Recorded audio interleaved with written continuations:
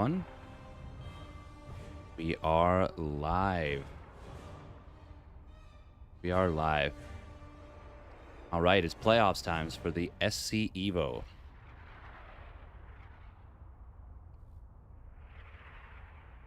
Oh, exciting stuff. Exciting stuff.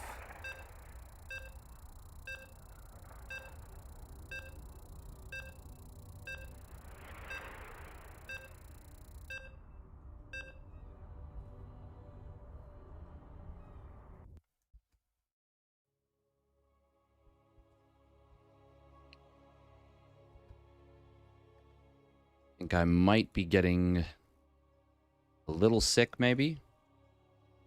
It was a little bit rough waking up this morning, but hard to say. You didn't sleep? Damn. These are best of sevens, I believe. Okay. Gonna be getting into the game in just a momento.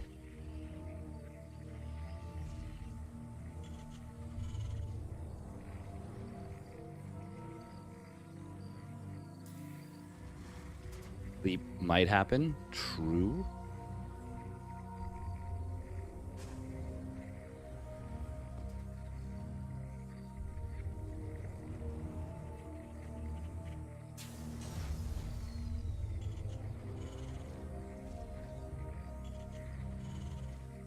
All right, here we go. We'll get the prediction going after this game. Actually, maybe during this game, but here we go. Let's introduce our players. Spawning down on the bottom right, it is TaeJa. In the blue with the SC2 Terran. His opponent spawning up at the top left, it is Rogue with the Brood War Zerg. This is the SC EVO mod complete. Exciting. Good gun consciousness instead.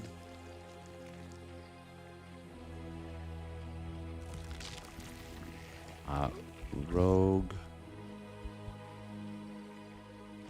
TaeJa. We'll put 10 minutes on the timer for this one. We'll win this best of 7 semi-finals.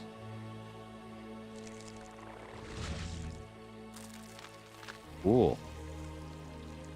Welcome, everybody. Right. Very fast link speed out of Rogue, by the way. Going to be a gas pool opener into 3 hatch. Of course, this is going to be for the wall at the front. TaeJa. Like he's doing a very standard SC2 opener right now. Reaper expand. No quick, super quick reactor Hellion. Oh, Rogue wants to hide these lings, it looks like. He is going to be going for an EVO. So maybe just looking to deny scouting as much as possible, but that's going to be tough with the Reaper, and the Reaper will get in. We'll see this evolution chamber. Nice micro there from Rogue, pulling back that wounded Zergling immediately. Oh, great grenade, though. Rogue does indeed go for the +1 melee, so he does mean business with this. Not a fake. Speed will complete. Can you get the wraparound on this? Oh, that's an escapee. And yeah, this Reaper can't be touched. It cannot be touched on this high ground. This little mid-tier. Oh. And TaeJa gets a little boop on the snoot as he tries to go back in. We're going to need to see Rogue throw down a little bit of a wall, potentially. He wants to deal with Reactor Hellions well. It is going to be a layer after the +1 melee. Oh. Match of the game got the logos mod. Okay, Hydralisk then to start a wall. Not complete, though. And these Hellions are going to get in. This is going to be a problem. Oh, this is going to be a big problem. Already a couple drones going down. And now he can kind of use the wall against his opponent, but he's just going to run out. I like that too.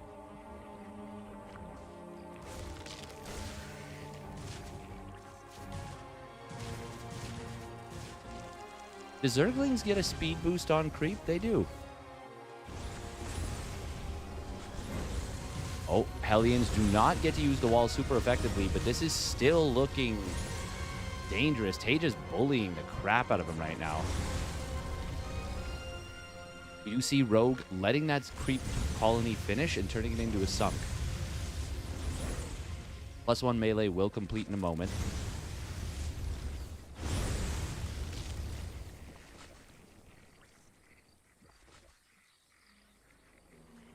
Oh, man. TaeJa with a great start so far. Ooh, Ling's going to slip across the map. We got a bunch of Hydras coming out.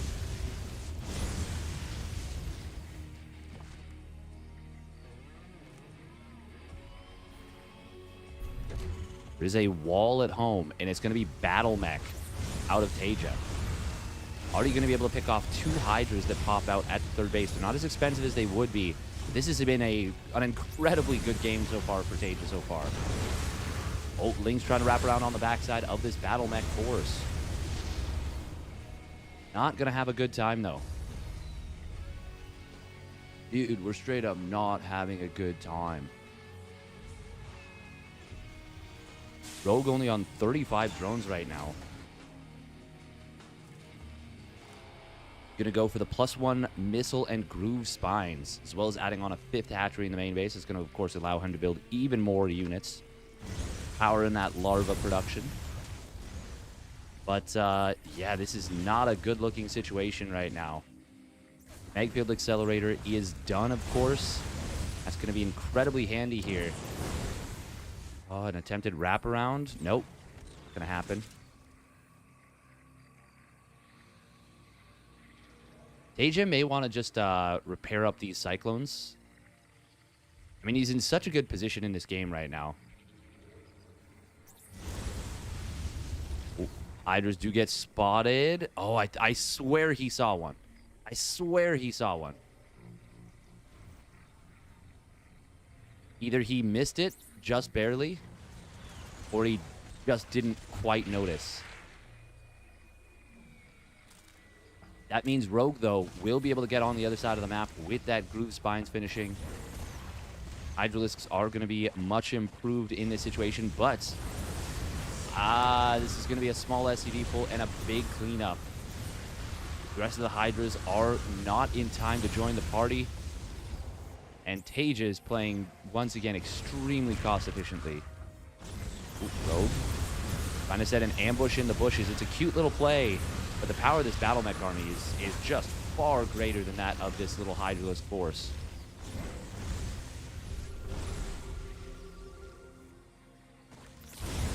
Nice little concave here. +1 missile does complete. I don't think it's going to matter. It will whittle down this first initial force, but this isn't even TaeJa hitting his power spike really yet. Yeah, his 5 factories just came online, and TaeJa kind of runs him over in game number 1. Damn. TaeJa not messing a boot. Little Canadianism for you there. Start the day.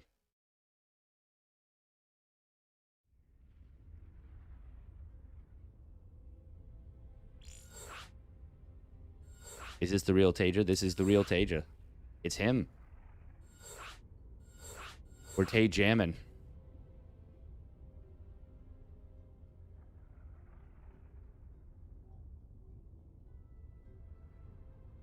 Okay, what was I about to do? Right.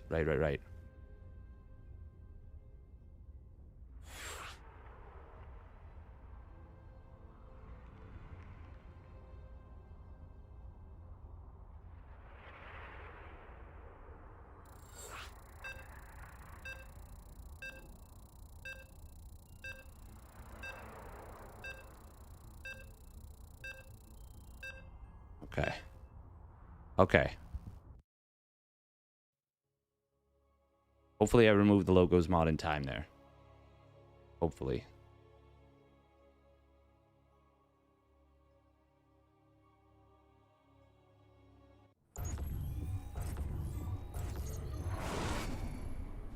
Not messing a boot. All right, here we go. Oh, wow. We've got something potentially sneaky and cheeky starting off game number 2. Spawning up at the top right, it is TaeJa. Sending out some early SCVs. Oh. What's all this then? Spawning down on the bottom left. Picking SC2 Zerg, it is Rogue. Red. Is this just a block on the hatchery? Yeah, it is. Yeah, it is. We don't see this. We just don't. We just don't ever see this. That's exactly what we're going to see. Going to force out the gas pool here on one of the shortest maps in the form of Blue Storm. Part of what makes this better, I suppose, in Brood War side, this would have been a dead SCV by now. 15 HP still left over. Neat. Meanwhile, wall at the front.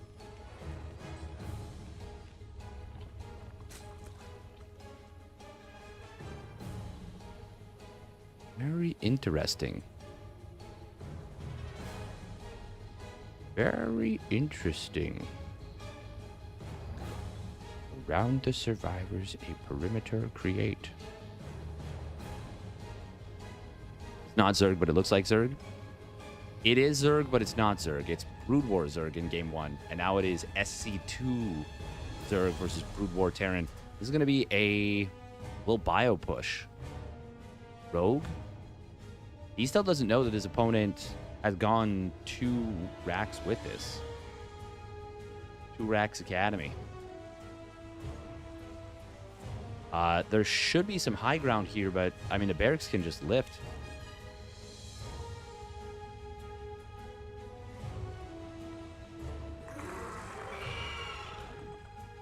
Oh. Overlord reveals itself. Look at this.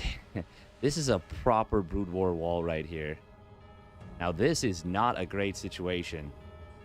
Things slipping into the main base.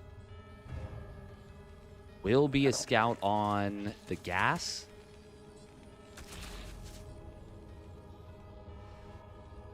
Marine's going to come back. They're going to track these down.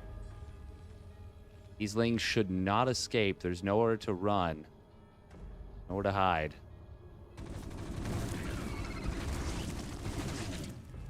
And all 4 of those lings is quite nice.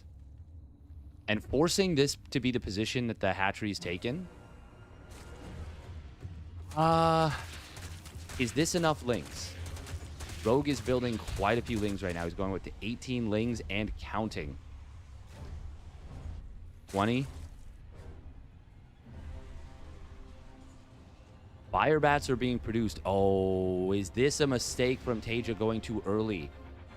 Not waiting for these fire bats. Marine's going to get picked off. Very nice little play.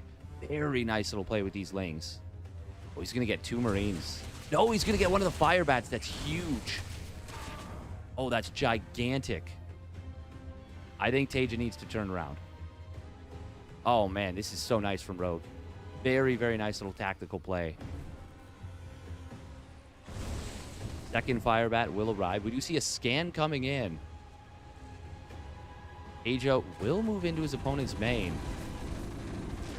Be able to gun down an Overlord. That actually supply blocks his opponent. Rogue not in a comfy position. I don't think you want to take the fight here. Even with the fire bats being intercepted. Now on the other side, this is a completely different story. Very nice from Rogue. Able to deny this for a little bit here. Oh, he actually... Okay, he did go after the fight, and he got a pretty darn good trade. Fire bat in the wall. You're not breaking this cost efficiently. That's for sure. Rogue looking very good now in game number 2. Oh, TaeJa's trying to draw him into the fight, but... Oh, the fire bats! Wow, wow, wow, wow, wow, wow, wow. Okay. Now we see why TaeJa was making these. 7 kills, 5 kills, 4 kills. 6 kills on this 1 Marine as well. Damn. Okay. Rogue committed so hard to the drones, or to the Lings here. The fact that he doesn't get this command center more than, I would say, negates the fact that Rogue defended. Omsat used in order to scan and kill that Overlord. We are on 5 racks right now. Ooh, TaeJa pulling off gas. And I think he's just going to maybe bio all in with this. He's building 5 more fire bats. There it is. The SCV's pulling. Choo-choo. The Baneling Nest, he needs it so bad. It's 20 seconds away from finishing. This is so brutal on such a short rush distance. Not having that Baneling Nest in time may be lethal. And by maybe, I'm saying he needs to give it this base at minimum. Fortunately, the other base is completing. Rogue morphing in those Banes as soon as he can. Only has the gas for 6 of them. I do like this little counterattack.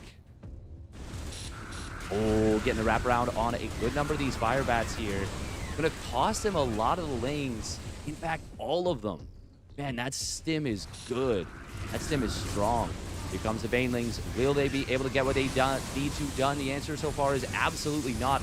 One of them does connect really nicely with the medics. Not quite able to kill it. Another 2 are popping out. One already picked off. Second one targeted down. I think TaeJa's about to go up 2-0. Oh, wow. This SCV pull just barely tanking it up, and Rogue taps out.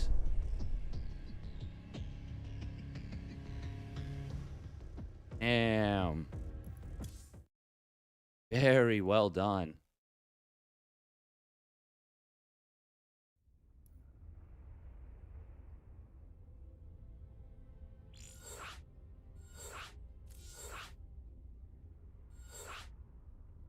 Typically, you need early Banes or Roaches to hold early teal run bio pushes.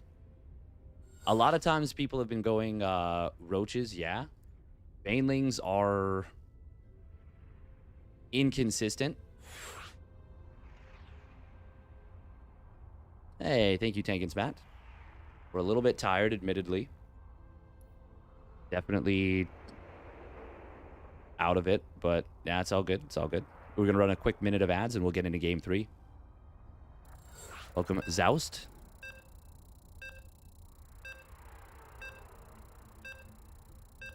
So this is the first semifinals. It's a big match.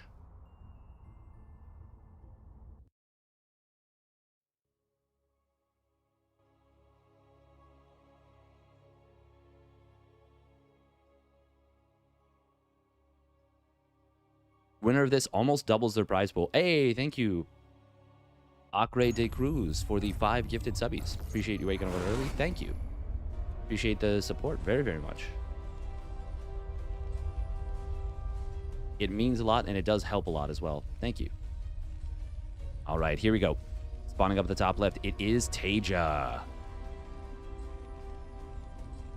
And even though the weather seems to be cooling off a little bit, summer shining bright in his heart. It's the summer of TaeJa once again.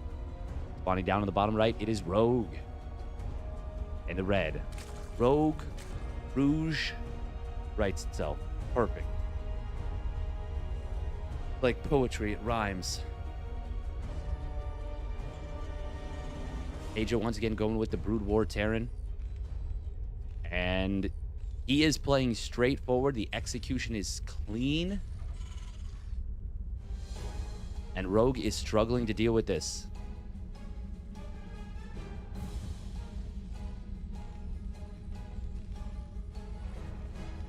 Just a 2 racks, yeah?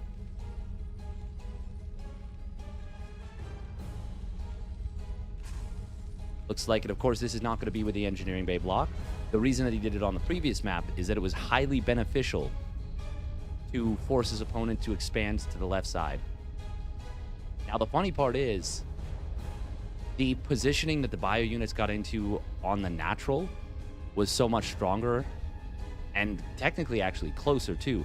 But because of the little choke at the front of Blue Storm, there was an opportunity for possibly just a full block.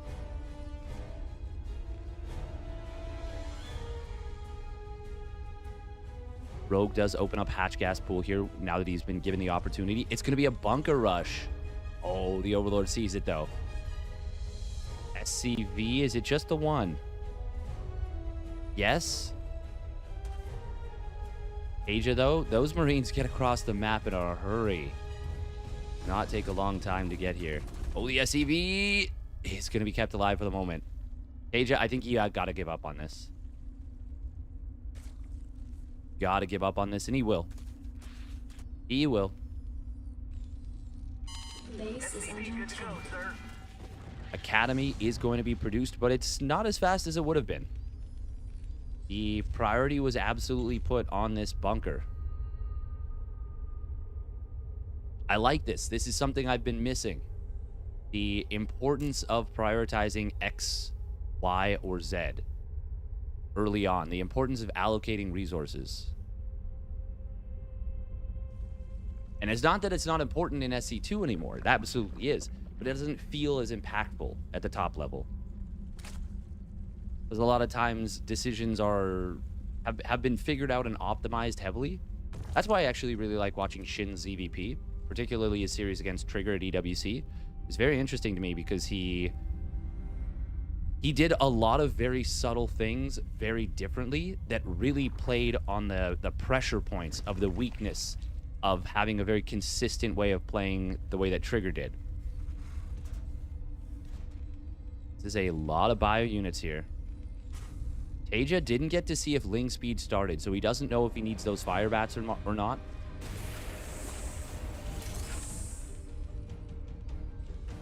Oh, he goes for the scan. He sees the roaches, and that will let him know.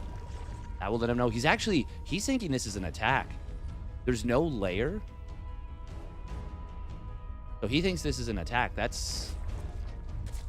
Was this going to be? I don't think so. TaeJa doesn't need bunkers, right? Like, unless I'm crazy, I feel like the power of these Marines are enough with Defender's advantage.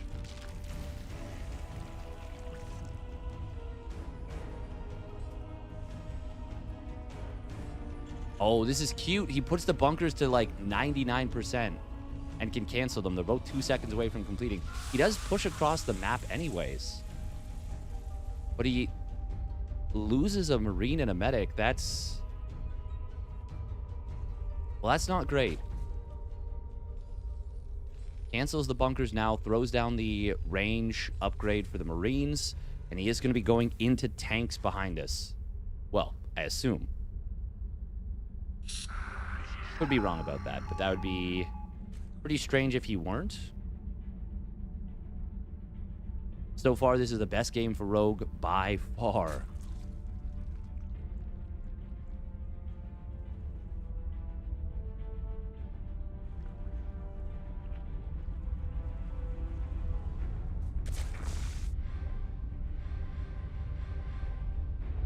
God, the medic's healing looks so cool.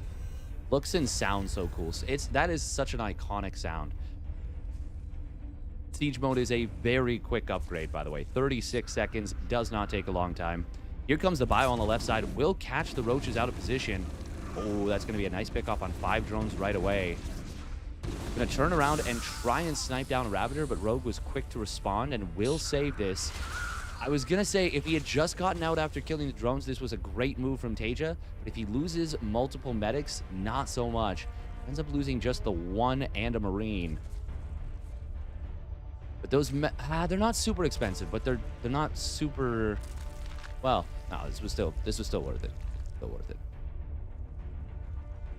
It was just unnecessary is the main thing. Oh, this is actually worse that the Overseer completes. That means he doesn't get the refund on the cash there.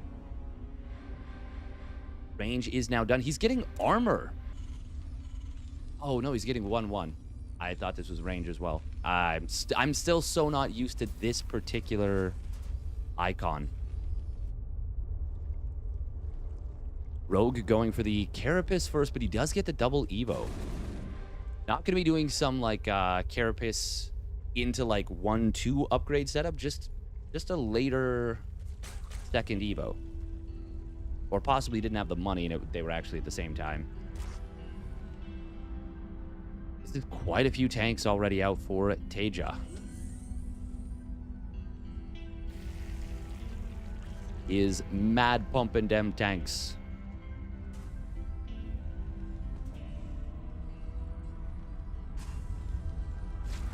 It is going to be at the science facility for that next set of upgrades. And irradiate... Science facility is for next set of upgrades, right?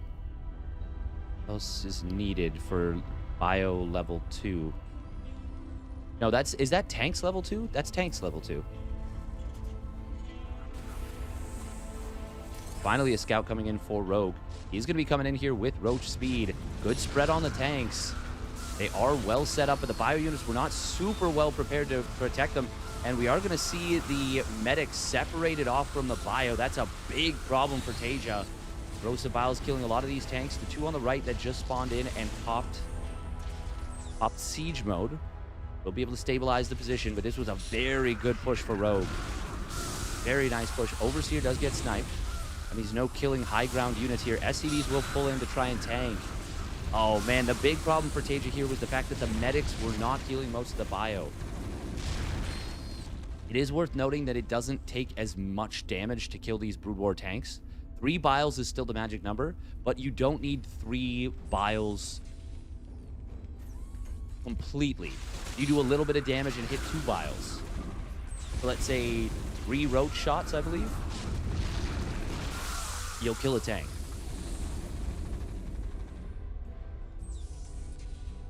Is the science facility 2-2? Where's my hyper one? Yes. Okay, perfect. Wait, is that the TaeJa? It actually is the TaeJa. Oh, scans coming in, sees the main, sees the 4th base location on the left, possibly the 5th base location. Rogue is not adding 2-2. He is continuing to pile on the pressure.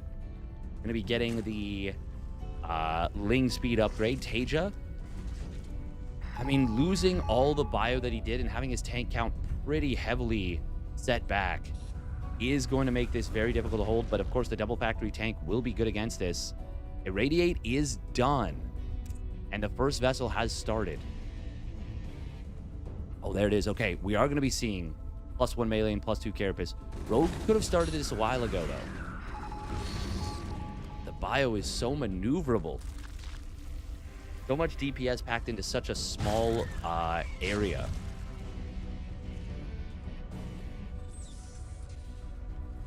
The way the Brood War tanks siege with like the 3 things is pretty cool. There's a Radiate being popped on top of this Ravager. TaeJa is looking like he is going to get a great hold on the right side. Rogue going in on the left now. But the SCV pull will help block for these tanks. This was a very good fight for TaeJa on the right side. On the left, he is going to be able to clear up a few of the tanks, but TaeJa will hold and will shove this back. And now 2-2 is about to complete. This is looking better and better for TaeJa. Even as the tank count is reset once again, Rogue is so committed. Finally going to start droning out of this. No infestation pit yet. Oh, look at that. Rogue killing his own Ravager that was being irradiated. Second irradiate goes off on a morphing Ravager. Little snipe on this one Ravager here. This one in the side is going to slowly burn down. Gotta feel real itchy getting irradiated. Only imagine. +3 attacks starting up for TaeJa. Wow. I don't think he realizes still Rogue is heavily committed here. We're going to see one last attempt to break this from Rogue. SCV's pulling once again. They're being healed up by the medics. The tanks in the back are doing work still. And that 2-2 doing even more work. I think TaeJa has fully smashed this now. Each time it feels like the push going worse and worse for Rogue. In this last one, well, it went the worst of all. And now it is just a 13 army supply lead.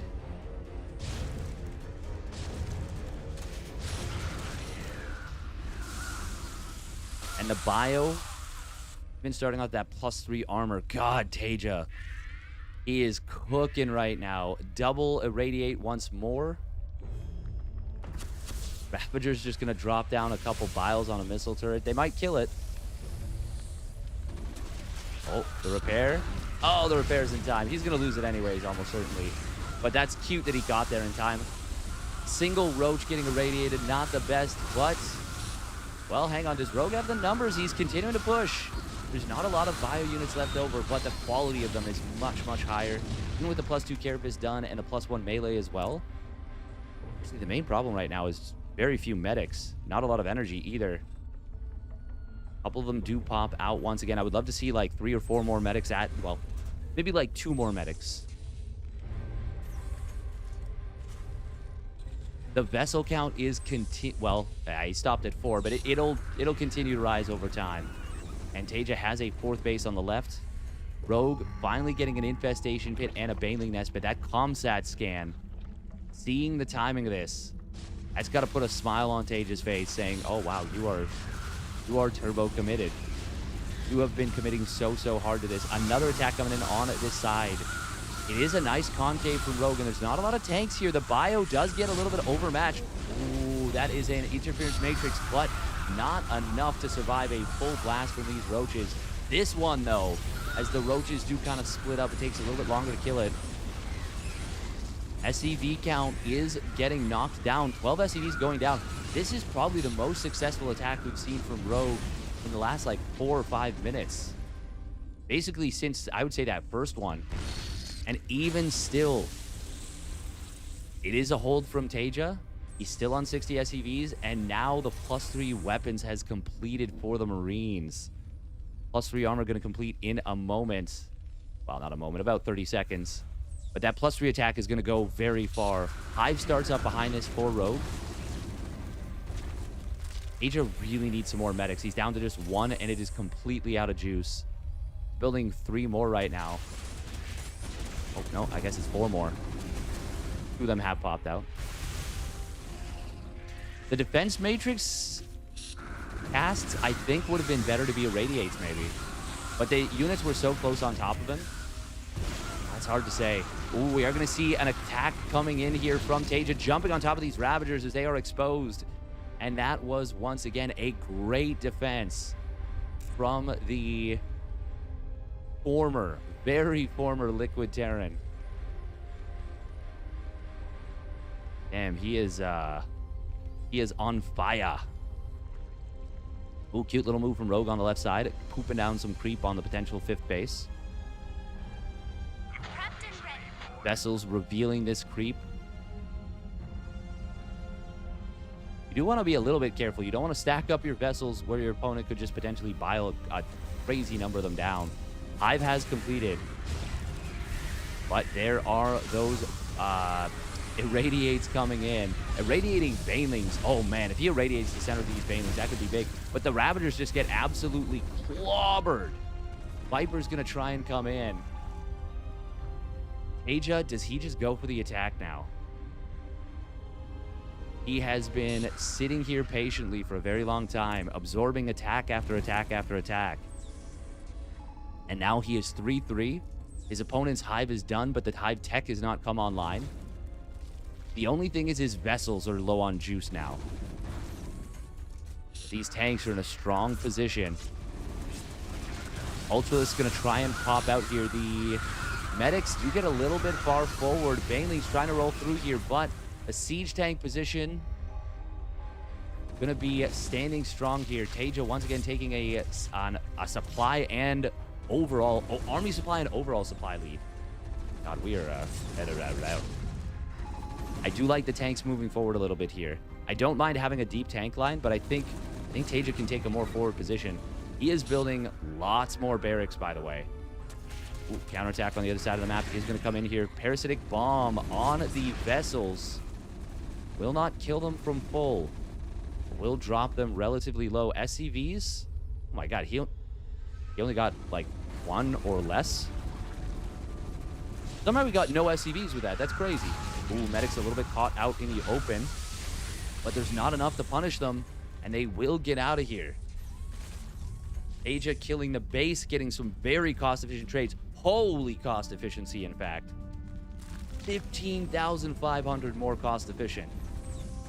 Now these vessels, the rest of the army, they're going to rotate through the middle. Really like to see him find this last creep tumor, but not going to be able to do so. My OCD will have to deal with that. Then counterattack on the left side. We'll be able to find some SCVs finally. There's no adrenal glands, but they're still going to be able to tear through this pretty quickly. Defense Matrix on the front line tank. Parasitic Bomb on these vessels could be big, but the Irradiate on the Vipers is very good too. That's a great Blinding Cloud. The power of these spells cannot be understated. But it is going to be too little too late here. Too little too late. He cannot deal with the bio itself. GG is called, and TaeJa takes the 0 lead. Rogue was just a day late and $1 short with those Vipers.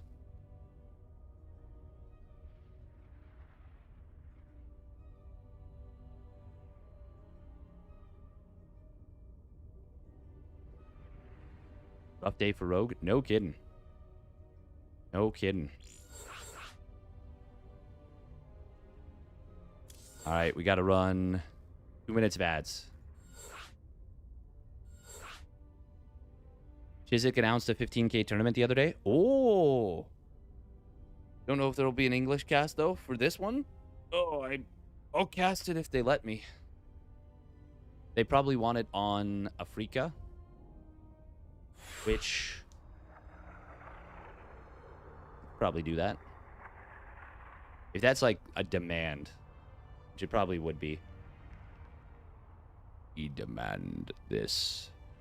I demand satisfaction. Yeah, TaeJa's blasting. Chiswick is owned by Neighbor. Their competitors hoop. Oh.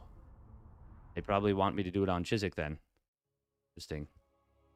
I know so little about this.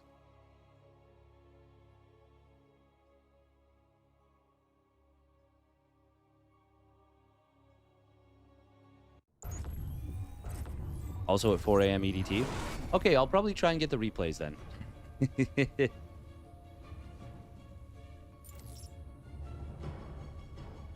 All right, here we go. Spawning up the top right, it is Holy World. Trying to mix things up by mixing up the colors.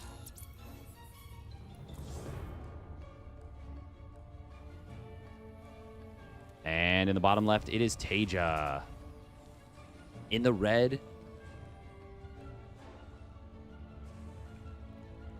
Where are the mineral patches again? Oh, right here. Right. Yeah. Once again, TaeJa being forced to the Brood War Terran. Rogue picking the SC2 Zerg. He is just straight up not having a good time, though.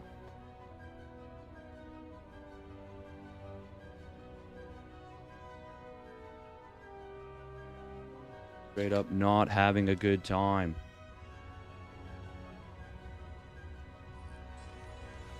TaeJa going to be opening up with a 2 racks bio pressure. Once again, here on Holy World, there is the high ground position, as you can see.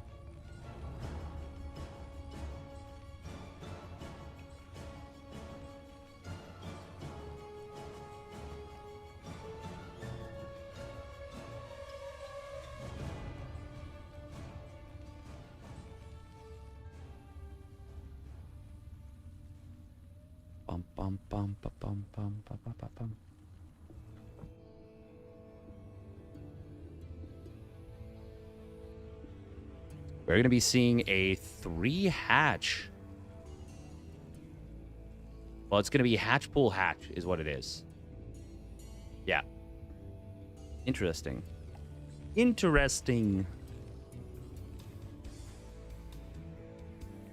Very cool. Very cool. Third barracks going to plug the wall here.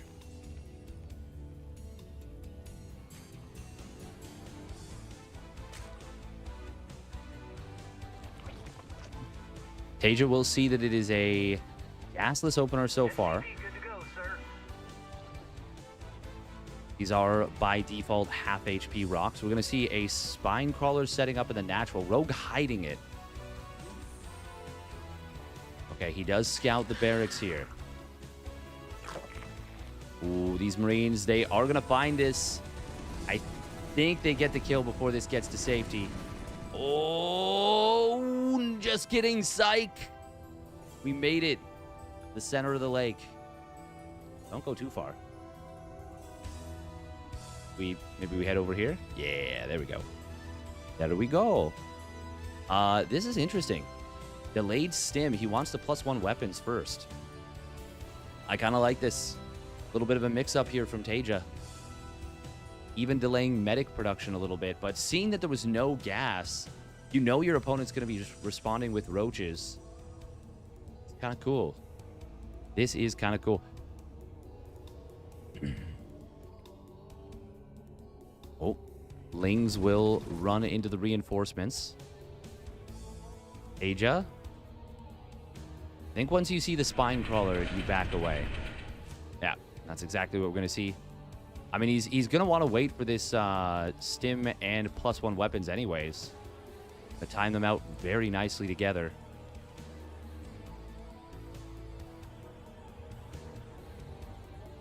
Where's this SEV going? Oh, he's mining out this patch. No? Wait, hang on. Is he going to take this? Oh, he's going around. He's going around. Ooh, that's cool. Oh, that's going to leave this base very exposed on the top left. But the Overlord of Rogue will see this.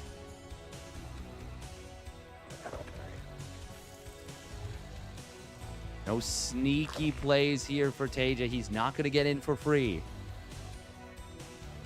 This would give Rogue time to get in position with his units. But Rogue knows that the army has not come up here.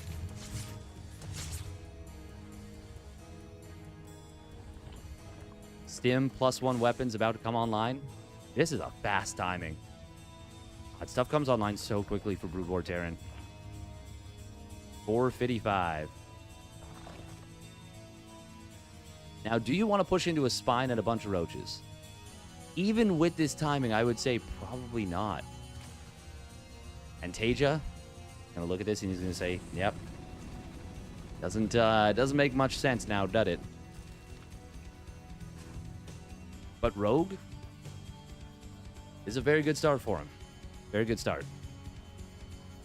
He defends. He gets his 3 hatches up. TaeJa, even though he's not committing to this attack, this was a timing that he committed to, you know? A little bit supply blocked at 70, by the way. That's going to cut into SCV production in a big way. And with him already being down a decent bit of workers, decent bit of economy, pretty big deal.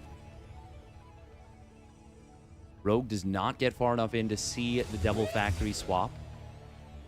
Just barely missed this factory, by the way. Rogue is going to be going for a Nidus Worm. Ooh. Scan does see it, though. Ready to roll out. I'm sure he clicked this. I'm sure he did. SCV good to go, sir. That would be beyond bizarre if he didn't click this. Oh. Dropping the Nidus Worm behind this is so cool if that's what he goes for. Base is under attack. Meanwhile, it's a little Roach Ravager push at the front. Roach speed has completed, but the +1 Carapace is not yet done. That's going to give TaeJa the opportunity to jump on this army. He will get some nice pickoffs. 2 Ravagers and 3 Roaches. Meanwhile, on this right side, Bio spots the Nidus network. Rogue, everything he does, it seems like TaeJa's on top of it. TaeJa's just ready to go. And now he is going to jump on these units. He's going to get maybe every single unit. 4 Roaches escape out, but he got all the Ravagers. Medics will be left a little bit in the lurch. TaeJa with the extra stim to make sure he gets home with these units. There are 2 tanks in the natural. Only one of the medics actually died. Still a very good fight for the Korean Terran. It's funny, the bio or the battle mech looks strong. TaeJa's Brood War bio almost looks stronger. Absolutely crazy. It is going to be +1 missile and +2 carapace this time. Rogue, of course, not going for that big Roach Ravager play. It could be a game of what ifs. What if he had not committed as hard as he had in game numero... Oh, my neck. Oh, I just tried to stretch my neck and it just hurt a lot. Oof, not great.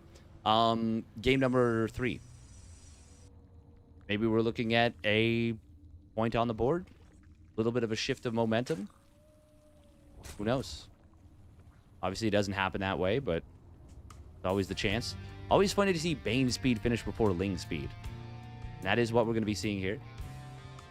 Just a little bit of creep being spread by Rogue, which is kind of unfortunate for him, honestly, because it's going to be very beneficial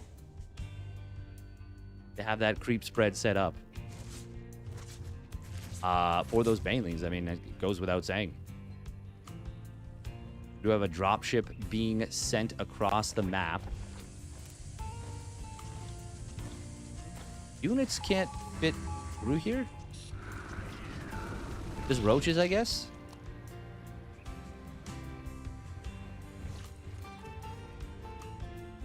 But Marines... No, it's worker only. Yeah, never mind. He couldn't have even fit through here. Oh, that's so funny. I got baited. I got baited so hard. Oh, TaeJa, you baited me. And you baited Rogue, too. That's so funny. It worked on both of us. This is a massive tank line here. Ling speed not quite done. It's going to finish in a moment. This is a lot of army for TaeJa. Will Rogue have what he needs to break through? Most of the bio has been corralled and dealt with, and that is going to be enough. Rogue will finally get a great fight in this series.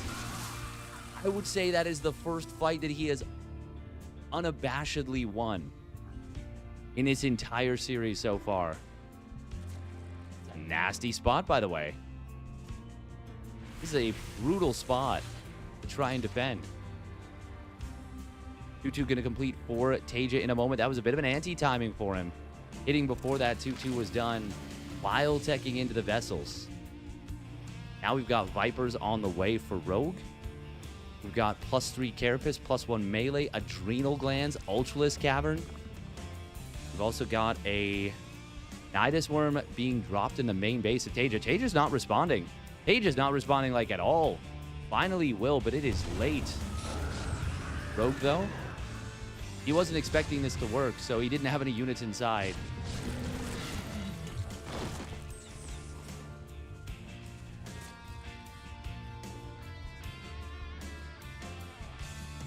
Look at that. Rogue is like looking with disbelief. He's like, what fits behind here? Drones. Just drones. Just workers. Oh, he had blocked one of his mineral patches, so he cancels that spine. Repositions it. I wonder if it is better to put the spines behind. I'm not sure, honestly. Oh, drones. Oh, wow. Wow, the dropships really are a nuisance to deal with here. Scans coming through. He's looking for these Vipers. They do reveal themselves.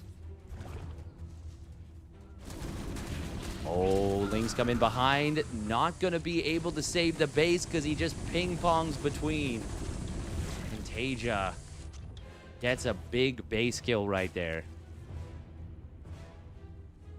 Killing the 5th base of the Zerg. Is that right? 1, 2, 3, 4... Oh, yeah, 5th base. Yeah.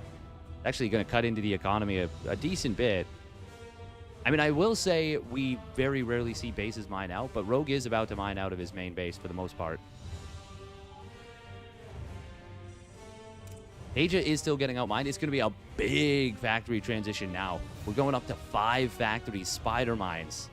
You get the Vulture speed upgrade already. Yes. Ooh, Parasitic Bomb coming in. We do see an Irradiate on top of this Viper. Very important you don't drag it on top of your own units. Oh, he just irradiated the Banelings. 10 kills on that. Oh, wow. Wow. Oh man, those vessels are such a problem. Viper, transfuse it, please. Please. Please. I beg of thee. It's funny that both races have a way of surviving the big, like, AoE anti-air. Obviously, the Irradiate has a lot more utility because it can hit air and ground. Oh, look at this wall around these. Engineering bays being popped down here. We're going to see an attack coming in. Massive blinding clouds on the tanks. He draws his opponent's army out of position and will absolutely smash it. Smashing. See a single Irradiate on a Ravager. TaeJa trying to fight now with the bio and the rest of the tanks. Has he lost too much already? Banelings will come in. They will get on top of the medics. But the spread of the bio units is still going to be good. This will be a hold ultimately from TaeJa. 13 SCVs, though, go down to a split off of some roaches. 3-3 is now done for TaeJa. We've also got chitinous plating and +3 armor. Oh my god, please kill this last roach. Please. There we go. Rogue is definitely in a commanding position here. It's not over. It ain't over till it's over.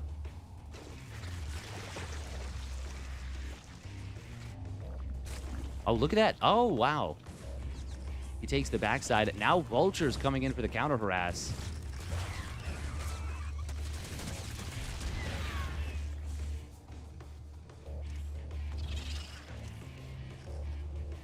Interesting. And a 1-1 starts up for the mech.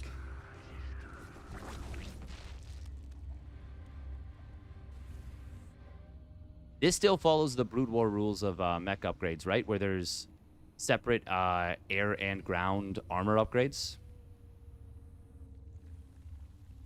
Rogue getting closer and closer to a full 3-3-3 for his ground. Has started up the +3 melee. He's also getting air upgrades, interestingly.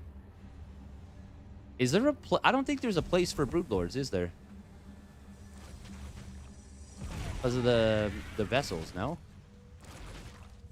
Oh, Corruptor's getting hit hard by the Irradiate here.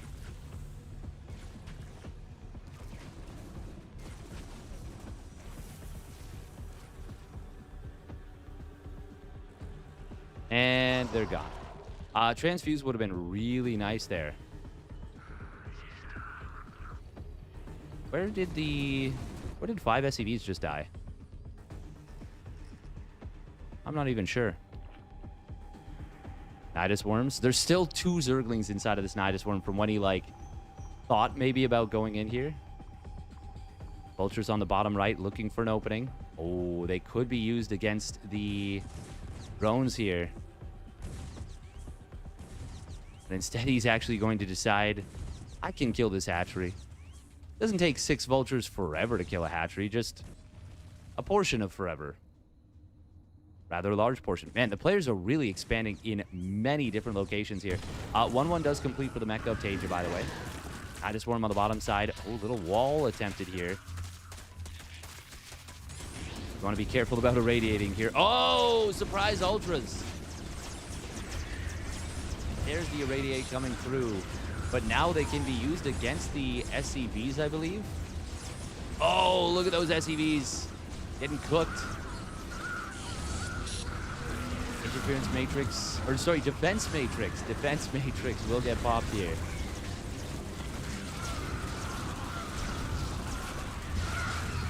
Ultralisks. Damn, tank versus tank. The green glow on the SE2 Ultralisk looks so cool. Tanks do survive this, though. TaeJa's still holding strong. Like, I kind of thought he was dead. But he is still surviving. Ooh, Baneling's popping out here of this Nidus Worm. Now Roach is getting put inside. You pop him out. TaeJa's not being baited by this. 2 more Nidus Worms, though. Oh, okay. We are going to see a committal coming in. There's another Ultralisk popping out. He was waiting till the army moved closer, I suppose. Ultralisk going to get in on top of this tank. 2 more tanks showing up in the backside in this. I think this might be the same tank that was defended before. A lot of SCVs are falling. There's more and more units slipping into the main base, but not enough to leave Rogue exposed. Oh man, this is a sick macro game right now. Addis Worms starting to pop out in multiple locations. Ultralisks are running amok all of a sudden. Oh, look at that. TaeJa lifting up and going to the other side. We do see Irradiates on the Vipers. I believe those will die. Yes, they will. They get popped on the tail end. But it looks like TaeJa is getting popped as Rogue is coming into every base.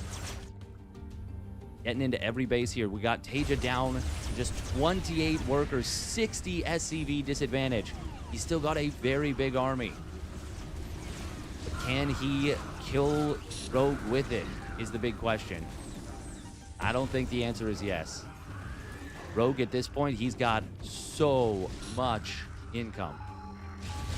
Find a couple of tanks in the back, relatively exposed. Does he want to keep going for the fight? I'm not sure about this one, but he looks like he wants to.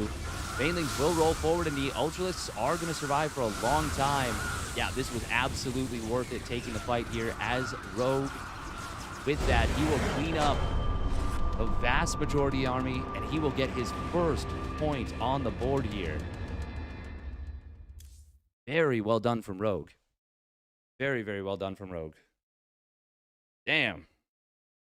Down 3-0, and you put up a performance like that? That's got to feel good. Oh. All right, minute and a half of ads. Need to be back.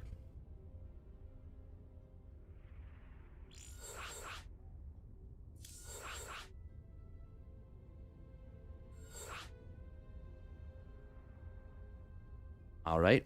1 second.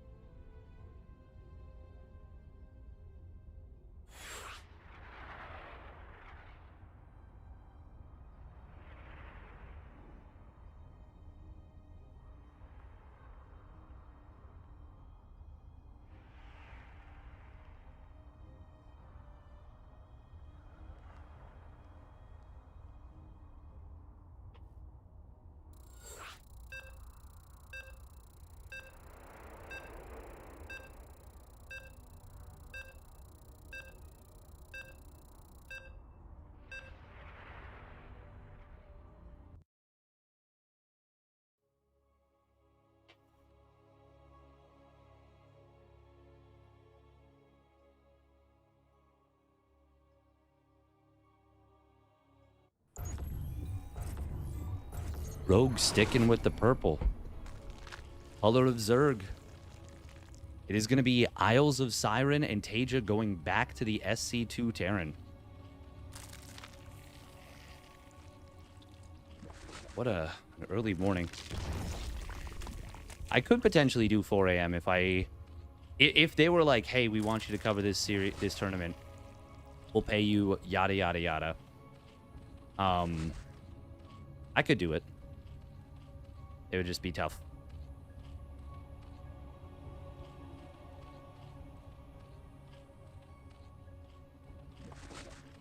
All right. Spawning down in the bottom left of Isles of Siren. It is Rogue.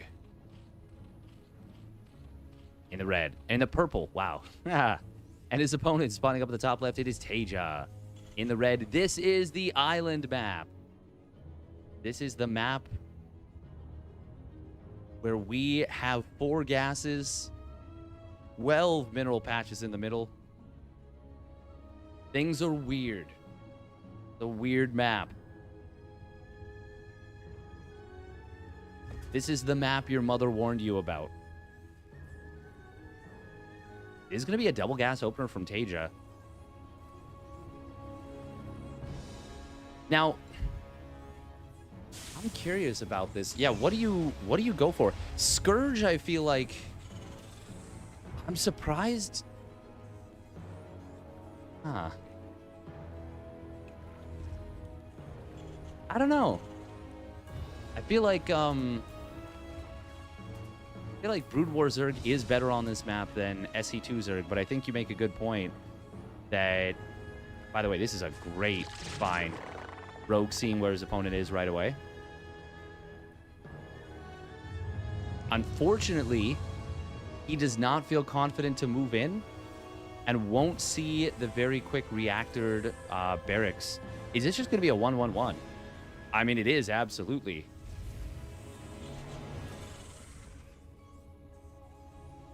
Reactor on the factory.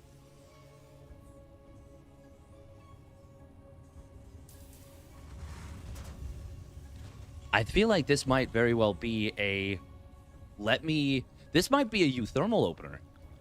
I think this is the 14 Marine, 1 Widow Mine double medevac opener. But off 1 base?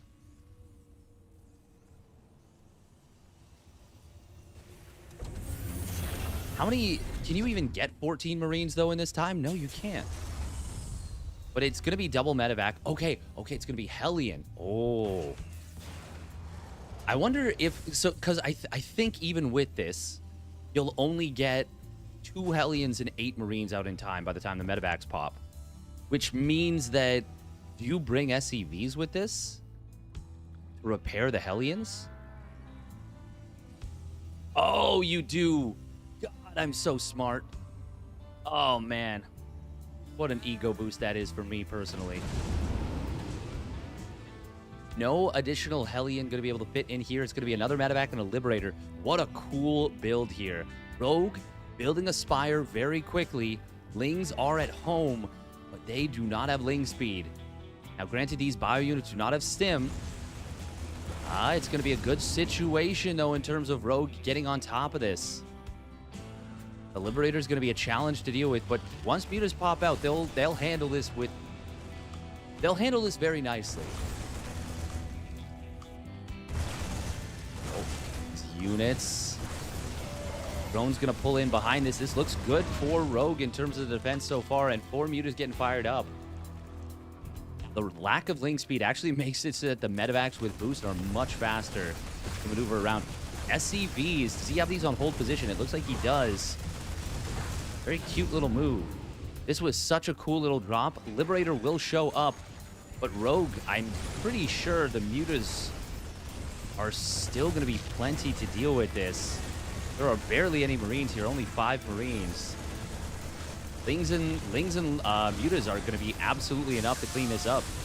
And this is going to be a great defense for Rogue. And this is a 1 base all in. There's no command center. This is over. GG, Rogue makes the defense happen on Neo Isles of Siren.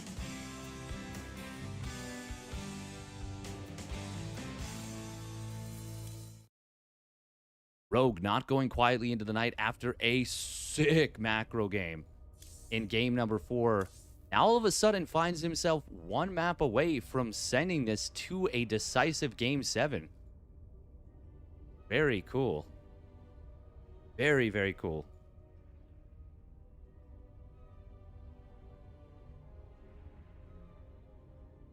Attacking his suicide. He thought he could get in before the mutas came out. And he did. I think he needed to wait for the second Hellion. I think he needed to wait for the second Hellion.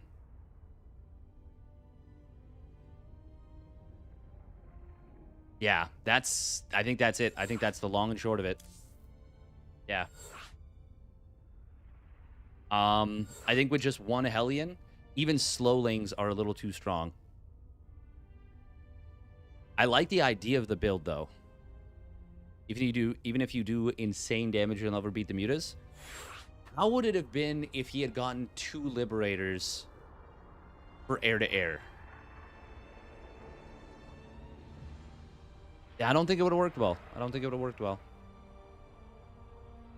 Huh. Yeah, I don't know. Maybe TaeJa's just like, you know what? I'm not going to win on this map.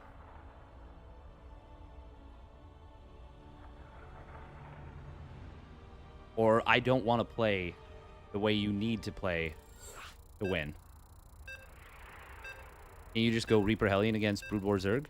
Not if there is an island map. Just so you know, I'm not running ads on YouTube. That is correct.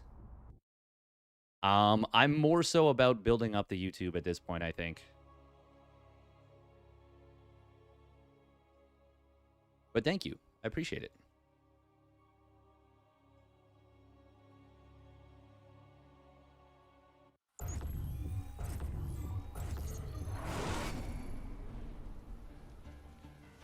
I mean, I want to build up the Twitch too, don't get me wrong.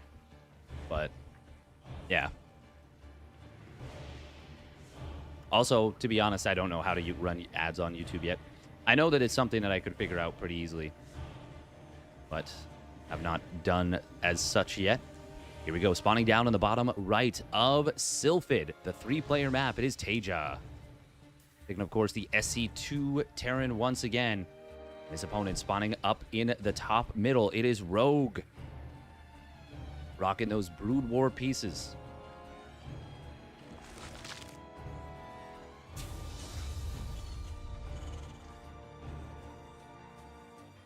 It is worth noting that the Brood War Terran would have mobility issues. Of course, since they don't have medevacs. But yeah, I think Brood War Zerg is just really, really good on the island maps because of the power of the Muta, specifically in this mod.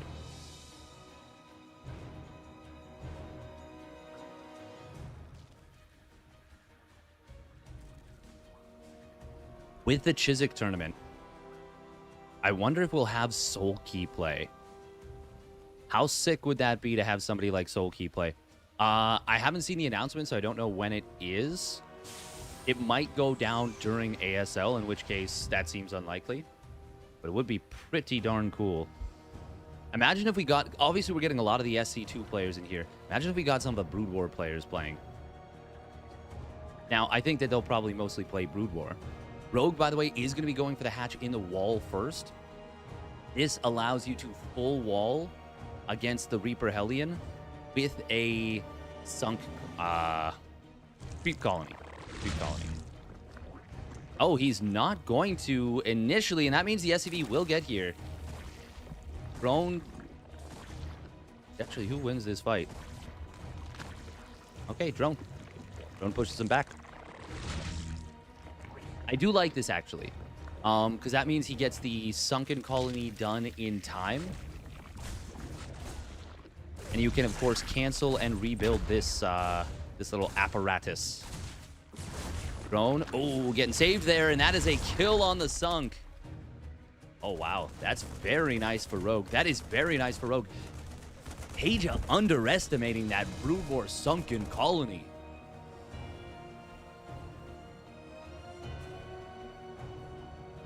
Boomskis. And now Rogue with a very fast layer, delaying that lane speed. I mean, this is so great for Rogue. The fact that he didn't need to keep building and canceling that creep colony, that's kind of a dream. We're going to be seeing a second barracks coming in for TaeJa, so it's not going to be that battle mech again. Okay. Okay. There's that Spire. It's a fast Spire, obviously. Link speed coming in as well. And Rogue, I am liking his position in this game number 6 already. Quite a bit. Ooh, Scout comes in. Doesn't see very much just yet. Oh, it's a third barracks as well. Not going to be seeing a starport. This is a hardcore powering build out of the Terran player. TaeJa going for just the 2 Hellions.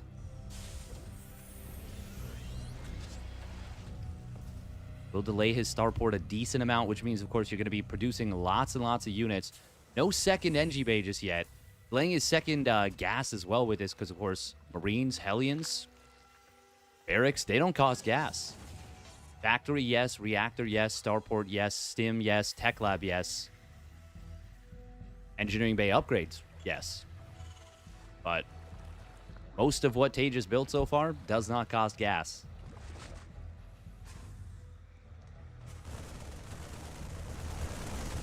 TaeJa gonna work away at this cocoon. It's gonna take a while. Engineering bay. At first I was like, is this just for a fast +1 and that's it? And I was like, yeah, it is. But he also needs that, of course, to build the missile turrets. And with the mutas popping out before the 5-minute mark, I mean, you're gonna need those turrets real bad. Real bad. I do like that he sets up here with a turret to protect the production.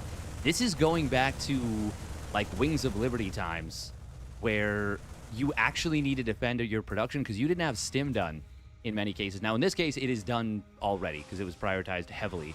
But I'm talking about you survive a hell, or you do a Hellbat timing. You don't quite kill the Zerg, but you do crazy damage, but they have mutas out.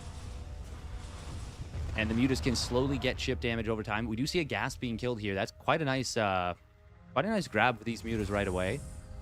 Obviously, the missile turret's going to be annoying here. 2 SCVs getting picked off. Not bad for Rogue. Rogue is getting in towards 1-1 and will go for those lurkers.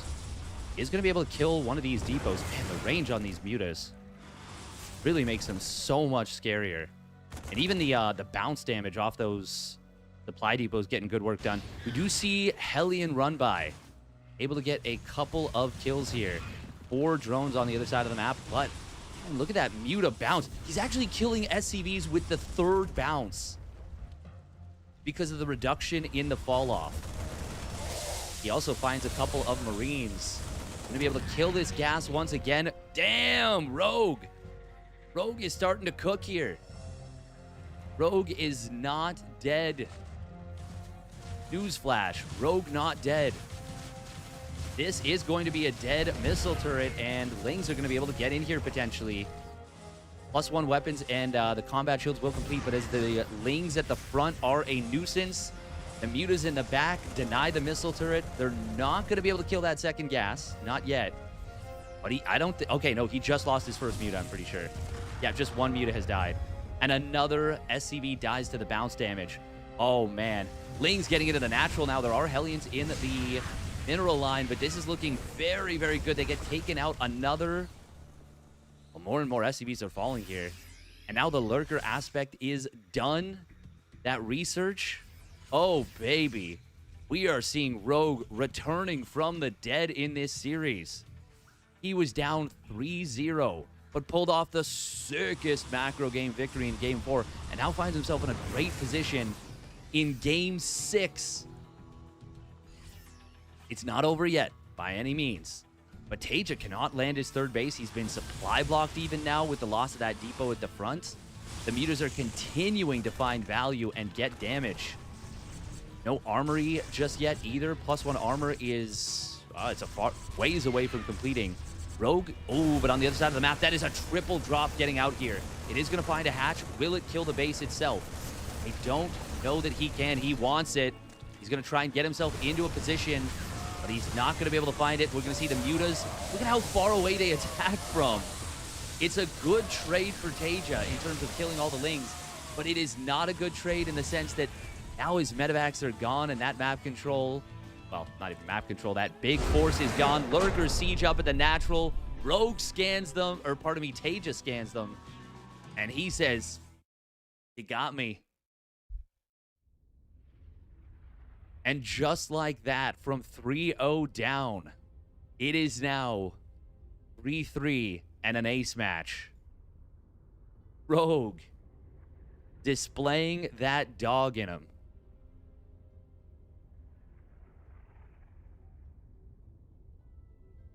That is super freaking cool. Damn. I don't even know if Thors were the answer there. I think that's just...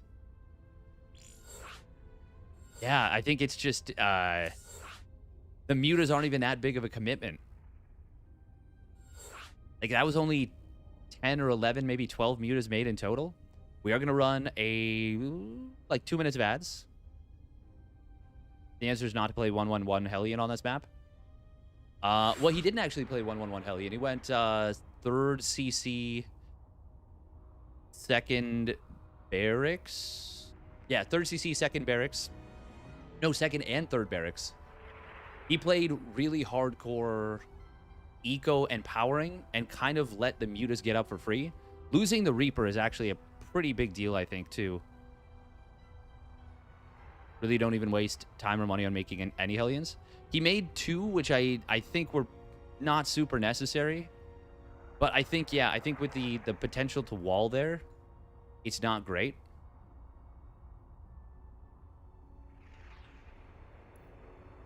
Purity and Industry. TaeJa picking the Brood War Terran. In game number 7, he says, I'm going back to the Brood War Terran. I suppose he doesn't want to deal with the Brood War Mutas on this map.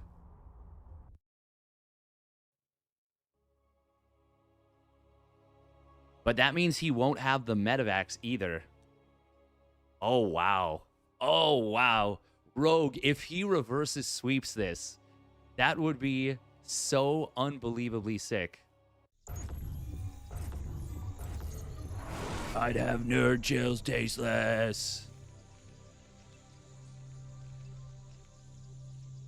Alrighty, Rue. Spawning up in the top middle of Purity and Industry. He was up 3-0.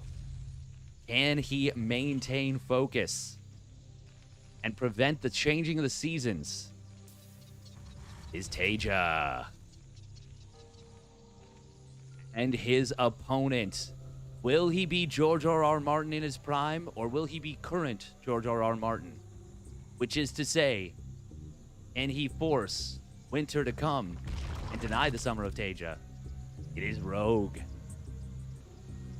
The red of Team Falcons. Winter is coming.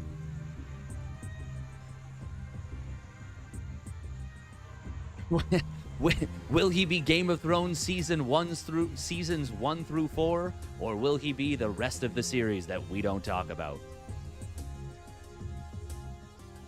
Looks like we might possibly see another hatch pool hatch. Now, is this the map for it? I mean, I don't know, but it is going to be a CC first. It is going to be a CC first. It will be a hatch pool gas. You have a 2 racks follow-up from TaeJa. Rogue should be able to tell from the timing that it's going to be CC first. Oh. Well, he could be thinking proxy at this point. He doesn't see a barracks in the wall. He doesn't see a supply depot in the wall. Uh-oh. At the very least, he needs to check on the natural. Like, real bad. He's the SEV. That should be a little bit of a tell. Okay. He's the command center first. Very, very important. It is going to be an engineering bay before academy once again out of TaeJa. So he is going to be going for this fast +1 weapons push. Almost certainly. Rogue pulling this Overlord very far back. This is not a high ground. Is it? No, this is just shrubs. Was Rogue deceived by the map somehow?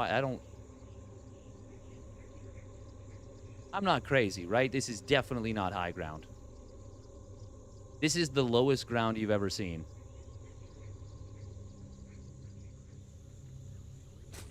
This is 3 out of 4 limbs still attached to your body.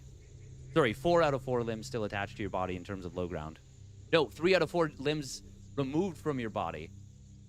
Oh, damn, I had such a good joke, and I just didn't. I just flubbed it. Nah, what a great, like, what a great failure. Great failure. Third barracks being added on here. SCV will scout across the map. It is going to be a 3-queen, well, no, 4-queen opener coming in. And a quick layer out of Rogue. Interesting. No Roach Warren. No Ling Speed. Baneling Nest? Okay. Roach Warren. That makes sense. That makes sense. This is greedy out of Rogue, but it's going to work out. Now, it's going to be really funny if this actually is high ground. He's hiding in the bush like a big cat. Yeah.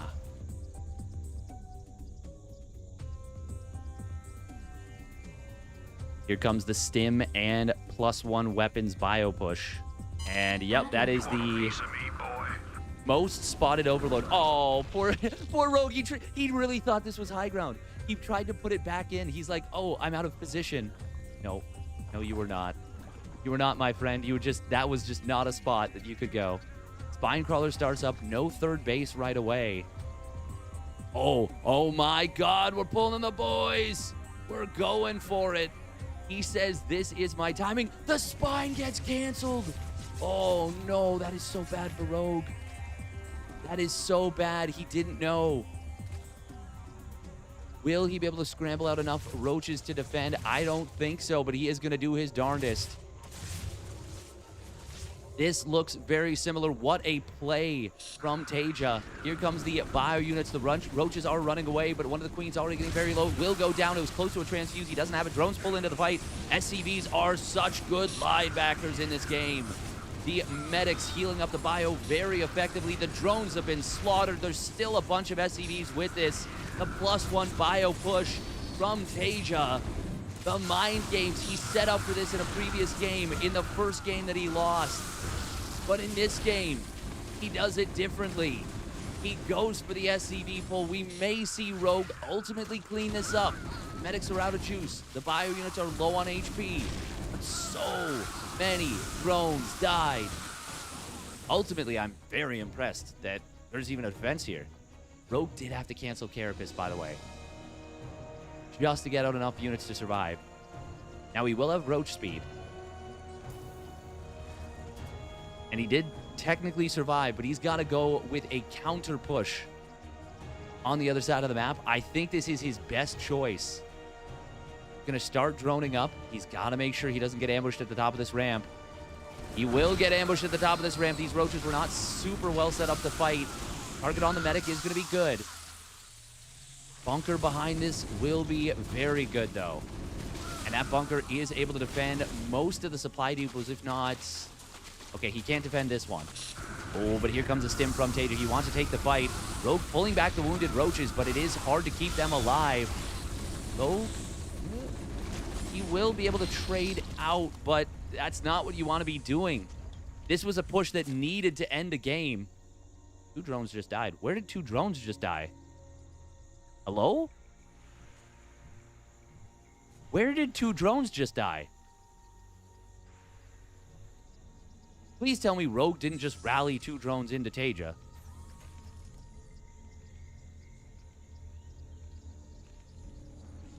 Scan comes in. Doesn't see anything. Rogue trying to now build roaches once again. I love that TaeJa jumped on the army when Rogue was trying to knock down depots, because that is what denies Rogue from coming back in this game. If Rogue gets away with a good number of those roaches, maybe there's a chance he can drone back up and he can have some semblance of safety, feeling of safety while he does it.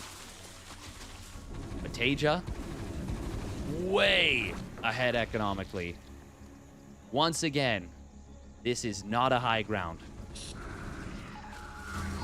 Roaches will jump on some of this bio as it goes a little bit too far. The eco. There's a 3rd CC now done.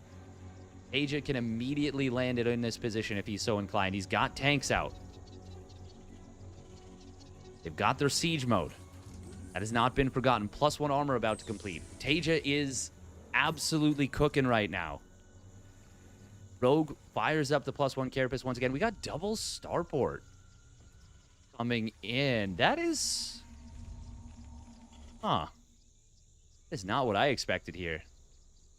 Rogue, by the way, does have excellent vision of this dead airspace. Not dead airspace, but this airspace. That's a good scan. Seeing the total lack of drones at the natural, seeing the 3rd base as late as it is, TaeJa does not have to feel like he needs to do anything while he techs up to these science vessels.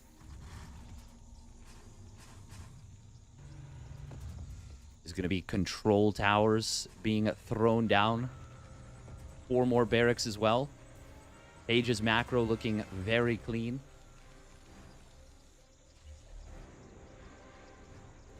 Look at that income advantage over the last little bit.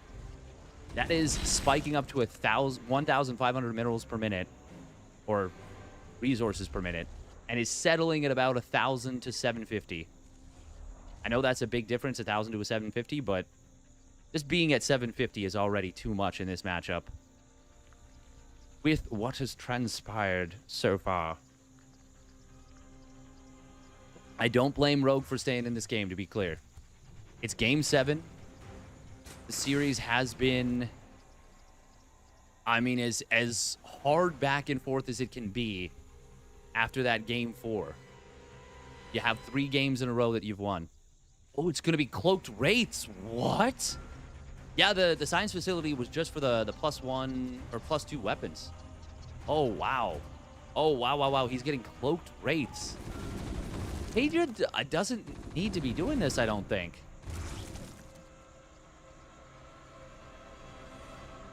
We have 1-2 upgrades started up here for Rogue. And it is just single NG Bay. Oh, no. No, it's not. He just started up the +2 armor. There it is. Yeah, I was going to say, that's one thing that I would actually really fault TaeJa for, is if he stayed on just +1, or sorry, single engineering bay. The Wraiths are a weird choice because he is so far ahead. There's always a chance that an Infestor Fungal Growth Corrosive Bio combo gets a lot done. Rogue finally starting to catch up in terms of the worker count. He has been slowly but surely inching his way back. The other thing is Fungal Growth Corrosive Bio combo on the bio, of course, could be huge. Really, that is the only chance right now for Rogue. I do believe Rogue's +1 missile will complete in time for this push, but TaeJa's +2 attack is also going to be done. And that +2 Carapace for Rogue, that will not finish. Oh, Scan does not see this initially. Okay, he's going for the snipe on the Infestors. He is going to find both of them. And that is all he needed. That is all he needed to secure this victory. We are going to see an attack now coming through. There's no way to actually even detect these. They're sniping the detection as it comes through. Corrosive Biles will get dodged. That was the last out. That is the last out. TaeJa doesn't even bother sieging the tanks because he knows he just needs to A-move. Rogue up, down 3-0. On the verge of coming back and reverse sweeping. Not able to recognize what was coming. If he had kept that spine, if he had not canceled that spine crawler, had recognized the SCV pull, we might have had a completely different Game 7. But TaeJa, with the mind games, with that SCV pull, chef's kiss. Magnifico.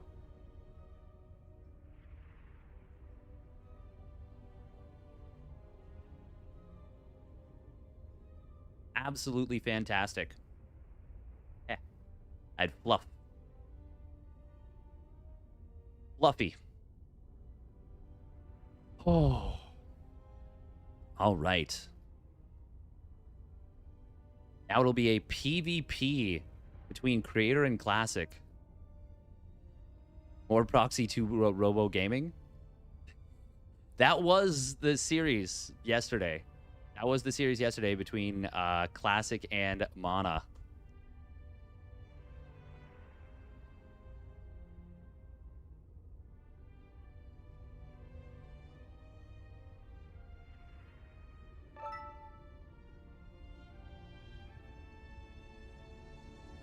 Damn, that was actually such a sick series.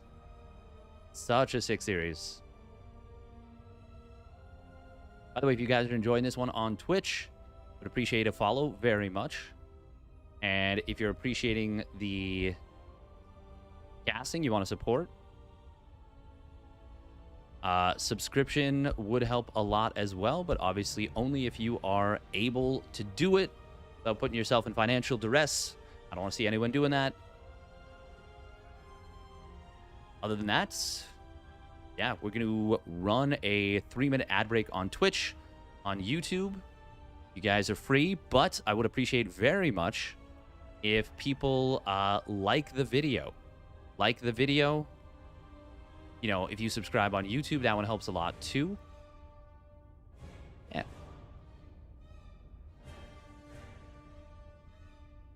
Thank you, thank you. And if you have any questions, by all means, I will do my best to answer them. I will not be able to...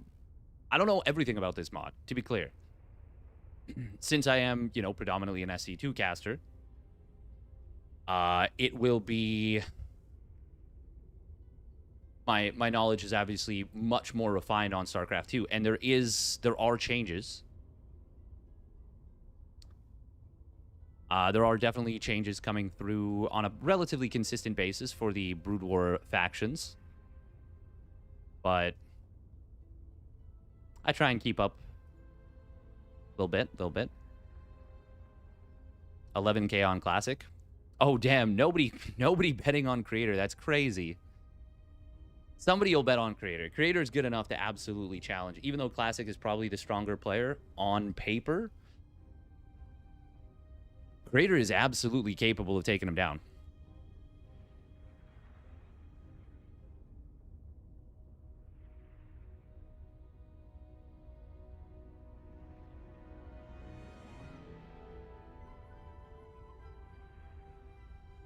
.4-0 incoming? Damn, really? You think it's going to be a 4-0? You think Classic's going to 4-0 him?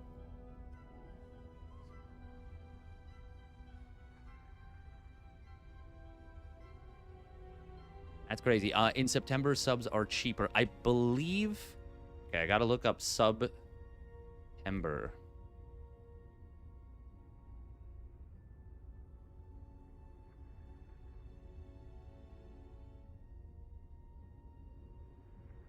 25% off 1 month subs, 25% off 3 month subs, 30% off 6 month subs on web and mobile. You also... Oh, at the end of September, there is going to be a bonus gift sub day.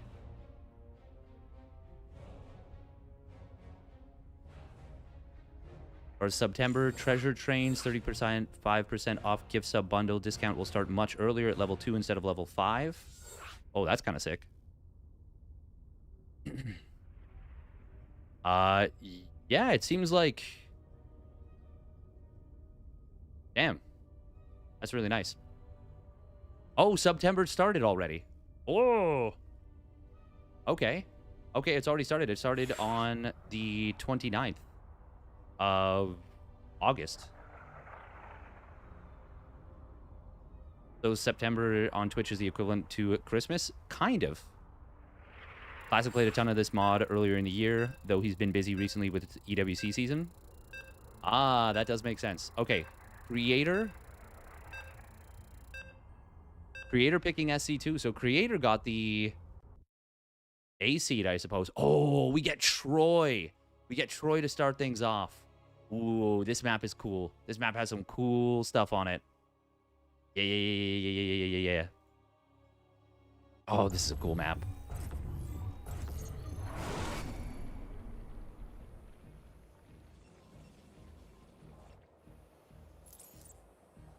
All right. Got it right there on the right side. Spawning up the top right of Troy. It is Creator. In the blue. And his opponent spawning down on the bottom right. It is Classic. In the red. He has the Brood War pieces. Creator has the SC2 pieces. Then we have Destructible Assimilator Gates. When one is destroyed, only small ground units can pass through. Workers plus a limited number of combat units. When both are destroyed, choke is closed off, turning the area behind it into an island. We're talking about these bad boys. And in PvP, this could absolutely come into play. You do not want to let your opponent turn your main base into an island. Now, both players, of course, have access to warp prisms and shuttles. Shuttles can, you know, get the speed boost. They can drop Reavers, which is very powerful. Warp prisms, obviously, with that pickup range, the ability to warp in, also very powerful. Doesn't mean you're going to be happy if your opponent does that to you. Both players, by the way, will open up with a gate robo. And they both know that it can't be cross spawns. Creator going to get a little unfortunate on the guess. And so too will Classic. This is going to be funny. They may very well cross each other in the middle of the map. I think they're mistimed enough that it won't happen. Yeah, no. Creator's going to get there much, much faster.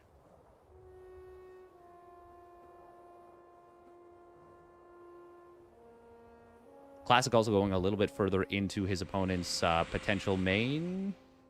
Nope, he takes control of the probe. Either way, both players do, one gate Nexus into Cybernetics Core. God, the shield batteries are so big. These things are so thick. Look at that. Look at how thick that battery is. That's the, you know how there's like AA, AAA, E batteries? This is a triple Z battery. This thing is huge. You know how long this powers an RC car? This thing powers an RC car for 15 whole minutes. The biggest advancement in battery technology. 15 whole minutes. And if you run it on turbo, you get a full 3 minutes and 15 seconds. Absolutely crazy. Unheard of, to be frank. We're going to be seeing a Stargate opener, by the way, out of Creator. And it is going to be a shuttle plus the observatory. Very quick observatory here from Classic. And it's going to be the Robo support bay as well. Okay. Meanwhile, not going to be seeing a Phoenix opener. It's going to be Oracle. Now, if it had been cross-spawn, I wonder if we would have seen Phoenix out of Creator. Not too sure. Shuttle. Surely it's going to be for Reaver drops. Surely.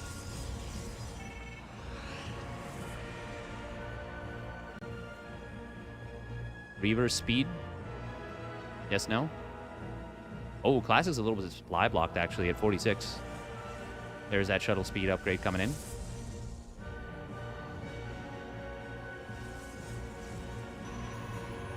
Both players showing a lot of respect to one another. Oracle did get energy recharged, will be sent around here. And there is nothing in position to defend this. Oh, it is a shuttle to drop the probe over to this location. Creator didn't notice it. That will give Classic advanced warning. Or maybe if he did notice it, he decides to go into the main mineral line anyways. Oh god, these Dragoons, they get a good shot. Okay. He's able to get away. No Dragoon range. That might be why he was able to escape. So Creator did see this before. He wanted to check the main mineral line instead. Cute little stasis trappy. Very decent chance that this keeps this third base from being taken for a little while. Ooh. It was one Phoenix being made. And this is... I think I like this position for Creator already quite a bit. It is going to be this base being taken instead of the... I guess Pocket Island. Going to be one that can be closed off with those gates. Now, where does each player go from here? We've got an observer in the main from Classic. Oh, stasis. That was an optimistic stasis trap. There is an Immortal here at home, but this looks a little scary. Oh, hang on. Did Dragoons...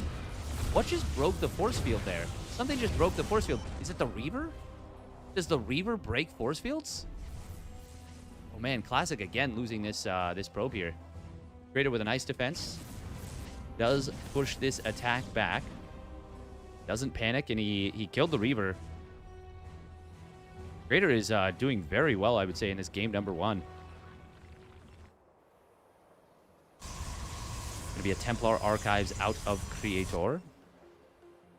I do think this map does favor SC2 Roras a fair bit. Unless you can really get rolling with an early attack as the Brood War. These regenerate shields automatically. I think they do. Yeah, they do. They do. These are Brood War assimilators.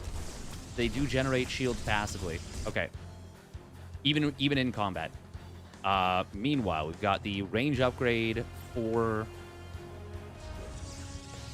Dragoons. +1 weapons, bunch more scares being added on, bunch more gateways being added on. Meanwhile, Creator got a very fast +1 weapon, so he's already into +2 weapons on the way.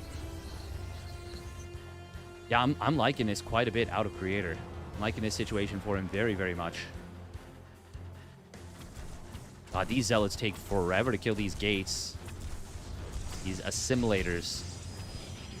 Oh, he puts the Zealots on the outside. He wants to be able to bring them here. Shuttle will get found. Lift on the Reaver.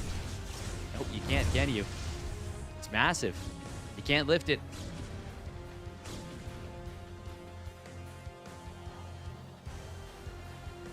Zealots do outcharge, though. No blink, of course, which means dealing with this Reaver is going to be tough. Phoenix will get taken down. Good job right there from Classic. Nice little control, nice little bait as well.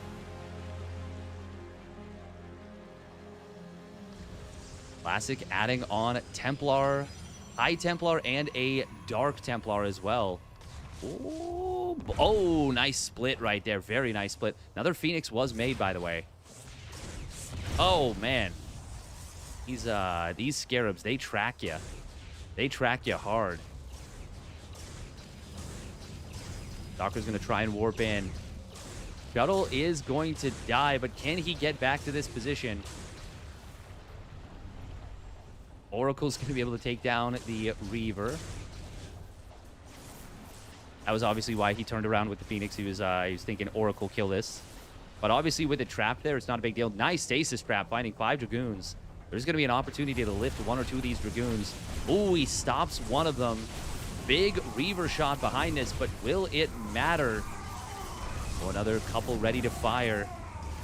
These Reavers, man, they hit so hard. DT being lifted into the during the fight, I should say.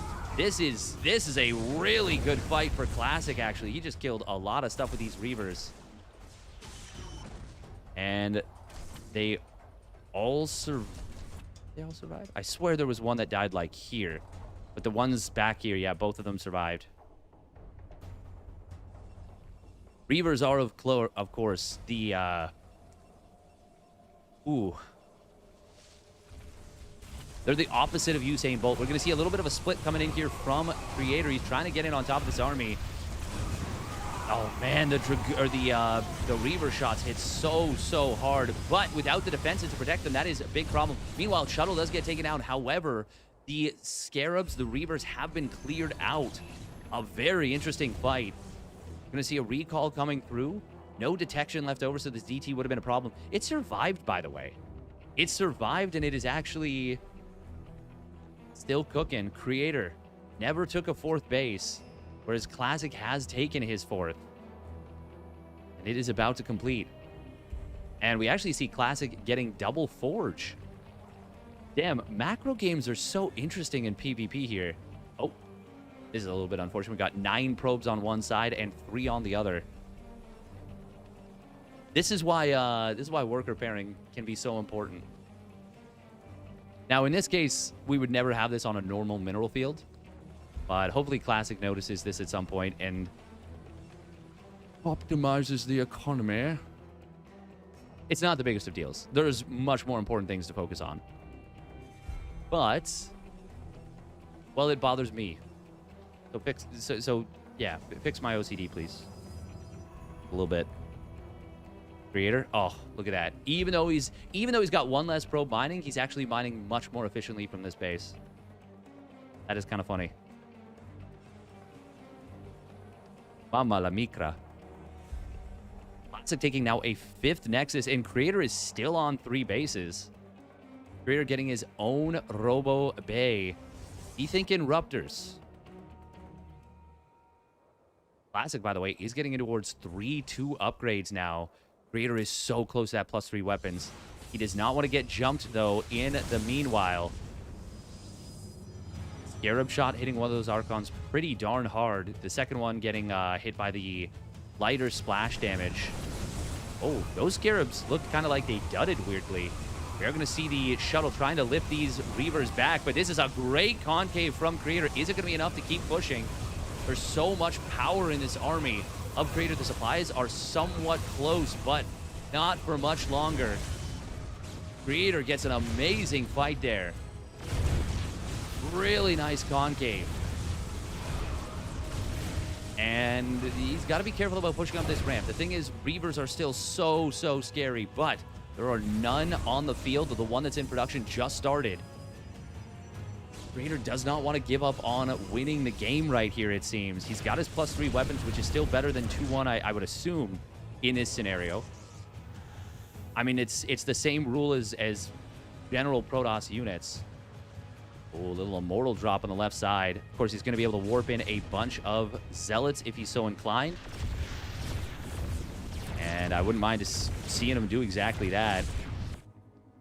He could have killed the gates first and trapped these probes in here. We're going to see an engagement in the middle of the map. This is Classic going a little bit too far. He's chasing waterfalls pretty darn far here. Shield batteries and pylons will get potentially taken out. Classic trying to keep his opponent back. There is a Colossus out now, and we're seeing Blink finally starting up. No extended thermal lance. +1 armor is rather late.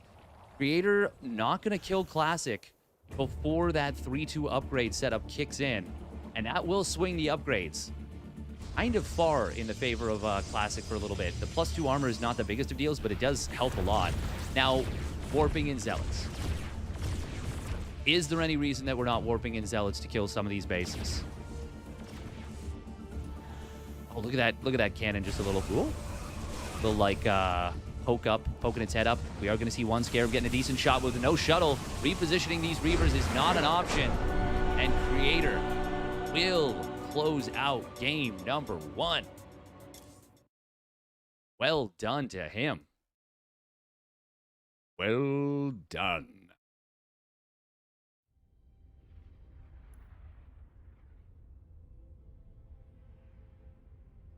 Oh, nicely done.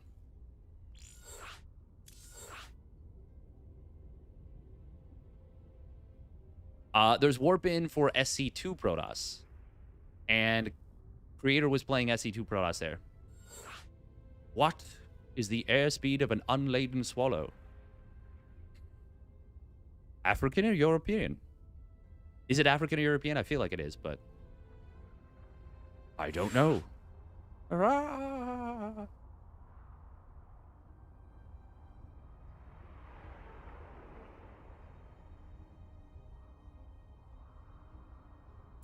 Must be nice playing Brood War with SC2 mechanics. Yeah, I think so. All right, we're going to run 1 quick minute of ads.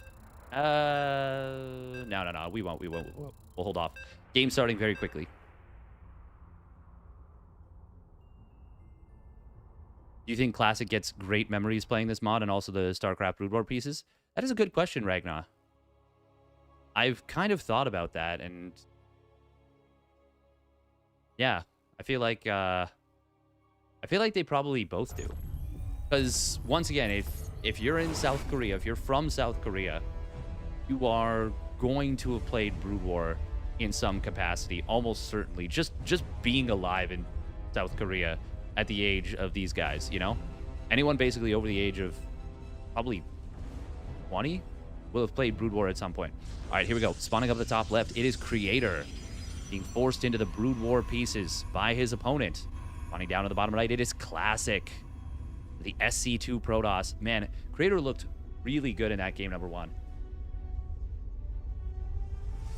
I will say he could have maybe had an easier time dealing with the Scarabs if he had gone Blink faster.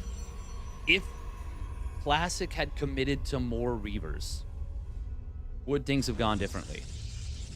Because Classic kind of stopped building Reavers for a little bit. He also didn't add additional shuttles. So it does beg the question, is there a drop-off because of the fact that you can't just easily reposition more than 2 Reavers at a time? Obviously, Reavers are going to be really, really good in a choke, even with just 2 of them. But not every map has tight chokes around the bases. Creator did a really good job of never following Classic into a tight choke after that. yeah, it's going to be interesting to see. Now, big question. Do we see Classic playing this double robo proxy just about every game? And if we do, will we see Creator trying the double Stargate Scout to try and counter this?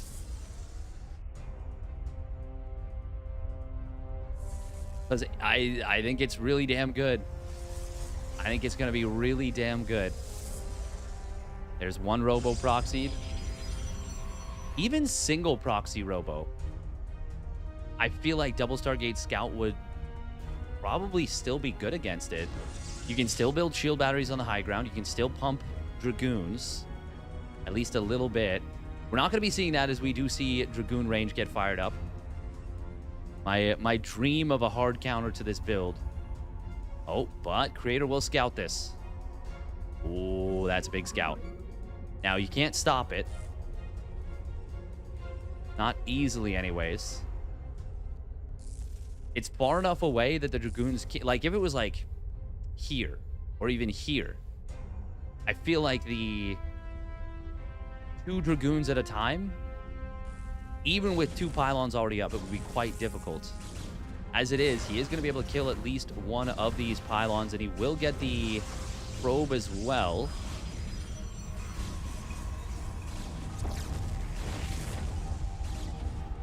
He's not going to deny that Immortal. Another Dragoon does pop out. Will kill this one Adept. Immortal does pop out. Creator needs to get the hell out of here with these Dragoons, but he is going to lose one. Adept did shade forward, and it is actually going to be killed here, I believe. Yeah, just one more shot. Boomskis. And we've got the Dragoon range about to come online. 4th gate nearly done for Creator. He's actually proxied 2 gates on his opponent's side of the map. That is strange. Why is my question. And is this even good is my other question. I'm pretty sure the answer is a resounding no.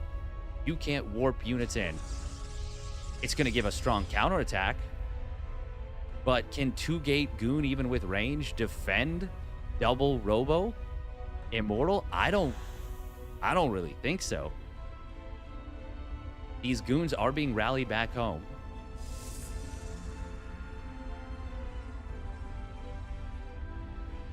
Oh, gotta be a little careful here with this. We've got a little bit of ambush on the Goon setup. Oh, this pylon's important. This pylon powers at least one of the gates. Dragoons, oh, nice probe. Will spot an attempted flank. The Dragoons, by the way, did have their shots dodged. That last one, nice hot pickup on the Prism. Oh, Creator. He is hunting this. He's hunting this. Can he get the kill? That is going to be a high ground position. Very nice job. Classic, really wanting to save that one Stalker. Is this going to end up being his undoing? Oh, good micro using the bushes. Very good micro using the bushes. And this Immortal. Oh my god, it's doing so much. It's doing so much. Look at the manipulation. Using the... Wait. There's a chance to miss. Oh, I forgot you can miss through the bushes too, right? Yeah, the Dragoons are missing. Get into the bushes. Get into the bushes. Ah, that Immortal got so much value. Finally gets taken out the Prism. Oh, he sees it. He sees it. Gotta pull back. There's 3 Immortals in the... Well, on the chase here. Meanwhile, Goons on the other side of the map, they might just go for the attack. These are trapped. They're trapped. They're not going nowhere. Force field. Those are some good force fields. Oh, nice target fire from Classic. The Dragoons, they're so tanky. You feel like they shouldn't die to Immortals as fast as they do, but it only takes 4 shots for an Immortal to kill a Dragoon. Now, Classic is going to lose a lot here. Oh, the high ground. He's pushed off the high ground here. Once again, there is that high ground mischance. Immortals are going to go to work for Classic. The Prism surviving, making all the difference, depowering these production structures. Creator on the other side of the map, his Dragoons will get cleaned up. Classic, yes, he's not mining. Doesn't matter. because his army is so much stronger. Classic is going to absolutely be able to take game number 2. And we are looking at a 1-1 scoreline. Bush is so strong.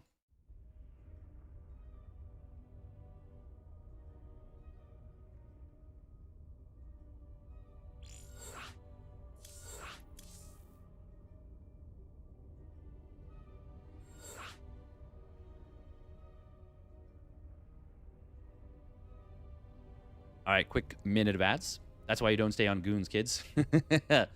True. Are they required to change whether they play SE2 or Brood War pieces? The loser of the previous map picks with their opponent what they play, and then their opponent must play the other race. The other game, I should say.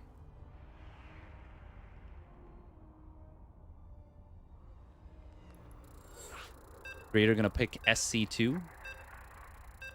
So for a while, there was kind of a, how do we deal with the Brood War Dragoons? And now people have realized, I don't know if some changes were made to Dragoon versus Immortal interaction, but Immortals destroy Dragoons. They absolutely annihilate them. Like, it is not a fair fight.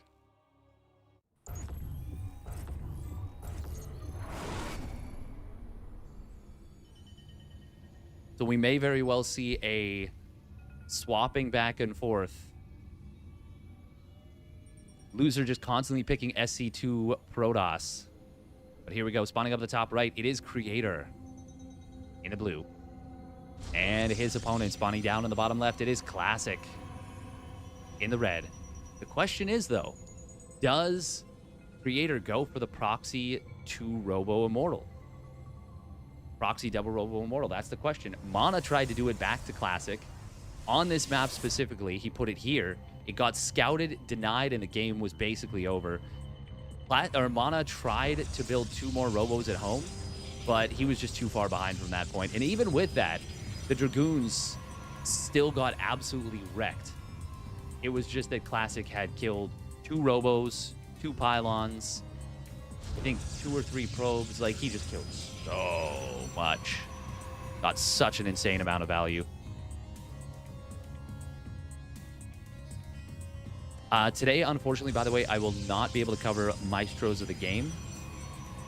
The 4 additional qualifying matches, will not be able to cover those.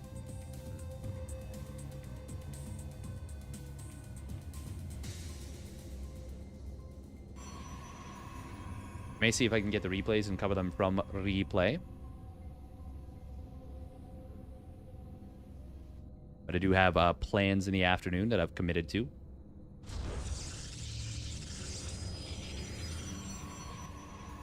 Oh, proxies on both sides. Not a surprise move from Creator, but a bit of a surprise move from Classic. Now, yeah, what do you go for here?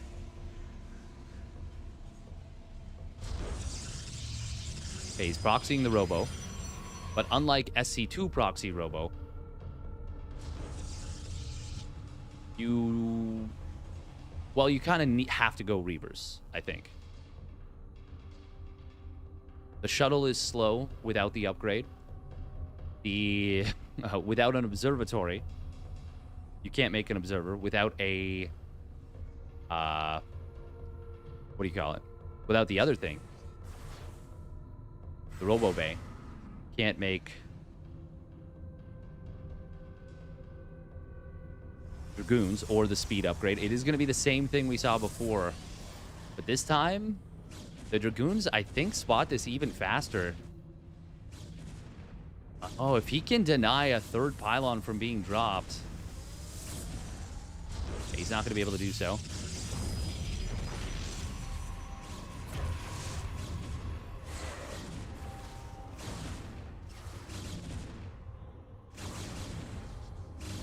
We are going to be seeing the Immortal popping out here. He will go for the fight against this Immortal, but its barrier is able to tank most of the first shots.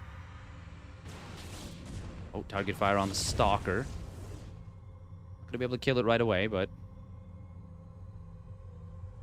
I mean, he's drawing the Immortal away. Really want to go chasing this as far as he is. I guess he kind of maybe feels like he has no choice. The thing is, the Dragoons are just zipping. They're just zooming.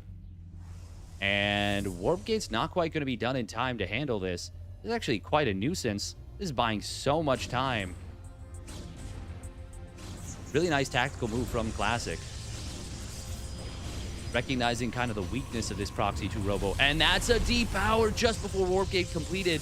Oh, wow. Oh, wow, wow, wow. These gateways not yet switched on. Oh, man, this is going to be a lot of spawning time. He gets 2 probes. Classic cooking with these first 4 goons. Obviously, the first one died very quickly, but it's the 3 that run by into the main. Can he get away with this 1 Dragoon? Yeah, meanwhile, on the other side, the Reaver has shown up. I think Classic is, well, shown his quality. Oh, the Reaver shot. That's got to be game. That has got to be game right there. Shield batteries at home. There's 3 of them now ready to go. Another, I mean, it doesn't even matter if the shuttle dies here, I don't think. 8 probes, that's not a sustainable economy. That's not an economy, actually.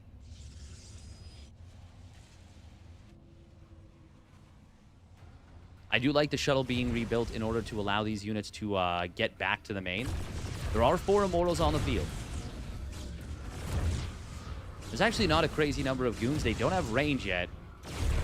I mean, can the Immortals actually do this?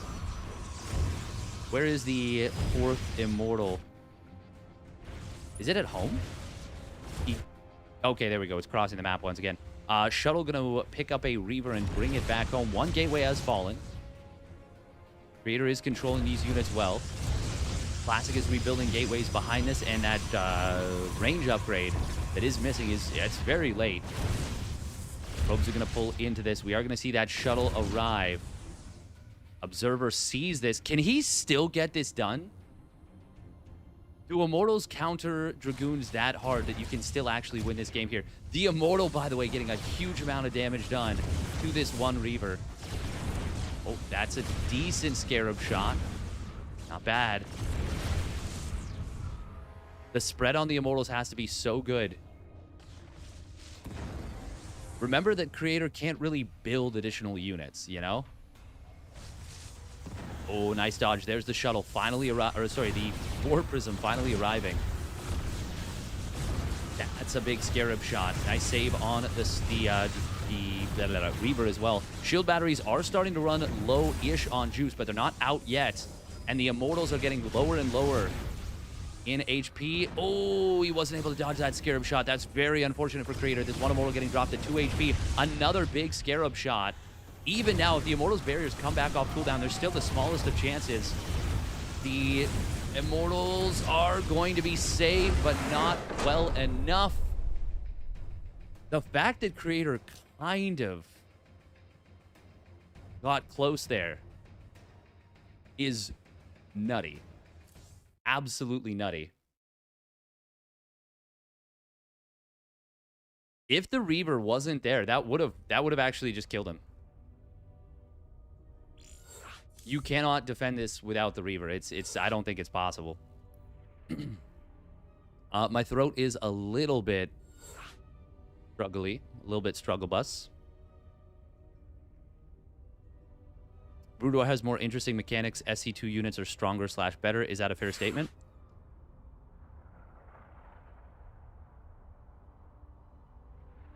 Yeah, I would say that it's... I would say that Brood War has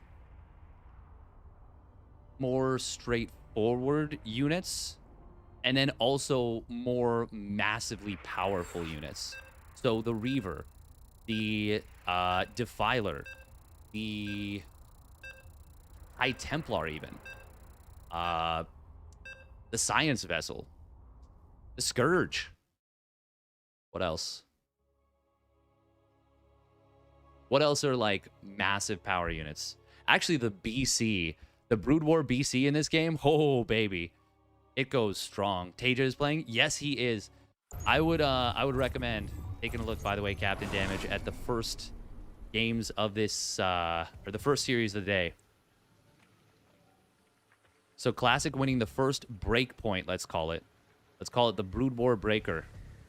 The Brood War Breakpoint.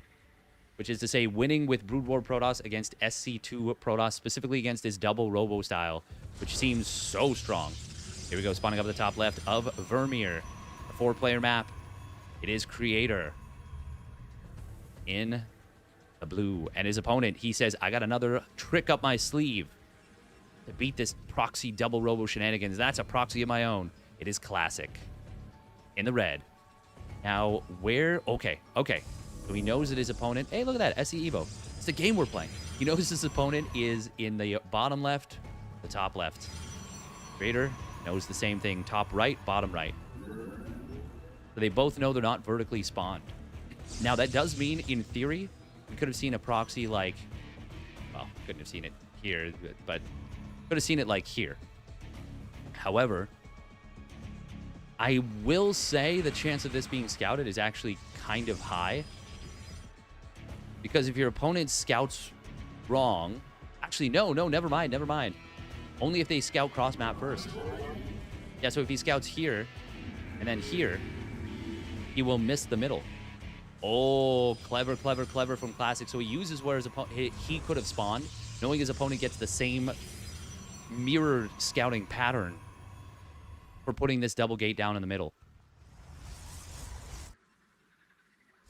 Now, surely it'll be Zealots, right? Creator is going to check, see that his opponent is not in the top right. Classic does not throw down any Zealots here.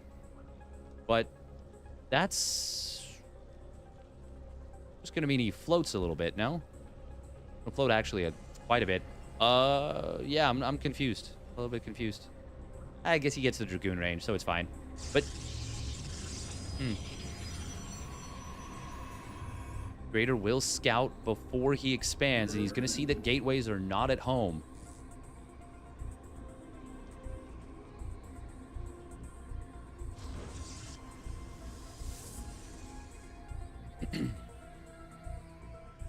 Creator did not go for the Proxy 2 Robos here. I mean, he showed that he can win with SC2 Protoss in a macro game.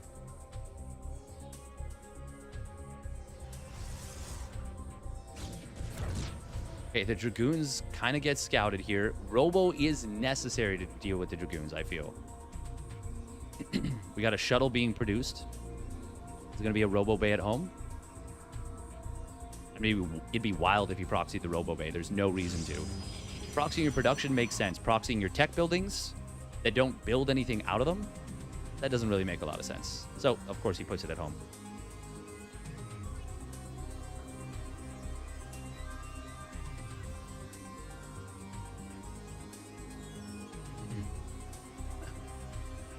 We are going to be seeing the Nexus on the way.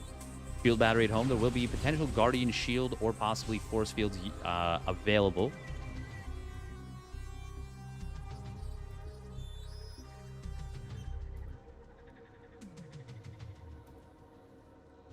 Take a swig of water.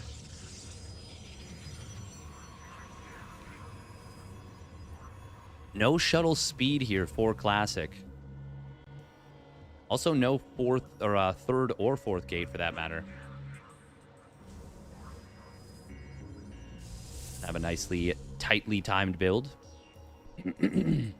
Ooh, gonna build an extra pylon here. First Immortal does pop out for Creator, but he was supply blocked for just a moment, and that does block his shuttle. Nope, keep saying shuttle. War Prism. SC2 Protoss.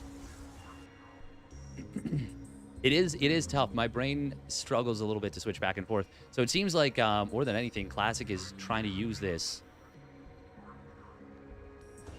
to just get the big Scarab shots, and that's going to be it. Observer does see everything here. This pylon is in a little bit of danger. We do see a force field getting dropped. Immortal looking for the kill on this. He gets the kill on the Reaver. And that shuttle speed there would have made the difference. He would have saved that. Oh, energy recharge getting used for this. We are going to see an attempt to save some of these goons, but the lack of shuttle speed, you can see it is struggling. The turn radius really making this maneuverability difficult. And so far, an amazing start to this defense. One sentry dies, kills 2 goons, and that all-important first Reaver. Second Reaver will pop out. How many Scarabs does he have? He's already got 3 and a 4th one being produced. But yeah, he started up all of them. It is important to note that Scarabs do cost a little bit of cash. Oh, that's a big loss on the Prism right there. Ooh, nice save on the Reaver. Observer is looking around for this. There's only the one Immortal. Good kiting from Classic, but he hasn't targeted down his opponent's Immortal yet. Trader's got to be very careful about going too far. He can still absolutely lose this game. He does lose a... he takes a pretty big shot and will lose one of the Immortals. Uh-oh. Uh-oh, this is starting to look very, very bad for Creator. He goes forward to try and snipe the Reaver. Not able to do so. It costs him the Immortal. And now I think we're going to see Classic still get this one done. Even without the speed on the shuttle, he was able to bait his opponent into coming out too far. Creator thought he could close this game out by completely chasing everything down. Was not able to do so. He does get the kill on that second Reaver, and no Scarabs were started to be produced on this third Reaver. Not right away, so there's only one currently. They obviously do produce very quickly. And energy recharge will get used on this shield battery. Trying to keep this Immortal alive. It runs out of juice again, and the Immortal does die. Shuttle able to save this Reaver. Oh, that's a big Scarab shot there. Killing 2, well, not killing 2 of the Stalkers, but knocking them very low on HP, letting the Dragoons finish them off. This Immortal is going to be protected by the shield battery, but once again, this is a problem. This is a big problem. Oh, man, Creator keeps trying to target down the Reaver, but it keeps getting lifted. It is acting as such good bait, drawing the Immortal in multiple times, multiple different Immortals. There is an identifier, a visual identifier of what is being targeted by the Reaver, and there we go. We got a kill on another Stalker by that Reaver. Creator pulling the probes here. Unlike in SC2, there's not a... Your main base doesn't start to mine out at 8:30. That all-important timing in PvP. There's the War Prism coming back in again. Nice hot pickup. This is what's been missing for Creator for a long time. You can absolutely dodge Scarab shots with the hot pickup. Oh, but he does lose that one unit. The Scarab gets around all the enemy units. He will lose the shuttle. Nice split from Creator. He did take down that Reaver, took down the shuttle, and now he is going to be able to chase down a lot of these units. Ooh, actually, no. The Dragoons get saved by the, what is that, 5th Reaver that's been produced? Yeah, 5th Reaver. Finally, shuttle speed being produced. Finally. This has been such a tense micro battle. Another Immortal is being produced. That Dragoon will get taken down. Zealots are so handy at soaking these Reaver shots. Oh, he's got to take this Reaver out before the shuttle arrives. He will get it, but it gets another Scarab shot, and it's a big one, killing one of those Stalkers there. He killed 3 Stalkers with its kiting back. And now this shuttle doesn't have any power units to help it. Or, well, not to help it, but to utilize. Seeing just 3 goons here has got to be a little weird. If this production gets depowered, the game is over. If he can deny this Reaver, but these are 300 HP, 300 shields. Now we might see Creator going a little bit deep for this. Nice shuttle micro. Shuttle speed is about to complete the upgrade that I feel has been missing for so long. Classic adding on a 3rd gateway. And a Citadel of a Dune. Is he going to try and go DTs? Also, I didn't even realize Classic's expanded. He's been mining off this base for a while. It's just been such an intense game. I did not look at the minimap for like 4 minutes there. Damn. Just a light pressure. Oh, this Reaver drop, it's actually a decent shot, not amazing. Second shot, pretty good. You really do need that Immortal to get the big damage to clear those Reavers out quickly. Classic. Classic's in an amazing spot right now.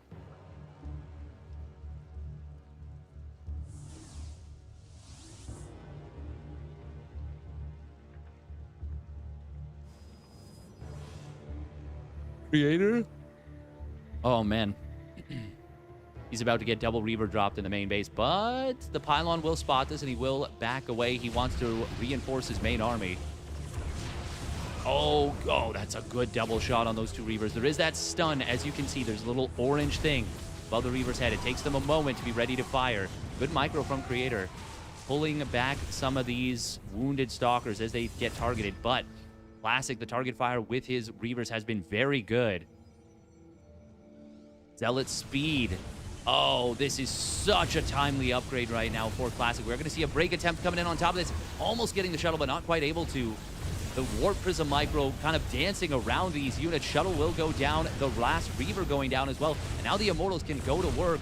But this is where that Zealot speed really looks strong. Without the Zealot speed, I think Creator actually crushes this position.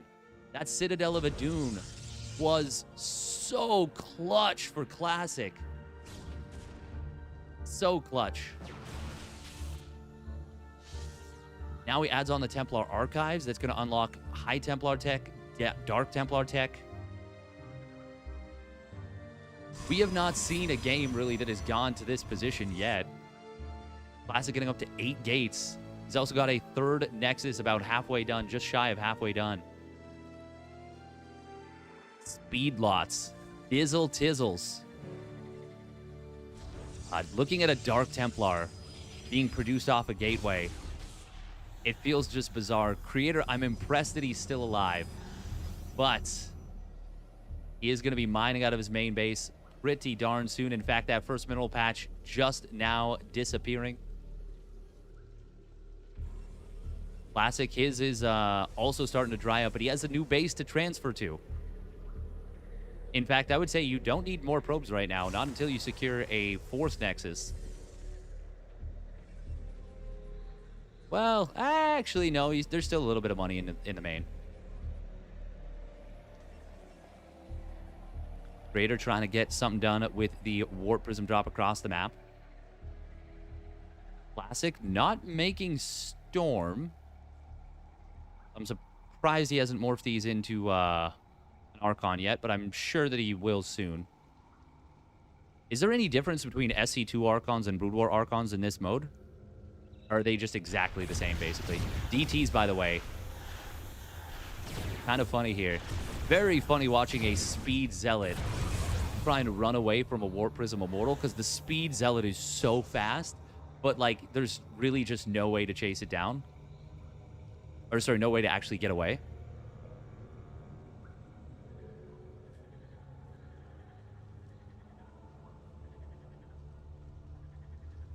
Eight Zealots being pumped out at once. You might even be able to afford more gates, actually. Classic, that is.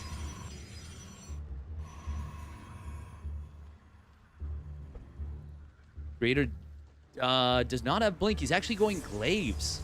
That is an interesting answer to this, but how many Reavers are there? Just one. No Scarabs being produced yet. Just now starts them up. He never got the Scarab damage upgrade, by the way. So many speed lots here. But these Glaive Adepts are going to be very valuable at dealing with them. Very valuable to deal with them. However, the Reavers can do some good work here. We got DTs, I think, getting into the mix. Oh. Speed lots. Even getting technically countered in the tech. It doesn't really matter. DT's finding massive damage on the other side of the map. And the speed lot numbers were just too damn high.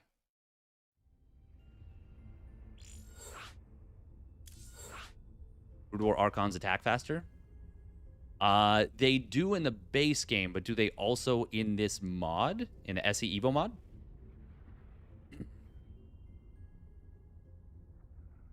Brood War Archons are just better.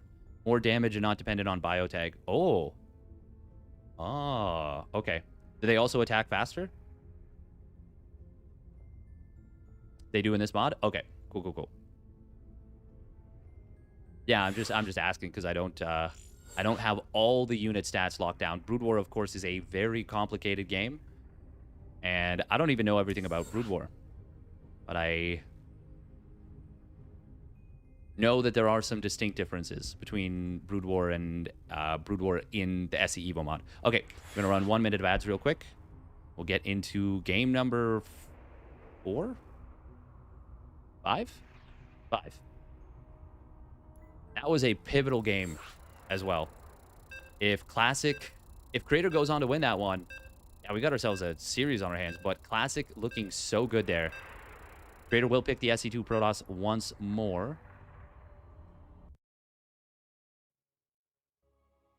SE EVO Archon is 0.98 attack speed. SE2 Archon is 1.25. Oh, that is a big difference. That is a significant difference. The Brood War Archons actually just kicked the crap out of the SE2 Archons. Damn. All right, game numero 5. Spawning up the top left, it is Creator. In the blue. And his opponent spawning down on the bottom right, it is Classic. In the red.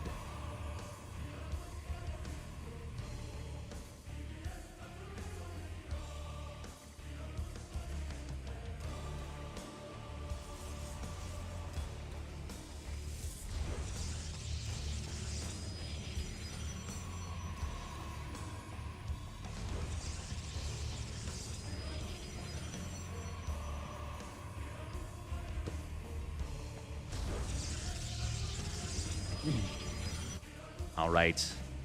Once again, this matchup these days seems to be heavily predicated on the Dragoon versus Proxy 2 Robo opener.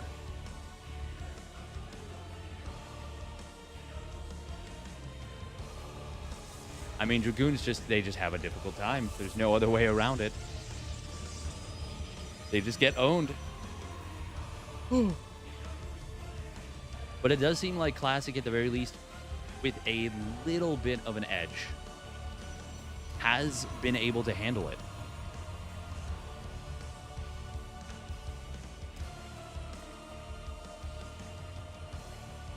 Does feel that way.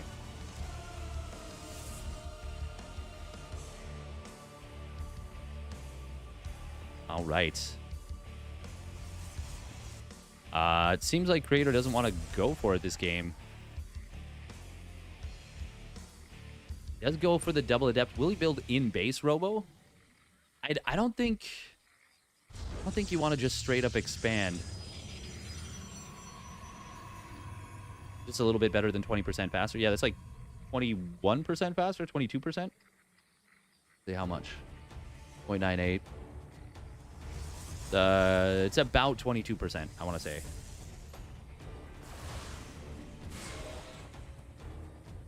Wait, no, it's more than that, isn't it?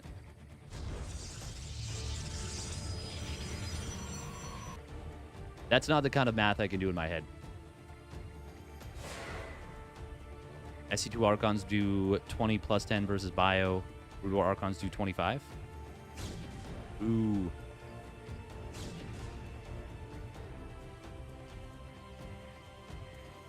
The SE2 Archons are worse even versus bio targets? Wait, really? Is that because of how the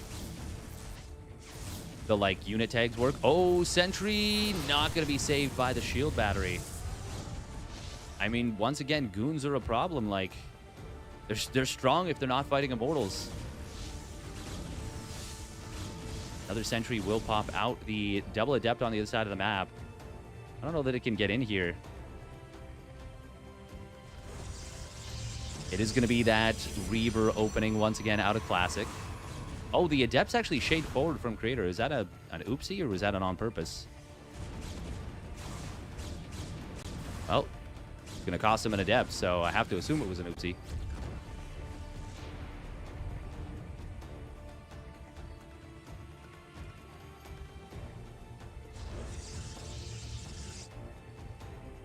There is that shuttle speed. Oh, nice track down from Classic. Classic looking very sharp here. Classic looking very, very sharp. Creator, after that game one, he was making me think. He was giving me the believies. He's making me think he could do it. Reminder that the winner of this will face off against TaeJa in a best-of-9 grand finals. Oh, nice target fire there from Classic. He does have the Dragoon range. Oh, Force Field's not able to trap the Dragoons here. Finally, an Immortal joining the fight. But his first Reaver is here. It is fully stocked with Scarabs. He's got the shuttle speed, and he says, you know what? I'm going to poke the front. We're actually going to go for the drop in the back. Wazzle Woozle. The Stalkers do target the shuttle. Hit it pretty low, but... Oh, that shuttle speed just in time to save the Dragoon and, more importantly, the Reaver from the Immortal that just popped out. Oh, Force Fields. Not bad. Gotta be so careful with that shuttle, but Creator at the same time also has to be so careful about going too deep against the Reaver. Oh man, the difference shuttle speed makes is so huge. It is absolutely massive. Cannot be overstated. Cannot be overstated. Oh, Prism. Be careful with that, Creator. That is your lifeblood as well for dodging those Scarab shots. With only one Immortal here, second Immortal is in the main. Creator doesn't know that the whole army of Classic is on the left, on the bottom.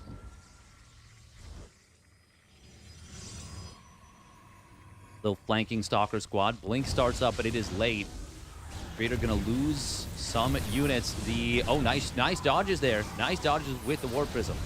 But the Scarabs still are numerous. Immortal getting very low. Lots of splash damage on these Stalkers, even as they're being lifted up. Not all of them can dodge the shots. Oh, that is a lot of Dragoons going down, but most of the army of Creator has disappeared, and it looks like Classic is going to be able to secure himself a little supply lead. I was going to say, I think Classic needs to build some more gates at home, as he is taking a third Nexus. Oh, one of the Reavers does die, but Creator doesn't have enough left to survive. He will tap out. Classic will take the series 4-1. So it seems that the 4-0 prediction was not quite correct, but it was damn close. Damn close, and Classic looking very good there.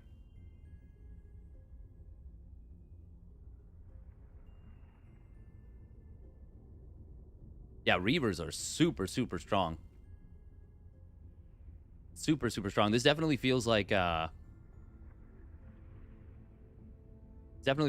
really good exhibition of Classic's understanding of the entire mod. Really, really impressive.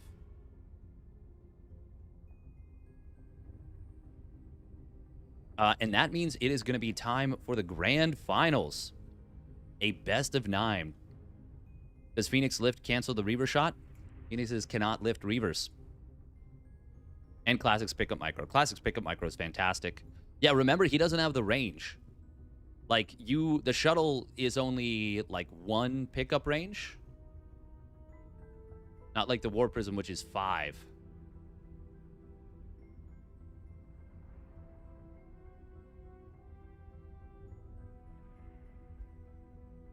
All right, that is going to bring us to the grand finals, where we will have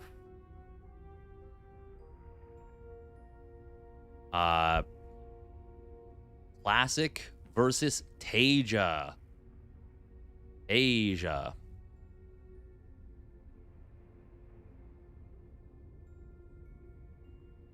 Yeah, it was nurture 1 from 2.5. Oh, it was 2.5 at one point? It's never been 2.5 in Brood War, has it? It's always been shorter than that. I feel like that's the case. No?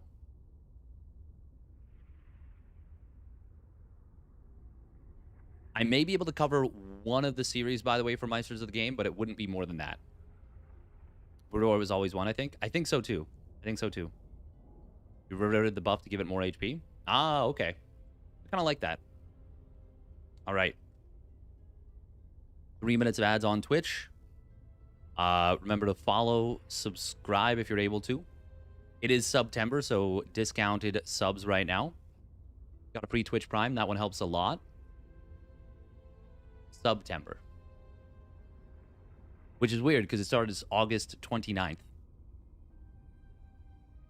But yeah, TVP. To close things out. That series between TaeJa and Rogue was so sick. Nothing cancels a Reaver shot. That's actually not true. Not quite. Reaver shots will fizzle if they don't connect with their target after a certain period of time. And if you pick up a unit that is targeted, the Reaver shot still goes to the same location, still detonates, but if there's nothing there, it doesn't do any damage. But it will hit any units that are close for the AoE, as opposed to, I think if it fizzles, i.e. doesn't reach its target, it just fizzles. It doesn't detonate the same way that it does when you dodge the shot with a Warp Prism. Or a Medevac, or I guess technically an Overlord. I don't know how Burrow works with it. I would assume that the splash damage... I would assume that it's the same as a Widowmine, where when the Widowmine fires, if you burrow before, you don't get hit by the main damage, you get hit by the splash damage. It's a really cool interaction, really cool micro. Reaver shots always hit their target. It feels like they do, but there are situations where if there's enough SimCity and they've targeted the wrong unit, I actually saw it yesterday. They will miss. They will, sorry, not miss. They will fizzle. Pop, pop, fizzle, fizzle.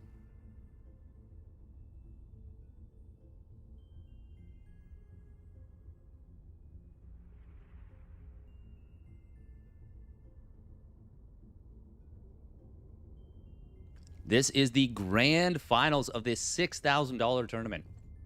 Once again, if you want to support, you can head on over to the Matcherino.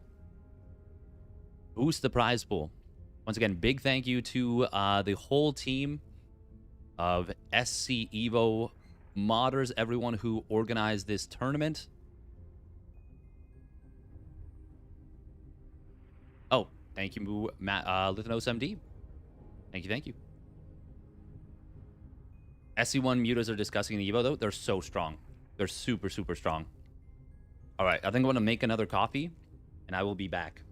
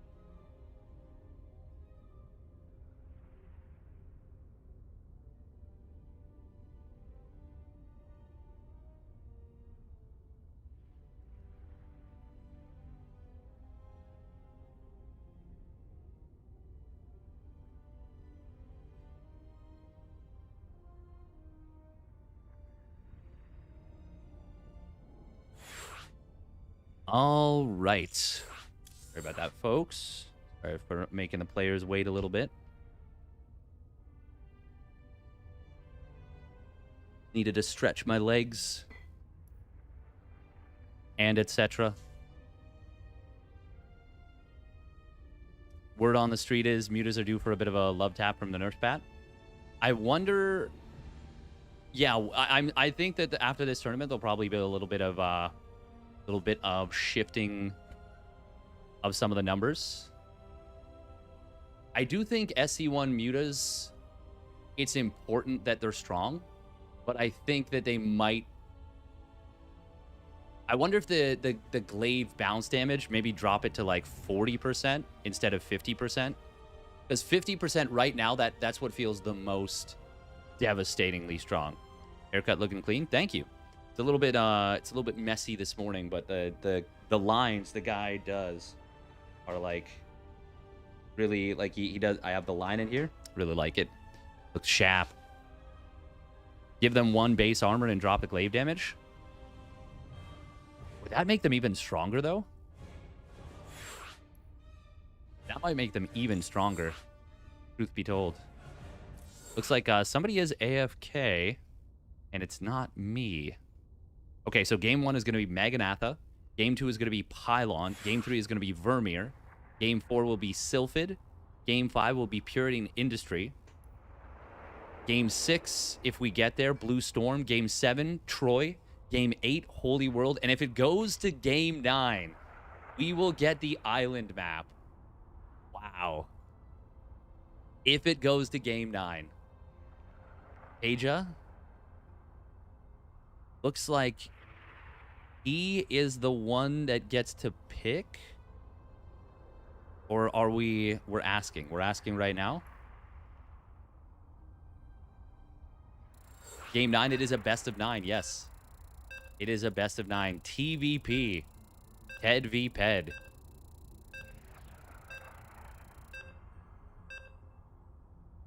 Mostly the bounce damage is the issue? I think so.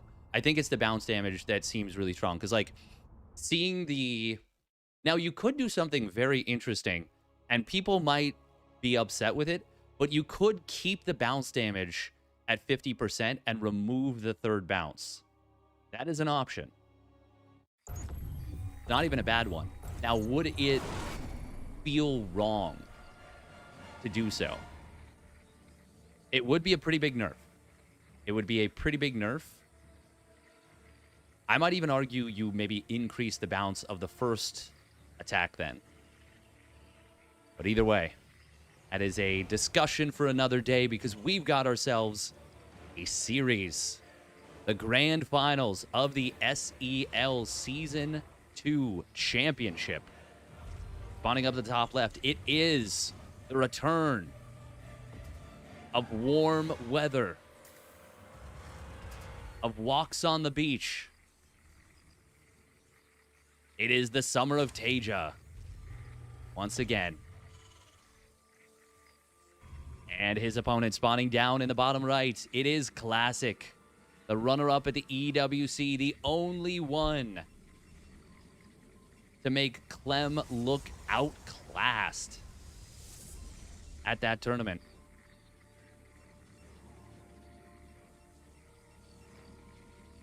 It is Classic with the Brood War pieces. He is, of course, a member of Virtus Pro. TaeJa. I wonder if we'll get to a point, if the Chiswick tournament really pops off, we could legitimately get to a point where, even this tournament, I mean, this tournament is super sick, and I really think it's awesome. We could get to a point where possibly players start getting picked up for teams again for this mod. I'm getting ahead of myself. I don't want to get too far ahead of myself. But non-zero chance. It was gas racks gas, by the way. So TaeJa's going to be getting a very quick factory. Even faster than normal. Meanwhile, other side of the map, we do have a gate nexus out of El Clasico. I do think Reaver drops are absolutely on the menu. We need all the bounces. It's true. It's true. The bounces do feel like such a core part of the Mutalisk. It just, The Mutalisk has felt like such a core part of Zerg for such a long time, and I think that's a big problem with like SC2 Zerg right now, is that it feels like SC2 Zerg has lost part of the identity of what made Zerg Zerg, if that makes sense. We're going to be seeing a Reaper getting into the main base here. And it actually takes a lot of damage from this Dragoon. Is he going to lose this Reaper? Oh, one more shot and it's dead. Yeah, no, he is going to get corralled. I knew it was 2 shots to kill, but I knew that 1 shot before he got into the corner, and that was a dead unit. Dead Reaper. And that is a bit of a disaster, honestly. TaeJa doesn't even see the gateways. He has no idea what the tech is. He didn't even kill the scouting probe. And now Classic gets to be a bit of a bully. Hang on, this is a question that I should already know the answer to, but I actually don't because the situation hasn't arisen yet. Can you outrange a bunker once you get goon range? Oh, that's a big pick off on the SCV right there, just as the bunker completes, so he's not able to jump inside. This Dragoon is the main character right here. This is him. This is Danny DeVito. So anyways, I started blasting. As you know, my eyesight's not so good, so sometimes when I shoot uphill, I miss. But don't worry. Those bullets, they're more your problem than mine. Siege tank not yet out. This bunker actually taking a lot of damage. Lot of damage. Wanted to snipe that one SCV, but Danny DeVito did not shoot. He refused. Danny DeVito, he's got 3 kills. So yeah, the bunker, we outrange it. And anyways, I killed another SCV on the way. I think it was an SCV. It could have been a little old lady. I'm not sure.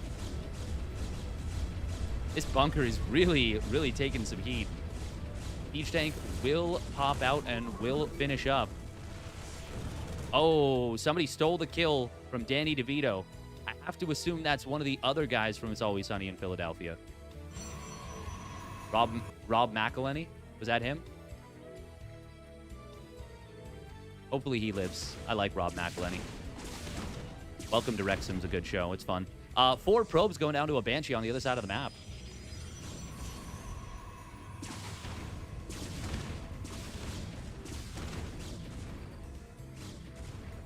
Oh. And she does have Cloak. It will escape. He's getting the Hyperflight rotors. We're going to be going mech. We going mech. TaeJa, show us how it's done, my guy. Drizzy Observatory, we do have a forge being produced here. I would assume that's not for cannons, but it wouldn't be a bad decision necessarily to get cannons. Second Banshee does show up. The Observer moves slightly out of position. He will lose one of these probes. Second one, though, is going to survive.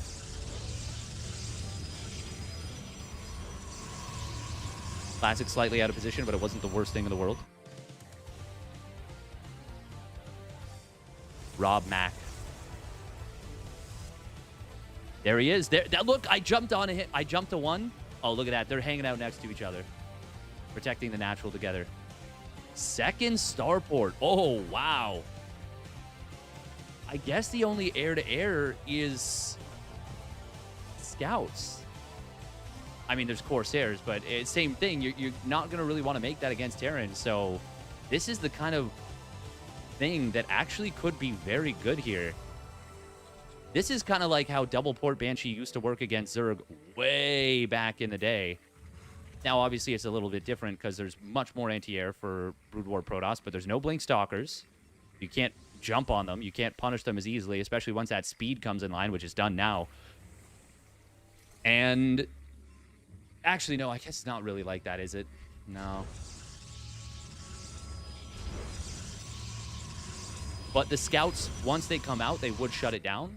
However, in this case, we're not going to be seeing a Stargate, not for a while. If he does, it would be a reaction. How many Banshee shots does it take to kill a Dragoon? I'm actually not 100% sure about that. Ooh, Reaver is going to find a Cyclone. Not going to be able to kill it right away. Splits coming in from TaeJa. Oh, can he get the kill on this shuttle? Oh, it barely survives. Can he save the Reaver? No, he does! He keeps it alive and he kills the second Cyclone. Oh my god. 7 kills. Wow, that is some crazy value. Oh, I didn't even realize there was a Marine right there. It just gets casually murked. Banshees on the other side of the map are going to have to find some very big value. Let's lose one of those Banshees right away. 5 probes is not enough to make up for the losses TaeJa just suffered, especially since he is going Magfield Accelerator. He's still pumping 2 Banshees at a time. Scan comes in, will find Observer. Oh, man, that is a really big deal. The Classic was able to keep that Reaver alive. Sick control. Absolutely sick control. Meanwhile, the Banshees, though, are going to be able to hunt down one of these goons. I think they can actually take the fight here. Yeah, he realizes, he's like, wait a minute, I can fight 4 Dragoons. Oh, but it looks like Mac and Danny DeVito. No, Danny DeVito went down, and so does Mac. Oh, it's Sunny's. We're not going to get a 70th season. Too bad. Too bad. And they were doing so well. Still good for Classic. Good trade. Kills some of the Banshees.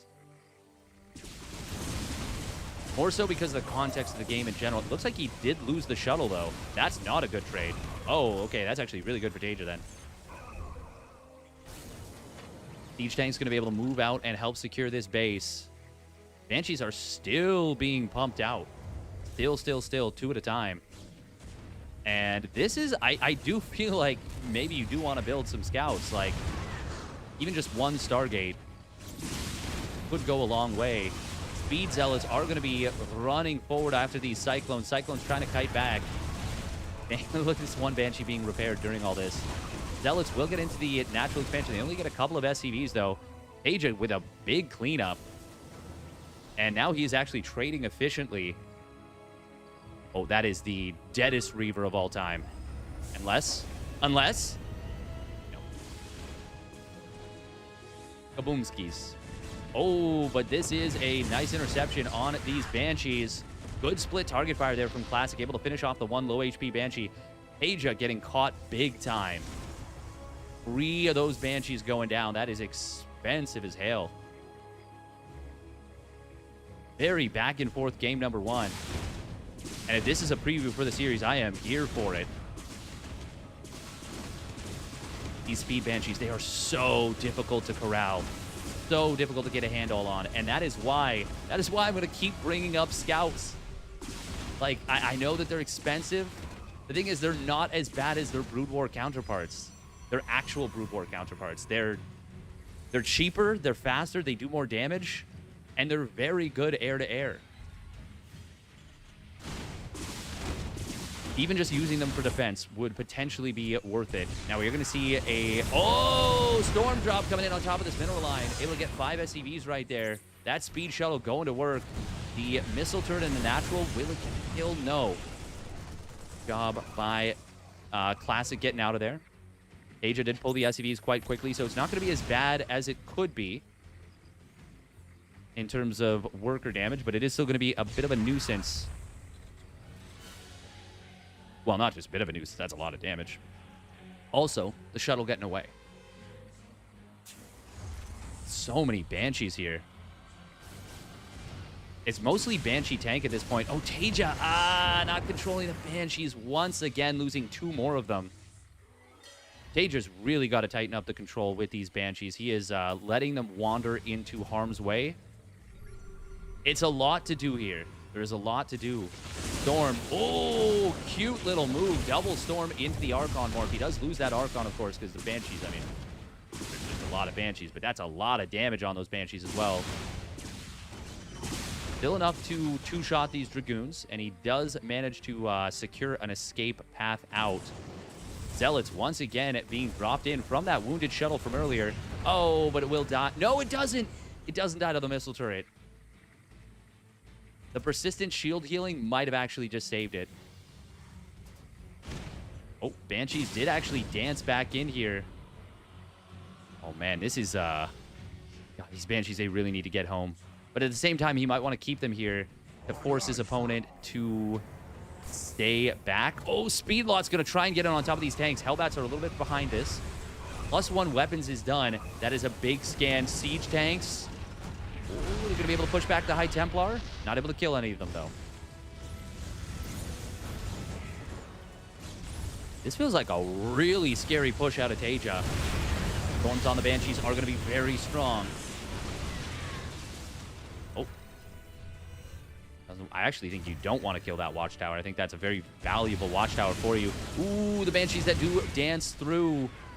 God, he loses another 4 or 5 of them here. Siege tanks looking for the kills on some of the High Templar, getting 1 or 2 of them there.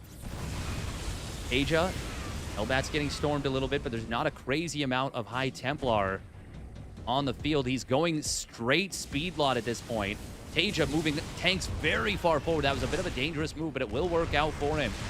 Meanwhile, Classic, oh god, the move command, the move command. He's gonna lose a lot of these unit storms coming through on the backside a little bit. Not gonna be able to take down these tanks, getting I think only 1 or 2 of them. TaeJa's push with just +1 weapons against even 2-2, looking so deadly. Classic, not enough production. He throws down 5 more gateways, but he just doesn't have the production to build what he needs. Meanwhile, counterattack coming in. Speedlot Dragoon. Gateway Man with the counterattack. Hellbats will try and deal with this, but they are not numerous enough, and those upgrades really doing a lot. But tanks in the natural of Classic, if they can get sieged up here, they are going to camp this ramp. Camp this ramp. Camp this ramp. Oh my god, please. He's going to deny the Reaver. Banshees for defense will be enough. Well, actually, hang on. The observers are not here. No cloak, no cloak. Finally cloaks up. The observers are close, though. Nah, Classic's not going to be able to do this, I don't think. Oh, Storm's trying to kill Banshees here in his own main base. TaeJa. He's got it. There is this gold base. Actually, there's a gold base on both corners. Oh, that's a big storm on the Banshees and some of the tanks. But the main production is getting taken down. Templar Archive's going to fall. Most of the gateways already depowered. There's another High Templar about to pop out. Propul plus Archons and Speedlots actually doing some good work. Storm cleaning up the rest. Classic. I mean, this was actually kind of close-ish to being a proper cleanup.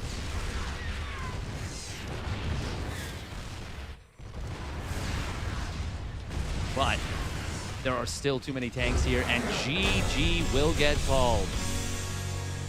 TaeJa getting it done. I have TaeJa vu.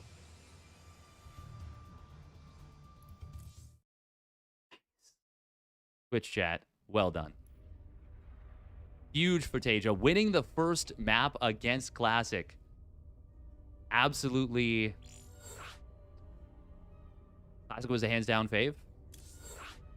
I think most people would say he probably still is. But man, oh man, what an impressive showing so far. Thank you very much, Andy Figueroa, 79, for the 500 biddies. Thank you, thank you. Very much appreciated.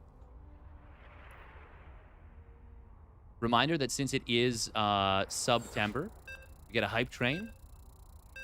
Lowers the cost of gifted subs, which would be super duper sweet. Once again, thank you very much for the biddies. Massively appreciated. Super, super awesome tournament here.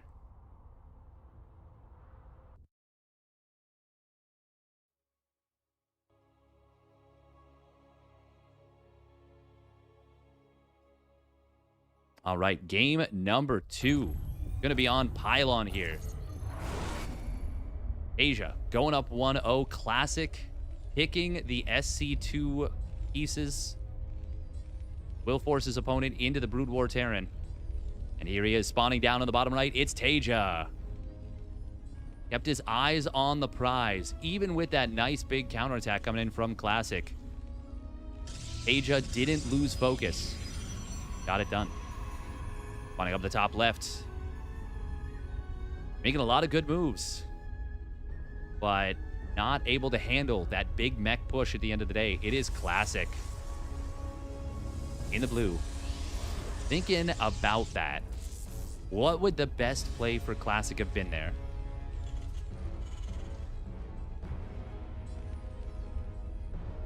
Maybe going into carriers? SE2 Terran, of course, has Thors.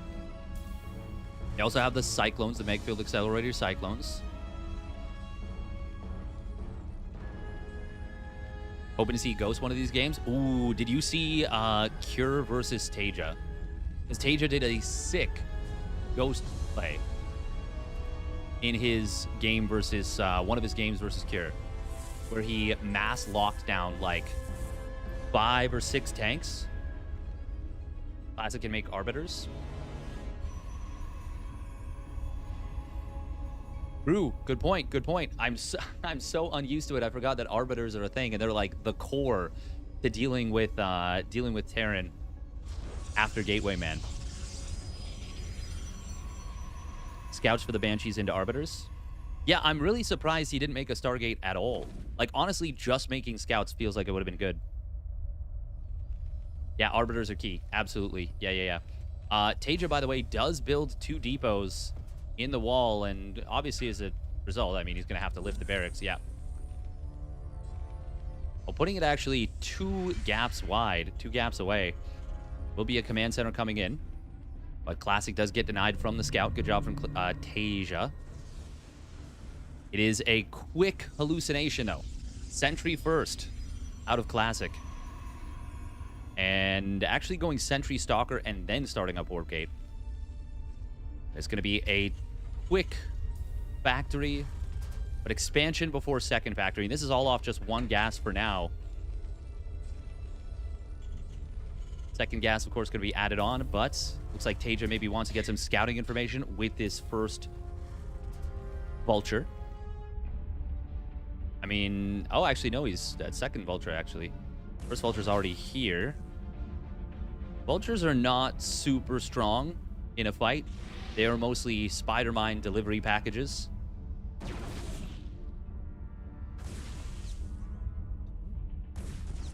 We are going to see, though, with 2 Vultures here and just 1 Stalker. Does he go for the body block? No, not going to do that.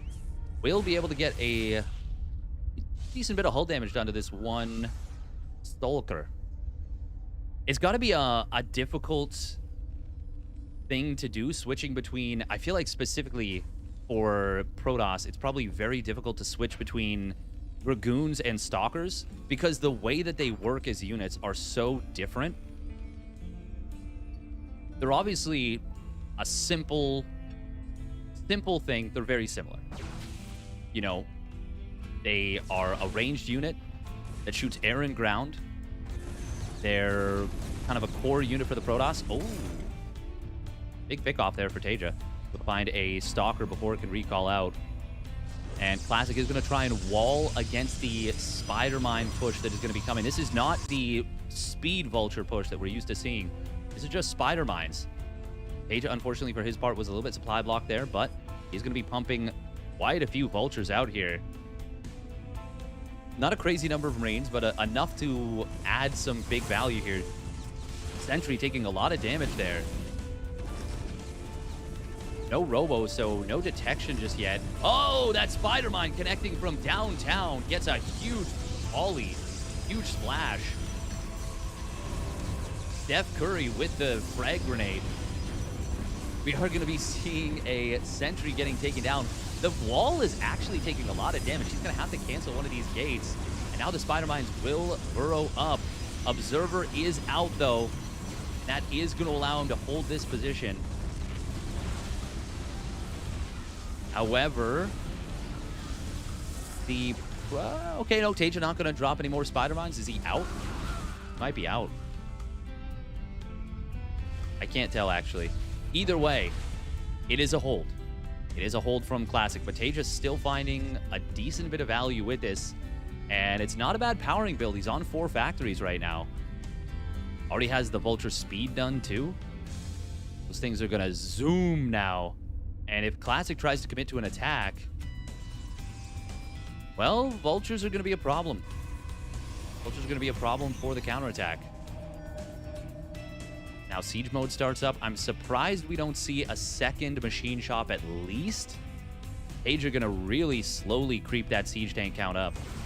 Oh, Stalker Blink has completed. We do see a nice little spider mine placed on this pocket third. Oh, there we go. Stalker's able to kill these 2 mines before they can fire, even though there was no detection.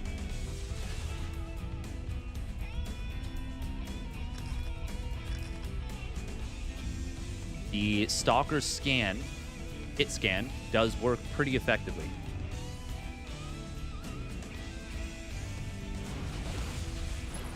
There are 2 tanks at home, but we're going to see an aggressive blink forward. Flanking vultures, though, going to look for some spider mine burrows. However, they don't find them.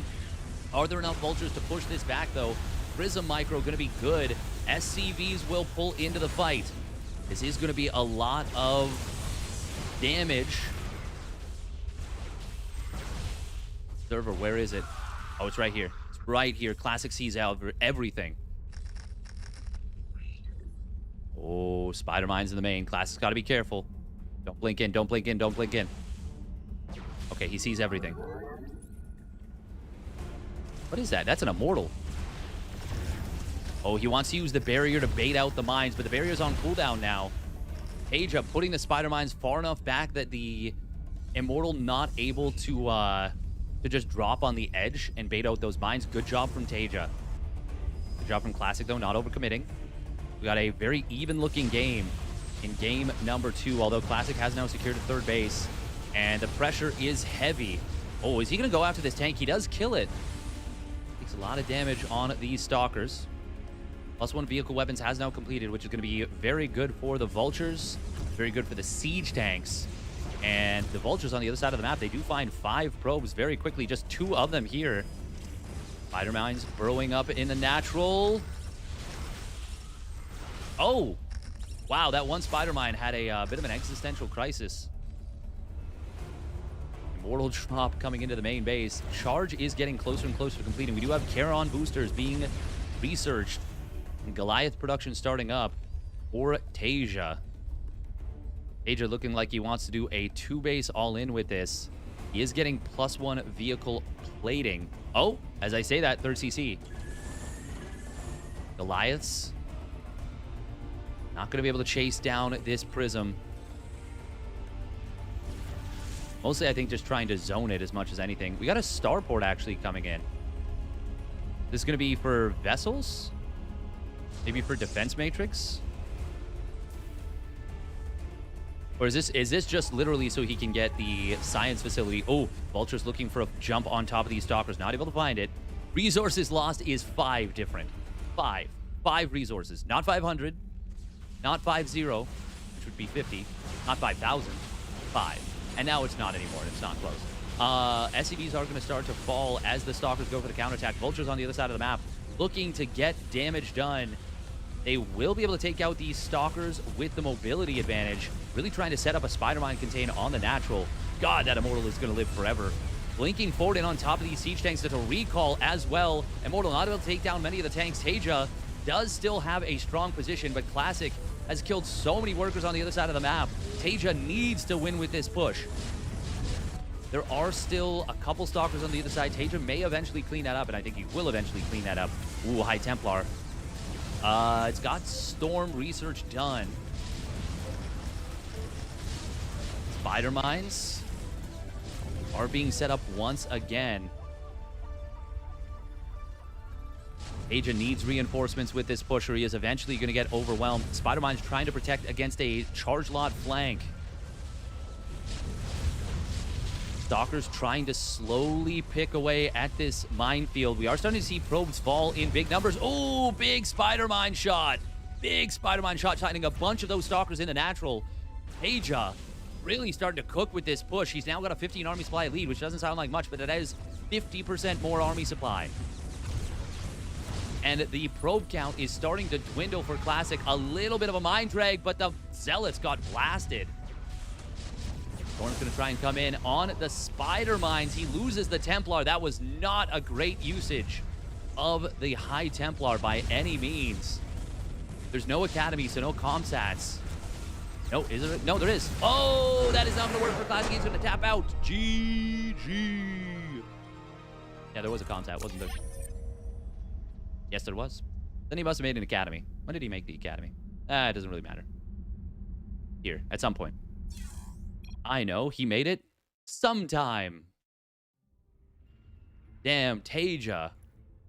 TaeJa, my guy. My man.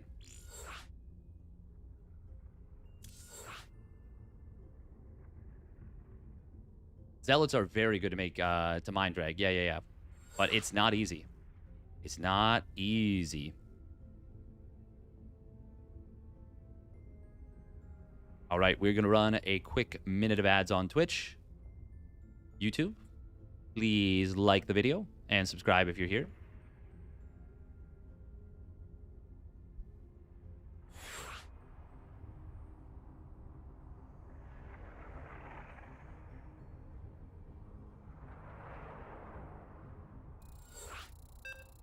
God, this mod is so cool.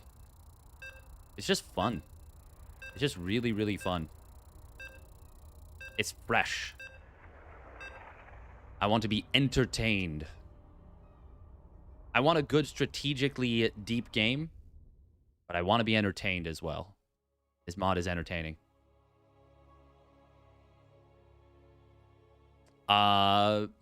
More so Brood War Mech is... Oh, yeah. Brood War Mech. Brood War Mech is definitely really, really good. The supply efficiency is insane. Because of the 2 supply tanks. I believe Goliaths are 1 supply. Is that right? They are, right? Yeah. All right, here we go. Spawning down in the bottom right. It is TaeJa. In the red. And his opponent spawning down in the bottom left. Down 2-0.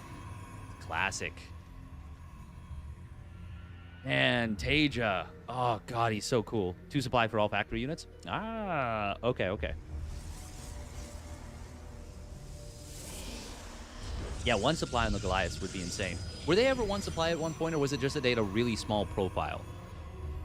I remember there was a period of time where Hyper One was telling me that Goliaths were a problem because they could be masked so effectively.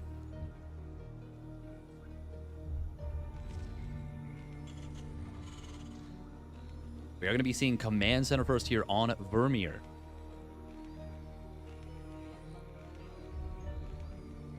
CC first. CC no evil. Hear no evil, do no evil. And it is going to be a quick double gas behind this as well. We're obviously going to be seeing quick factories as well. That was a cool build from TaeJa. We haven't seen something like that yet, or at least I haven't seen something like that. Obviously, this is something he's practiced, duh. But yeah, very cool little setup. Looks like based on the scouting patterns, there was no cross maps, which is great for TaeJa in terms of scouting, because he gets the first scout. And Classic will not get here to see this command center first right away. And in fact, I don't think the probe's going to arrive before a Marine will be out in order to prevent a scout into the main base. For sure, the first Marine will be out in time. Will the second Marine? Going to be a little bit close. But I don't even know if Classic will attempt to commit in and see what the follow-up is. Obviously, he should be able to see... Oh! Okay, that Marine going way off into the middle of nowhere. Just doing a little bit of scouting. Classic is going to content himself with a scout on CC first. It will be the double factory follow-up. And this time, we are going to be seeing Stargate out of Classic. That can be incredibly powerful. There is the option for... Ooh, nice job right here by El Clásico Magnifico. Oh, but TaeJa with the save. TaeJa with the save on that one SCV. I can't believe that actually escaped out. That was the scouting SCV.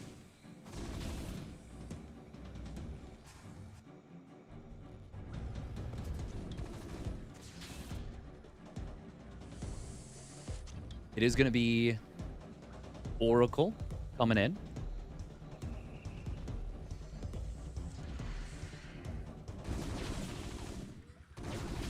Based on what I've seen so far, I wouldn't mind if Classic picked Brood War Protoss versus TaeJa's SE2 Terran. We'll see. We'll see. It is going to be that 3-factory Vulture play once again. Obviously, this time off Command Center first, so it's even better eco for TaeJa. Very good situation for him. And it will be a little bit of a push. He's going to kill at least one of these Stalkers. Actually, it's too late to recall. He's going to get both. He is going to get both, and he only loses one Vulture and a Marine. No, SEV? Wait, hang on. Oh, it's the Oracles. Oh, yeah.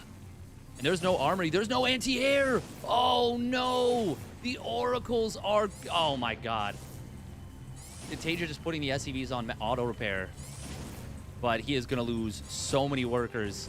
Classic kind of just needs to hold. I was going to say I would love to see a second Oracle or maybe even a third one, possibly a Void Ray. Classic should be trying to re-wall behind this. He's going to do exactly that. Maybe a little bit of a misplace because I... Oh, no, this is a tight wall, isn't it? Classic is... I mean, Classic has basically won the game. If he can just survive this attack without taking any further damage, and he's got the energy recharge again, pops it on the Oracle. TaeJa, he's still losing workers on the other side of the map. 21 kills.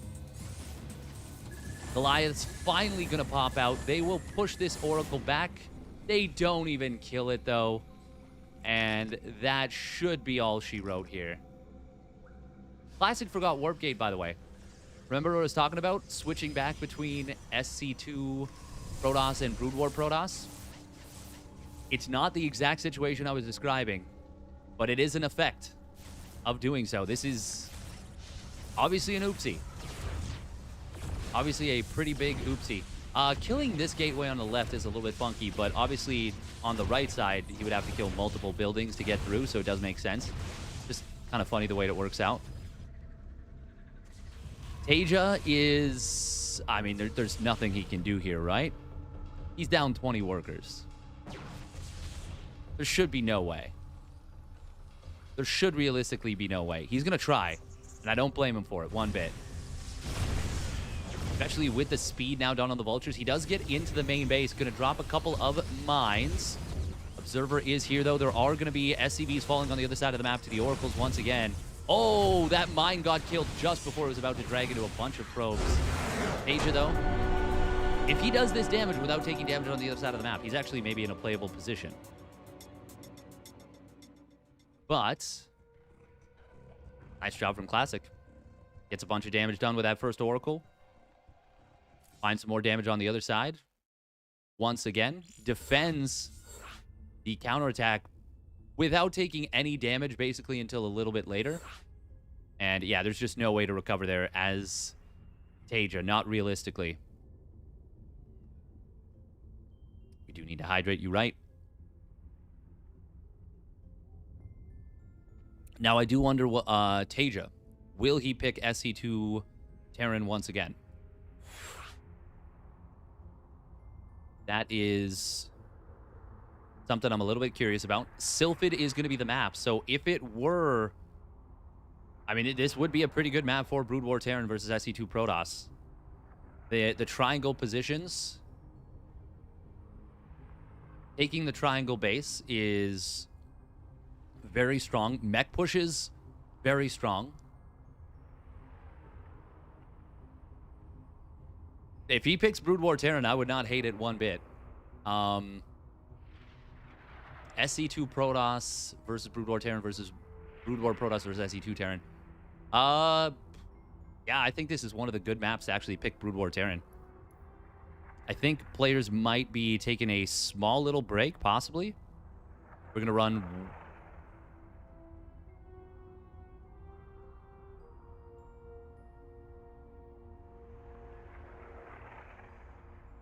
Oh, we're not going to run anything yet. I'm going to ask.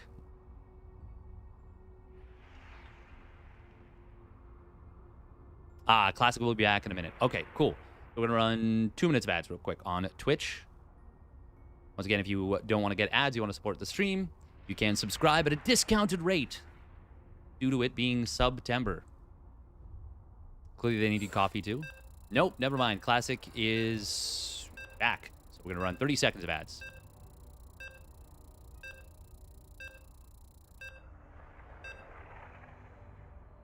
Beep, boop, beep, boop.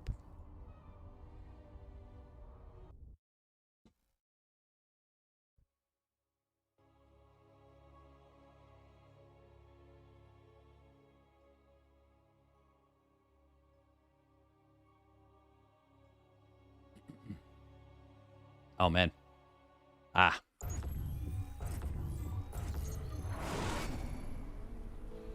By the way, we do need 4 more Tier 1 subscriptions, 2 more Tier 2 subscriptions, or 1 Tier 3 subscription, non-gifted, in order to hit the 100 sub points threshold for the month, i.e. before end of day, technically. Would be cool. All right, here we go. Spawning down on the bottom left. He does pick the SE2 Terran. It is TaeJa, which forces his opponent onto Brood War Protoss. Spawning down to the bottom right, it is Classic in the red. You know what would be really cool? If we ended up having a situation where this mod kind of became like a fighting game kind of situation, where you have your like main game, but you play multiple like kind of offshoots of this. As it is right now, playing RTS, I think if you play StarCraft 2 or Brood War, you can play pretty much anything else. I think you can. I think it's a possibility. But I think it's not as beneficial. There's quite a bit of knowledge and quite a bit of maintenance you need to do.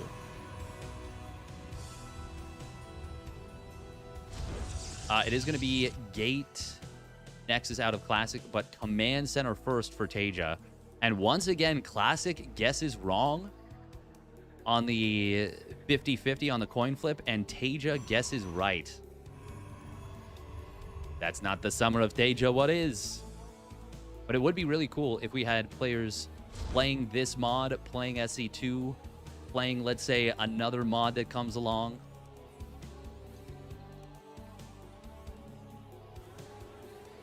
That would be freaking sweet. Also, it is super cool to see TaeJa still got it. TaeJa's absolutely still got it.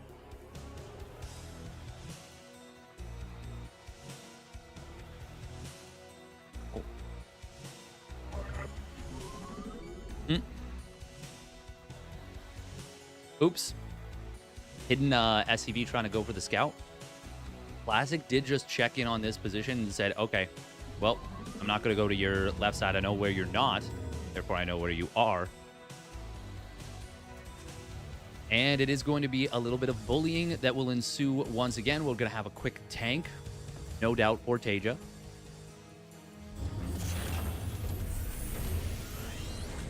And this time, it is going to be... it's going to be pretty well timed out. Dragoon range, I don't even think there's going to be any timing this game. Yeah, TaeJa got the tank out very, very quickly. Or will get the tank out very quickly.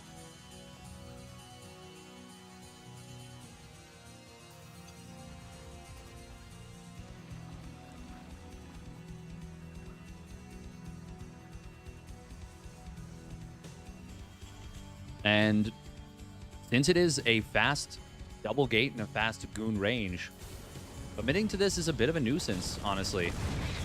Ooh. Goons, though, will be able to snipe down an SCV that was trying to build a bunker for defense. Bunky the bunker.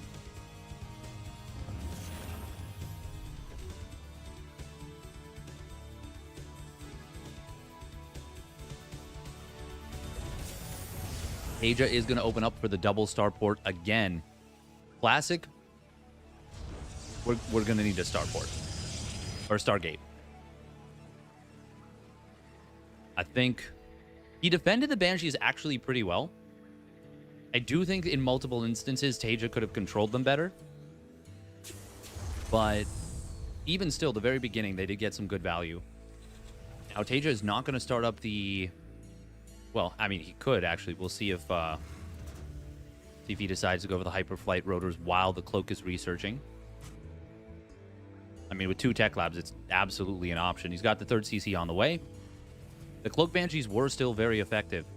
This time, there is going to be an Observer scouting the double port Banshee very quickly. I don't believe that was scouted fast in the previous game at all. 4 more gateways in production. No Stargate. We're not going to do it. I mean, it is a short rush distance map. Hey, there we go. There we go. That's what I want to see.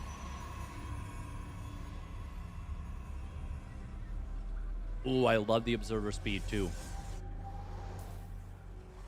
TaeJa will indeed fire up the Hyperflight rotors here. He is just about saturated on his first 2 bases. Meanwhile, Classic already fully saturated on his and is starting to probe up the 3rd. Of course, TaeJa is going to be able to triple drop mules soon once that 3rd orbital command is done and triple pump SCVs.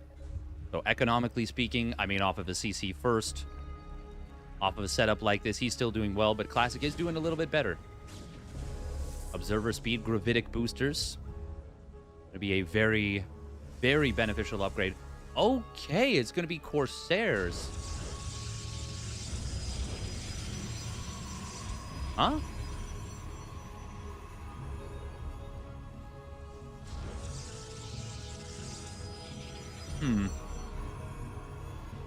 Corsairs do not do a lot of damage air to air. Scouts just aren't fast. Are Corsairs fast enough to keep up with Speed Banshees, though?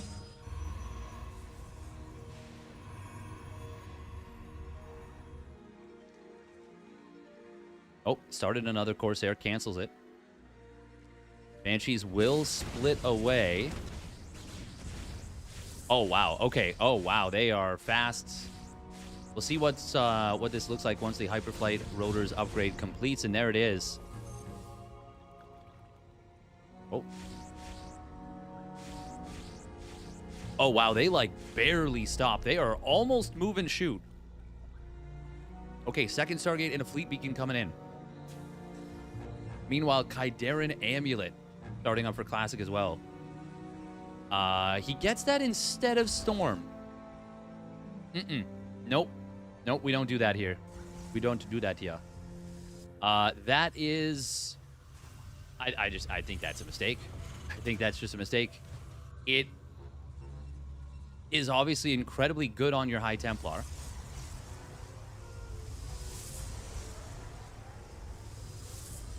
But, I mean, you need Storm. And until that Storm is done, there's not really much point in having them. Now, if you're very sure your opponent won't attack, very, very sure, it's technically better. Technically better.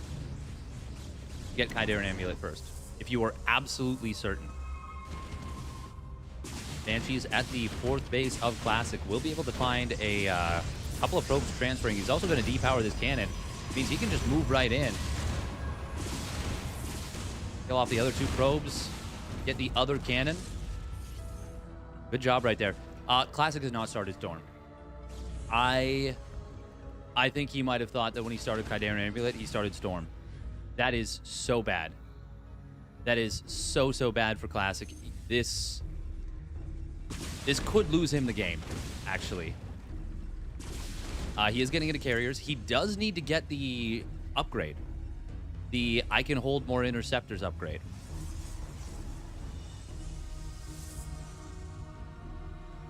He didn't build it in a... Okay, there we go. There we go.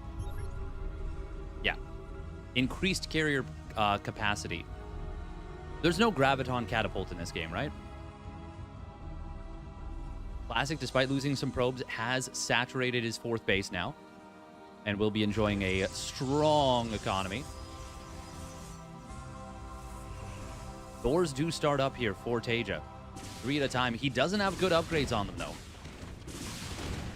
Literally just getting +1 weapons now. Ooh. Corsair can at least kill 1 Speed Banshee. Please. Nope. Nope, it will not.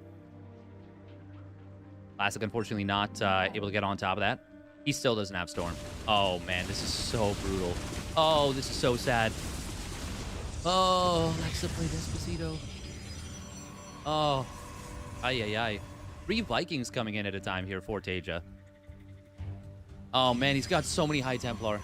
Well, no, he's got quite a few. He is going to have, theoretically, 6 Storms available right now. They all have 150 energy or more. For anyone not familiar, Kaidaran Amulet increases the energy capacity of High Templar, so it means that you can cast 3 Storms instead of 2, but more importantly, because the energy capacity is higher, you start with 62.5 energy instead of 50, which means that you basically, by the time you High Templar get to the fight, they are at 75 energy, and they're ready to Storm. Classic, that's how it's supposed to work.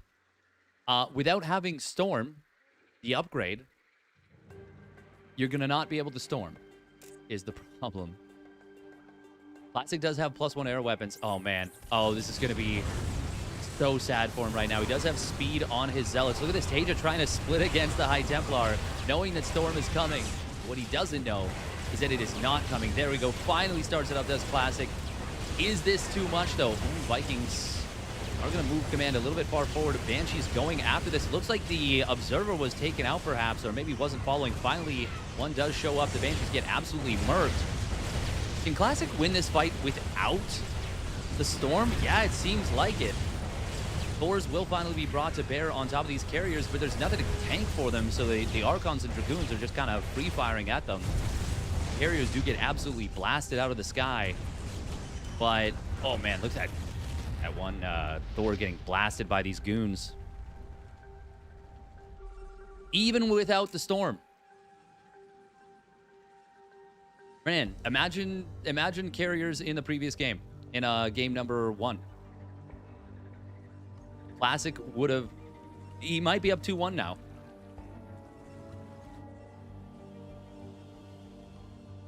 Four carriers being produced at a time.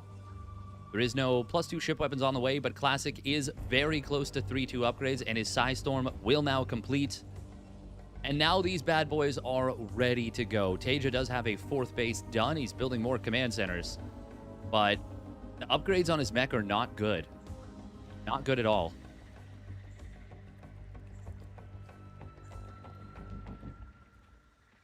One. It'd be okay if your opponent wasn't about to complete 3-2. 1-1 versus 2-1. Not that bad. 1-1 versus 3-2. Very bad. Sorry, something just fell off the desk. It's fine. Storm is going to land on a couple of Vikings. One carrier almost falling. The carriers do get absolutely blasted, by the way, by the Thors. Like, that is a problem. But forcing out a bunch of Thors is a good thing. Keeping that tank count low is a good thing. Classic, though, look at his expansion setup. Oh, SCVs, a couple of them do go down. Yeah, just 2. He is taking now the top middle of the map, the 3rd main base. There's that +2 air weapons finally on the way. +1 shields, +3 ground armor as well. TaeJa. Oh, he might be able to catch his opponent a little bit unprepared for the fight. Storms are good, though, and will zone this out, hitting the Hellbats and Cyclones pretty hard. But Vikings getting absolutely obliterated right here. Thors, though, are going to do very well. Archon taking out a couple of Vikings on the left side. If you get enough 3-3 Thors, can you just kill an entire Protoss army? We are going to see these Zealots, by the way, and the Archon getting into this base, doing very good work for the economy of TaeJa. 18 SCVs go down. Massive losses. Zealots running by into the natural now. Going to be able to find some rather exposed SCVs. Exposed. Esports Express. Oh, this one Zealot is feasting. Finally going to get cleaned up. There's another one in the back. Will get taken out as well. But we got to be careful with those carriers as Classic. Lock on. Will be able to get the kill. Storm on the Thors. Ooh, that was a pretty darn good Storm. Classic is actually still in a bit of a scary position. Finally, we're going to see a transition into Arbiters here. But I don't think... Well, actually, I have no idea. I'm assuming you need the Arbiter upgrade. I'm assuming you need Stasis Field. Researched. The fact that you'll be able to cloak the units is going to be nice. But that on its own, is that going to be enough? I don't think so. I mean, the Thors are going to kill that Arbiter so fast. TaeJa does have the 2-2 done now for his mech. He's still got a chance in this game. Oh, scan comes in on the top side. Probes pull away from this base, anticipating something. It wasn't coming, though. High Templar does have Storm. Oh, there it is. There is the upgrade, I assume. Actually, don't even know. I'll click on it later. We do see a fight breaking out. Scan comes in, reveals these units. The Arbiter does get taken out very quickly. Storm on the Thors is good, but on its own, one Storm is not going to be enough. TaeJa is pushing this army into the corner. Classic cannot recall out of this position. Liberator showing up as well. They are going to get targeted down relatively quickly. Is there enough Dragoons to clean this up? It's a good concave of Dragoons. Only 2 tanks just now sieging up in the back. That actually ends up going much better for Classic on the tail end. TaeJa thought he was cornering his army, and to be honest, I kind of did too. But Classic had enough power to win that fight. Oh, friendly fire on the tank. Or on the SCVs, not so friendly. Scan coming in on the main base.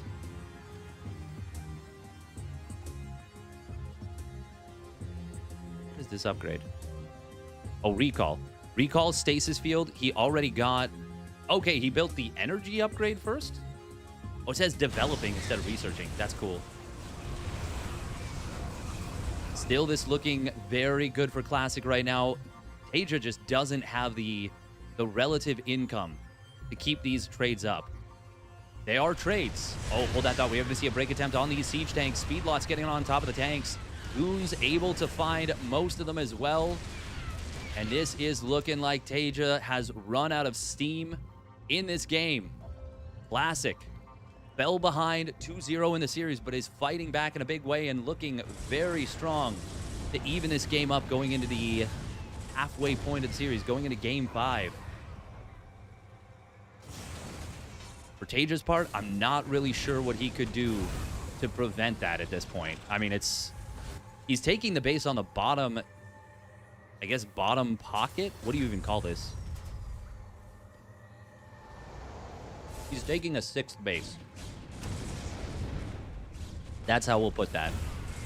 But Classic is maxed out. He's got 19 gateways in many different locations. Gotta be a little bit careful about going too deep with this army, but as long as he can trade out, it should be fine.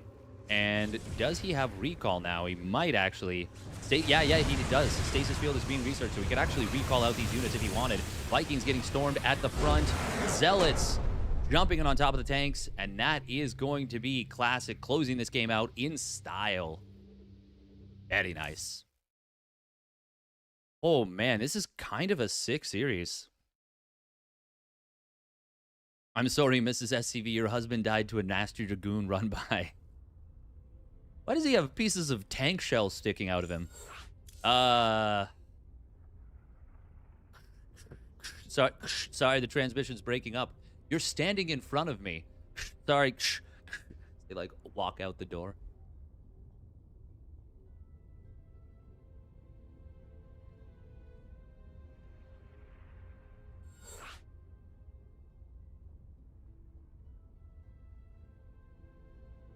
Well done indeed. Ooh, Dark was online. Oh. He's still been playing. Even if he's not able to compete in official tournaments, he's still been playing. Pressed A right before the last boop. Nice. All right, 1 minute of ads real quick.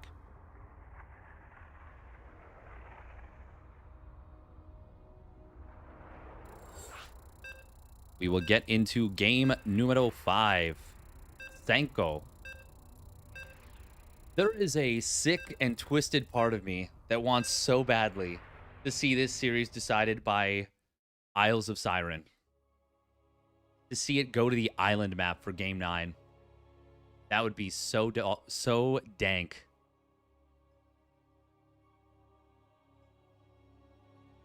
Purity and Industry is going to be the map. 5-4. I'm rooting for it, Pori. I'm rooting for it. All right, here we go. Spawning up in the top middle, it is TaeJa. In the red. And his opponent spawning on the bottom right center is Classic. The blue for Virtus Pro. Dark is pretty good too. Yeah. Welcome, Kuri Misago.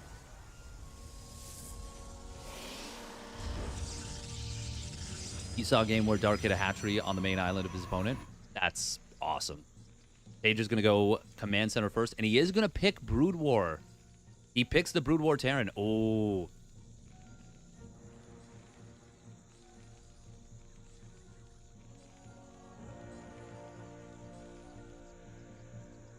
This is cool.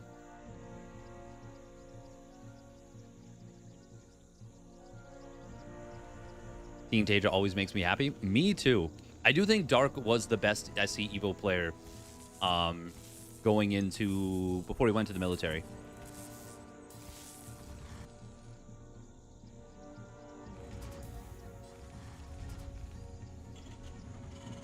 It is going to be a 2 racks here. Following this up. Now, does he throw down the gas or does he go for the 3rd racks? So far, those are the only 2 options as I understand. Oh. 2 additional gases here. Okay. Is it going to be a quick factory after this then? Perhaps no academy? That would be kind of wild. That'd be a unique build.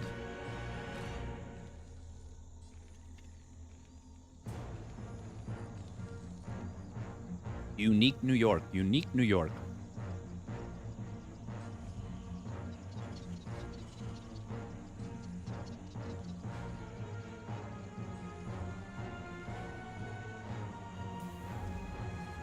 It is going to be that quick factory. Okay.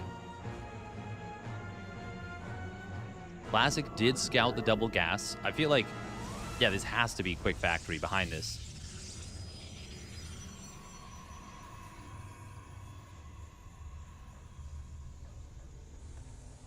There's no world where he makes a drop ship, right?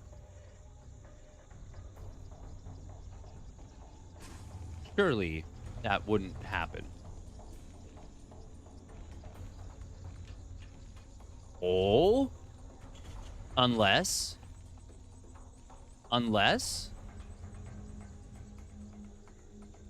we do see an SCV just kind of hiding on the left side.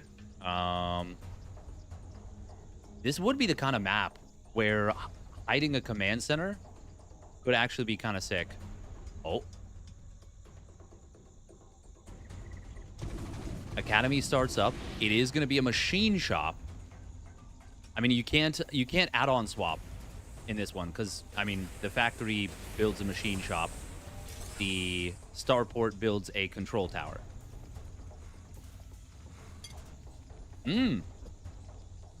What?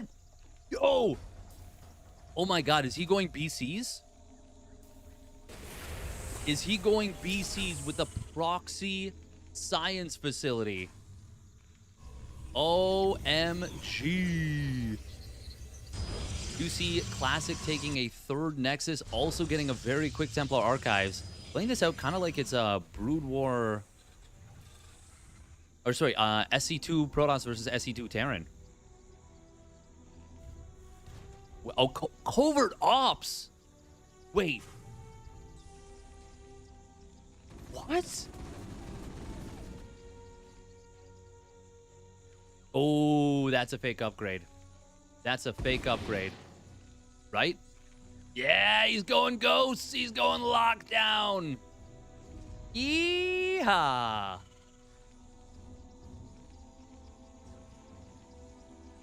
OMGs. Oh, did the ghost get scouted? Oh, no. He thinks he knows. I would be so confused right now if I were Classic. Third CC on the way. Now, there's no control tower. The thing is, what could this be if you're Classic, seeing a naked starport and no production from it? I think TaeJa maybe should have built the control tower just to sell this. But, oh man, I don't know. Templar Archives are still going to be, or Templar are still going to be good against the ghosts. You can lock down enemy Templar, right?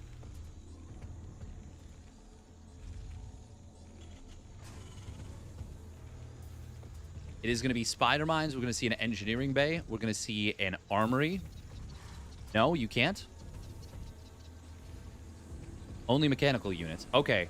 Well, then, on paper, this is very bad for TaeJa, no? Because you can feed back the ghosts. They're so low on HP, so Storm is also a very valid option. Feedback at this point would kill every ghost in, like... Well, it would kill 3 of the ghosts basically right away. No, sorry, 2 of the ghosts just now. Yeah, as they get to 120 energy. Half the HP of the energy. Ooh, this is super cute out of TaeJa. Oh, cheeky little wall. We got ourselves a cheeky little wall out front. He wants his 3 base setup. He wants it secure.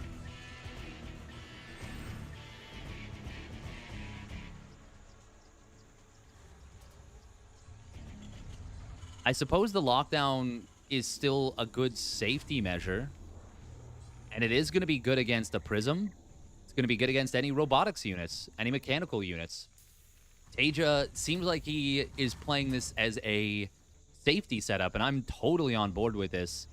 Classic starting up 1-1. He just finished his double forward, so good job on the timing there, paying close attention. Scans come in, looking for the 4th base, and he sees it on the bottom left. Classic, of course, wants to expand away from his opponent. He does not want to give the tank push that will eventually come. He does not want to give that an opportunity to have a close setup. It is going to be EMP Shockwave now being researched off this, and it will be science facility, or pardon me, science vessels coming through. TaeJa with a little vulture run by, drive by, I guess you could even say.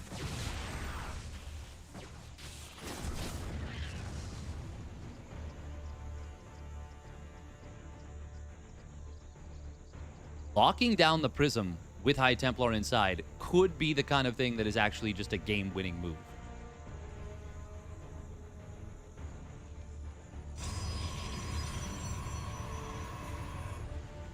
TaeJa start adding on a second armory. Is going to go for a 2-1 mech setup. May very well go for a heavy commitment to a 2-1 attack timing. Oh, there's the scout on the science facility, but the EMP Shockwave upgrade will complete. Oh, there's the scan coming in. Ghosts with a lockdown. With a lockdown, there it is. He's got it. 2 High Templar, Warp Prism, dead. We're going to see a recall. Does he get out? Oh my god, the ghosts do such a pitiful amount of damage. He gets out so easily. Damn. Okay. Wow. Lockdown, such a cool ability. In this case, the ghosts absolutely just destroyed. Oh, vultures. Oh, the observer does show up in time to avoid the little trap. Storm's trying to hit speed vultures. Not an easy set of targets to hit. Seems like burrowing these spider mines is not an easy feat either. TaeJa will get in to this mineral line, though, with the vultures. Going to be able to target down multiple probes. 7 probes, though, for 11 vultures. Oh. Oh, he did get an ambush somewhere. Oh, he did get a pretty big ambush somewhere. Killed 4 stalkers. Okay, that's pretty worth. Not a lot of action here in this game 5 just yet. There's a mothership out, though. 3 immortals being produced at once. If the ghosts can hit some mass lockdowns on these immortals, could be big. We are going to see the Templar dropping on top of this army. No lockdown for this Prism initially. There it goes now. Storms are pretty darn good, though. Finally, the Prism does go down. We have EMPs available from these vessels. Actually, not from all of them. Only one of them currently has an EMP available.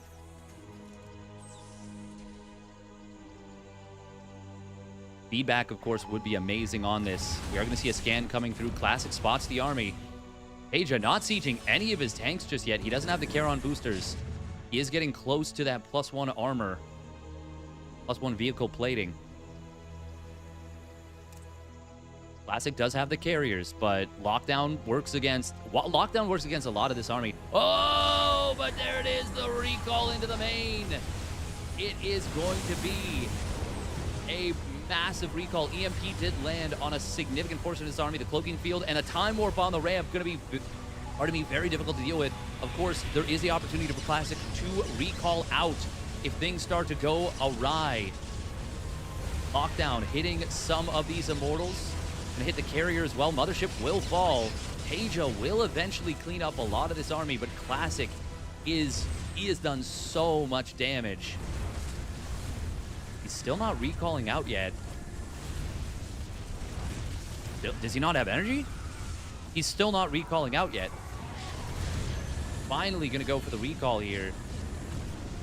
And he will escape on out. Classic pumping immortals during all this.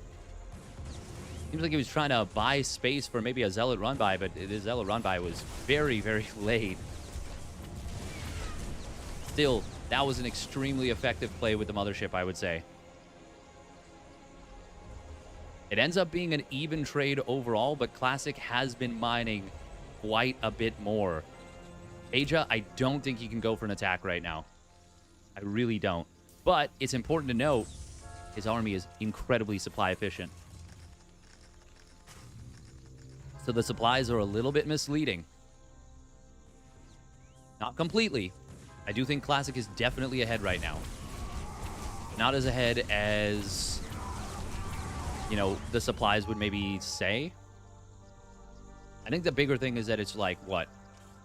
6 base? Yeah, TaeJa definitely needs to find some eco damage right now, and that's what he's going to go for with his Vulture run-by. And he will be able to find some of these probes. Ooh, Spider Mines? No. Do try and burrow, but the blink away is good. One of them, though, was on the right side and actually does get a big hit. However, just one hit, not enough to kill all these units. Ooh, big move on the left side. Ken comes into the main base, doesn't see this army coming just yet, and TaeJa is wildly out of position. Classic. Oh, nope, nothing in the main base. It is just SCVs falling over here. Probes did fall a little bit before this. Oh, God, the move command. Ah, TaeJa, no. And it's the recall once again. Mothership does go down. There are tanks in position or getting back in position. They're not here yet. Siege tanks. Ooh, not able to kill those High Templar before they land some big storms. And TaeJa says enough is enough. GG is called. Classic, winning 3 maps in a row now. And has all the momentum in this one. Hey, thank you very much. Somebody subscribed at tier 3. Oh. Looky, looky. Damn, thank you very much.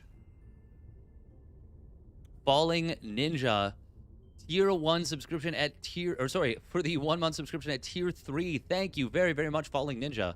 Massively appreciated.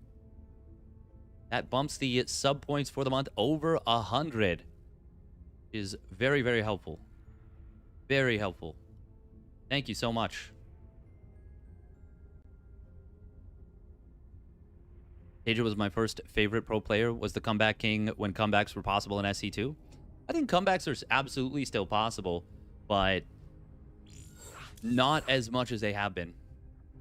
Hey, thank you very much. I appreciate it, Falling Ninja, and it's my pleasure. I'm glad you're enjoying it.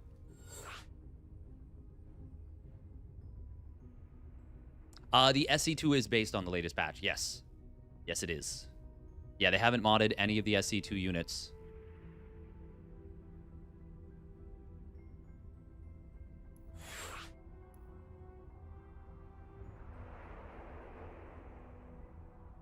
Read 2 lead now for Classic going into Blue Storm.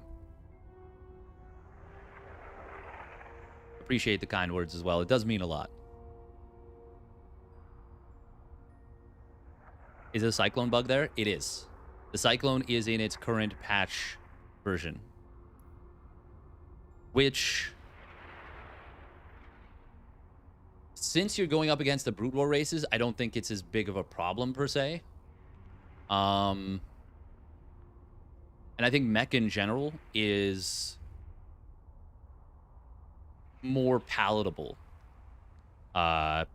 in this setup.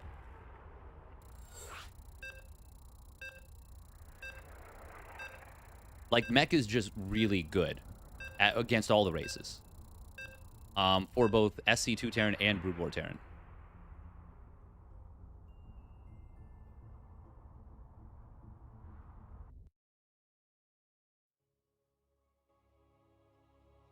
When is a new patch for SC2 expected? I don't know if there will be one. I've heard some people saying like 2 months, but I heard before that there's potential that there would be one, you know, right after EWC. There could be one. There could be one tomorrow, and I wouldn't be able to tell you, to be honest. Unfortunately, I wish I could. I wish I knew that, but I don't. All right, here we go. Spawning up the top right of Blue Storm, a short rush distance map. It is TaeJa. He really needs a W right now. He really needs to halt his opponent's momentum. Spawning down on the bottom left, it is Classic or Virtus Pro. Is this going to be an engineering bay block once again? I mean, this is a map that is a little bit awkward if you don't take your natural, but it looks like Classic is maybe anticipating something like this. Oh. TaeJa, wow, he knows his opponent's probe scout timing very well. Very well. Calculated.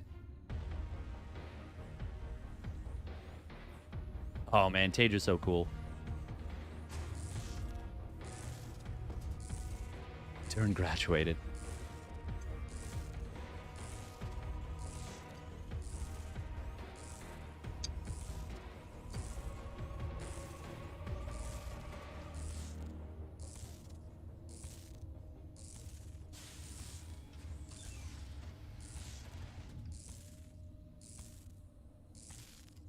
I mean, I will say, Microsoft does... Oh, he actually let it finish. Classic picked Brood War Protoss. I just realized this. Classic... No, he didn't. No, he didn't. Classic won the last game. What am I saying? TaeJa picked SC2 Terran. Oh my god, I'm out of it. My bad. My bad. Ignore me.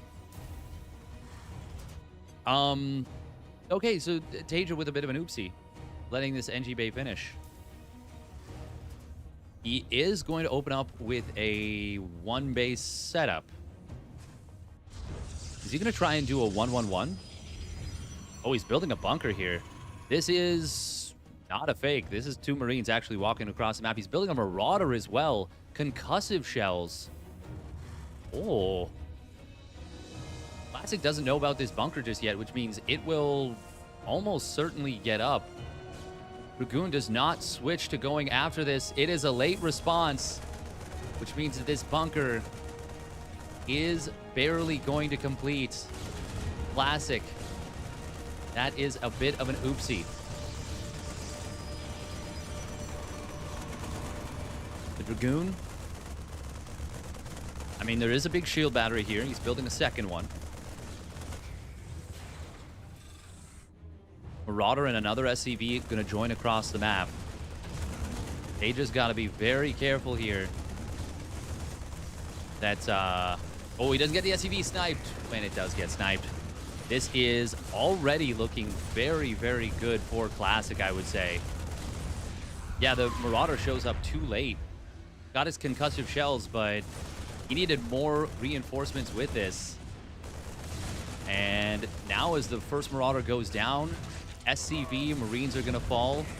We might see one Goon go down. That's it. One Dragoon for 2 Marines, 2 Marauders, 2 SCVs.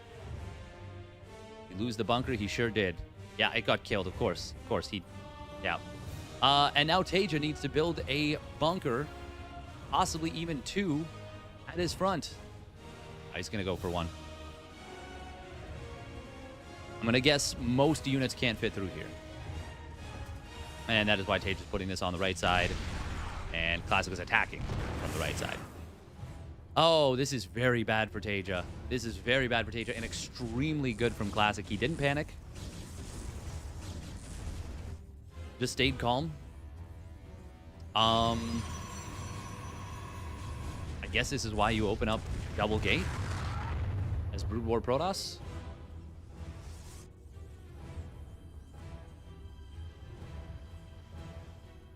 Classic in a really good spot now. And oh, TaeJa's gonna have a tough time. He's gonna throw down a 3rd CC. He's going for the Cloak Banshee once again. But Classic making a nice adjustment after the first game of the series. Added on the Corsairs, went into Sky Toss against the SC2 mech, and it looked very good. We're going to see shuttle speed coming in from Classic, as well as Riva. Riva. Now there is an observer here. Oh, does he get away with this Banshee? Cloak's not done, so no, he does not. And on the other side of the map, was that an SCV that dies? It was. It's like a bit of friendly fire was baited out by these Dragoons. Cute little move. Oh man, this is brutal for TaeJa. Brutal. He is going to be going bio here, which I'm a little bit surprised by. But ooh, Stargate being baited out here.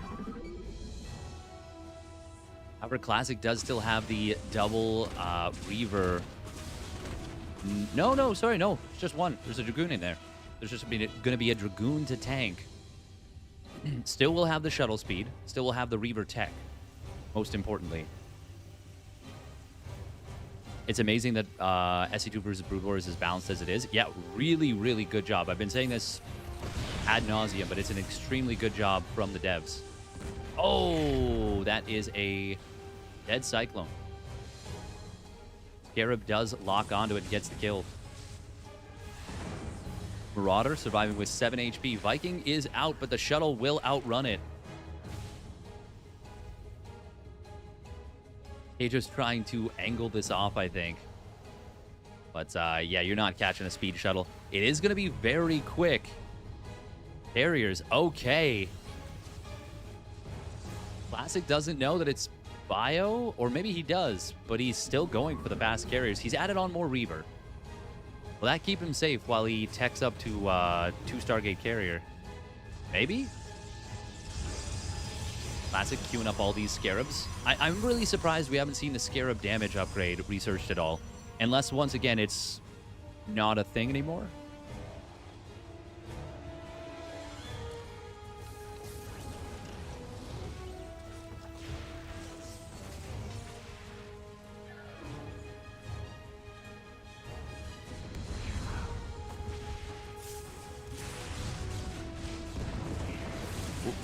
First Goons showing up here. Oh, that's a big Goon shot right there. Massive damage on the Bio Army.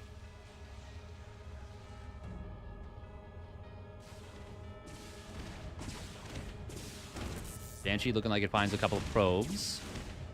He'll kill a pylon, it looks like. Oh, no, he's going to back away. Doesn't want to lose the Banshee. Doesn't want to not be able to look at it while the Dragoons pardon me, the Reavers are going to work on his army. Garib's being replenished here.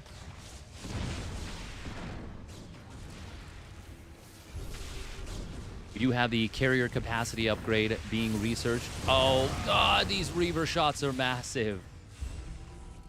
We also see 11 SC. Where did a bunch of SCVs die? Did they happen in front of my eyes and I just didn't see them? Are they slowly? Oh, my God, they might have been clumped up. They might have been clumped up.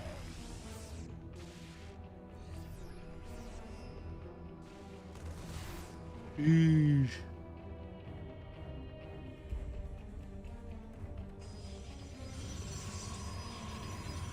Third Stargate being produced. We got +1 air weapons nearly done, which is obviously going to be very powerful for these carriers. Oh, little supply depot. I do love that they put the little markers on the ground. Be like, this is where you build your buildings. I don't think it needs to be some massive grand mystery of, oh, where do I put my buildings? Like, in certain maps, sure. But on this one, I think it's a weird enough map already. I'm totally fine with it. Hey, welcome, welcome. Maestros of the game is happening shortly. Oh, one of the Reavers does get taken down there.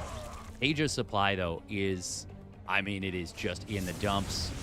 Oh, nice little split this time against the Reaver, but not going to have an easy time of it at all. Classic does lose this one Reaver, but the carriers, they have arrived. Leg enhancement's about to come online as well. Now, is this an overcommittal? Committal? No, there is enough Dragoons. Yeah. Even with the bio having decent upgrades, the carriers, the zealots, the eco difference, it is going to be too much. And Classic now putting himself on championship points. Championship points.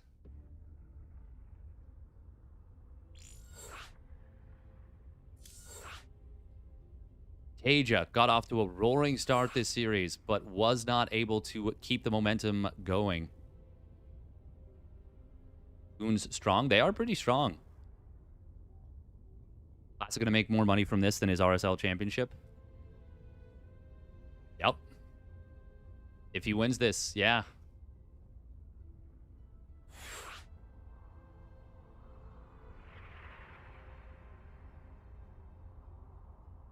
Once again, huge stuff. The SC EVO. Actually, no, that's not quite true. That's not quite true. He made slightly more.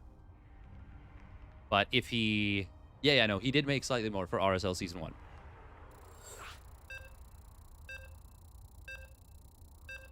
But it is pretty close.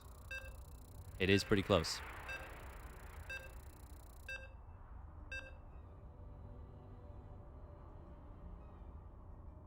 Once again, this has been an awesome tournament so far. This may very well be the last game of the tournament.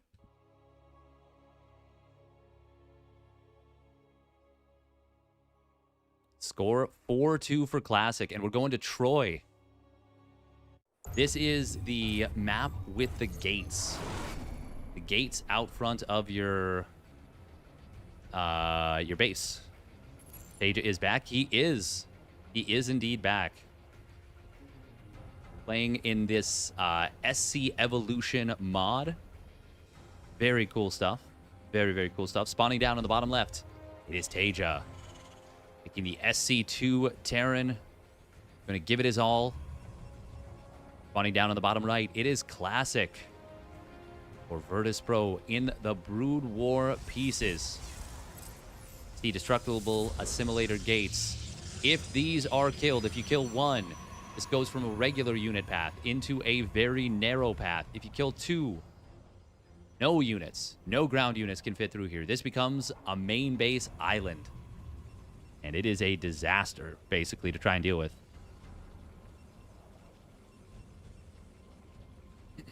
Yeah, the OGs are absolutely still capable of throwing down. They're very, very good.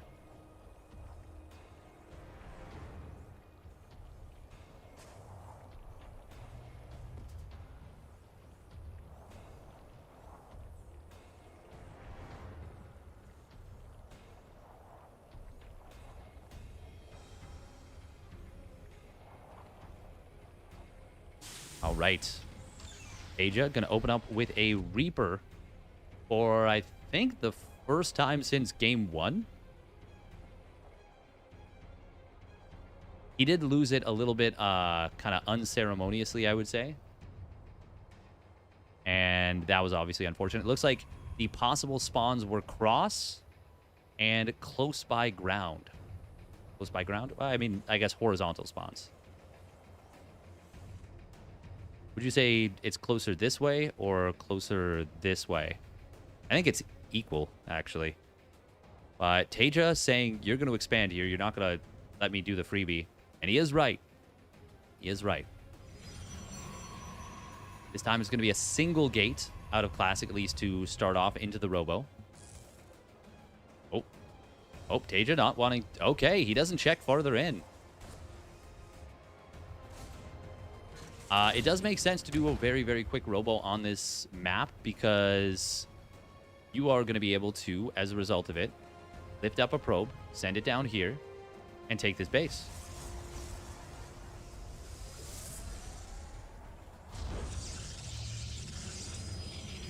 TaeJa, for his part, is going for a fast third CC. Ooh, and it is going to be another barrack, so we will try and play bio again.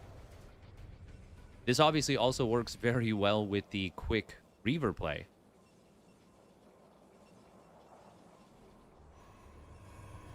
Classic not messing around with the timing on Dragoon range.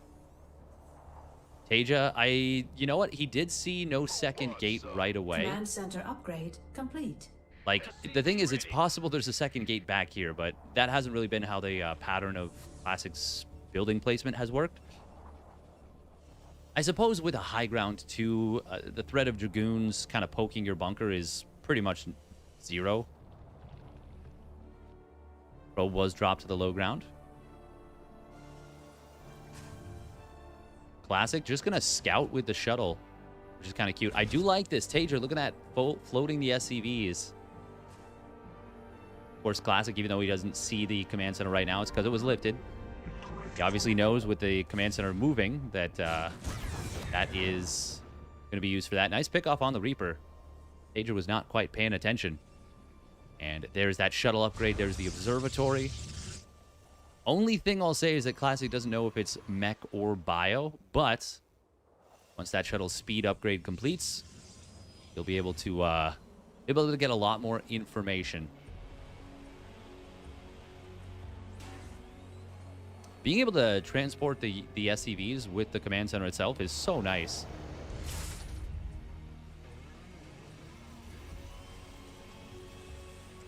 Yes, there is auto mining for the Brood War player. Yeah, it's basically all SC2 functionality, like the way you interact with things is all the same. Man, that speed upgrade is so big. Oh, little spread coming in here. Ooh, but it's still a good shot from Classic. TaeJa taking some big hits on the bio. There's a great spread here, but it's so many Marines going down. The Reaver finding a lot of value here. A lot.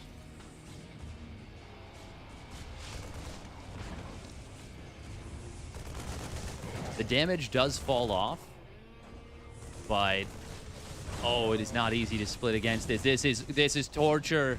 It's torture right now. And now the Dragoon adding on a significant amount of value. Viking is out, but to say it was late. Oh, that's a massive shot on the SCVs. Finally, that Reaver goes down, but not before decimating the army and desecrating the SCV line. Decimate, desecrate. And Classic now finds himself up 10 workers. He starts up the Stargate.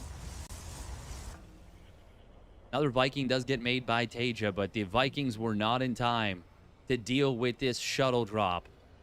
This Reaver shuttle drop. TaeJa going to take the base to the left side now, but another shuttle shows up with another Reaver. Well, same shuttle, different Reaver. Kills a bunch of mules and 3 SCVs. Classic is targeting these units very nicely, and that's a great sack on this Reaver as well. 7 SCVs, another Marine. Apparently a Hellion died somewhere. I don't even know why there are Hellions. That's a good question, to be honest. But extremely valuable plays with these Reavers. Stargate, I'm pretty curious as to why the Stargate was made.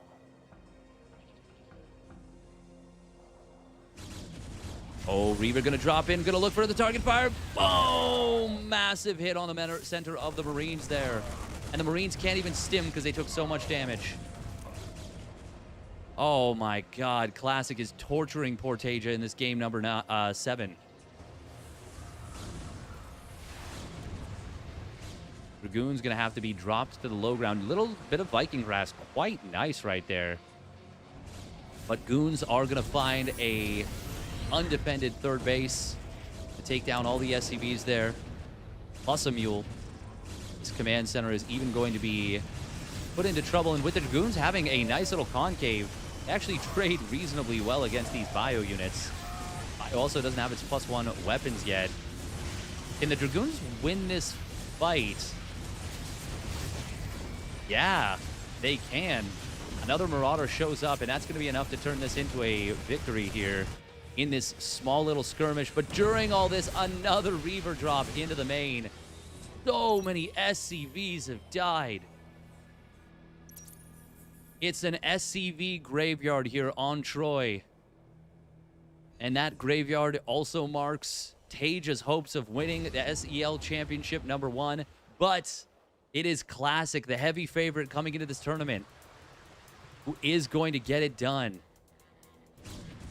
Got a bio drop looking for an opening here. There are, well, that is only one shield battery, one cannon. The Dragoon wasn't in range of that battery.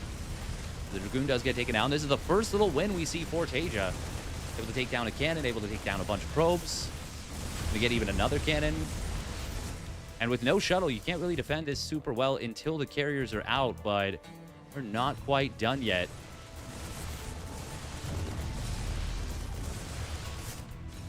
TaeJa, I respect it.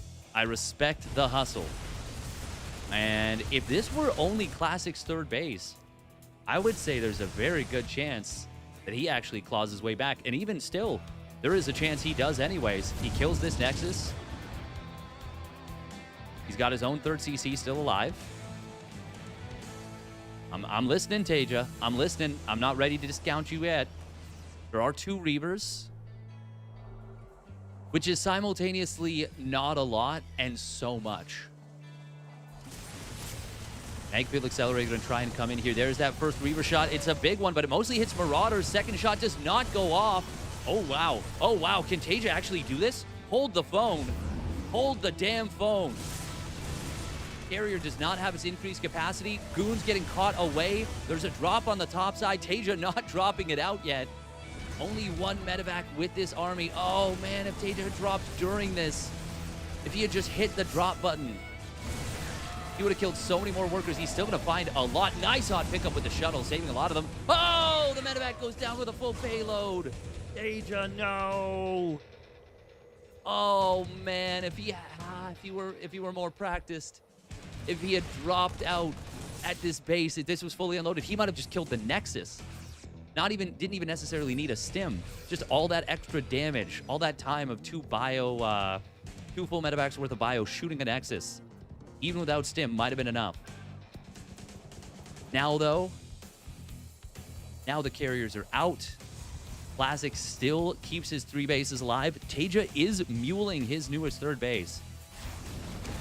Oh, Reaver. Oh, he takes down the shuttle. SCV pull coming through. Hold the phone again. There's another Reaver out. It doesn't have any Scarabs. It's about to have one. Oh, that's a decent shot. Not amazing. The Reaver does go down. Vikings are out. Can TaeJa still come back in this one? Bio distracting the 2 carriers. They still don't have their upgrade, but the Dragoons are doing very well. They've got their 1-1, and the bio units, no medevac healing for them. There's Magfield Accelerator. Oh, man.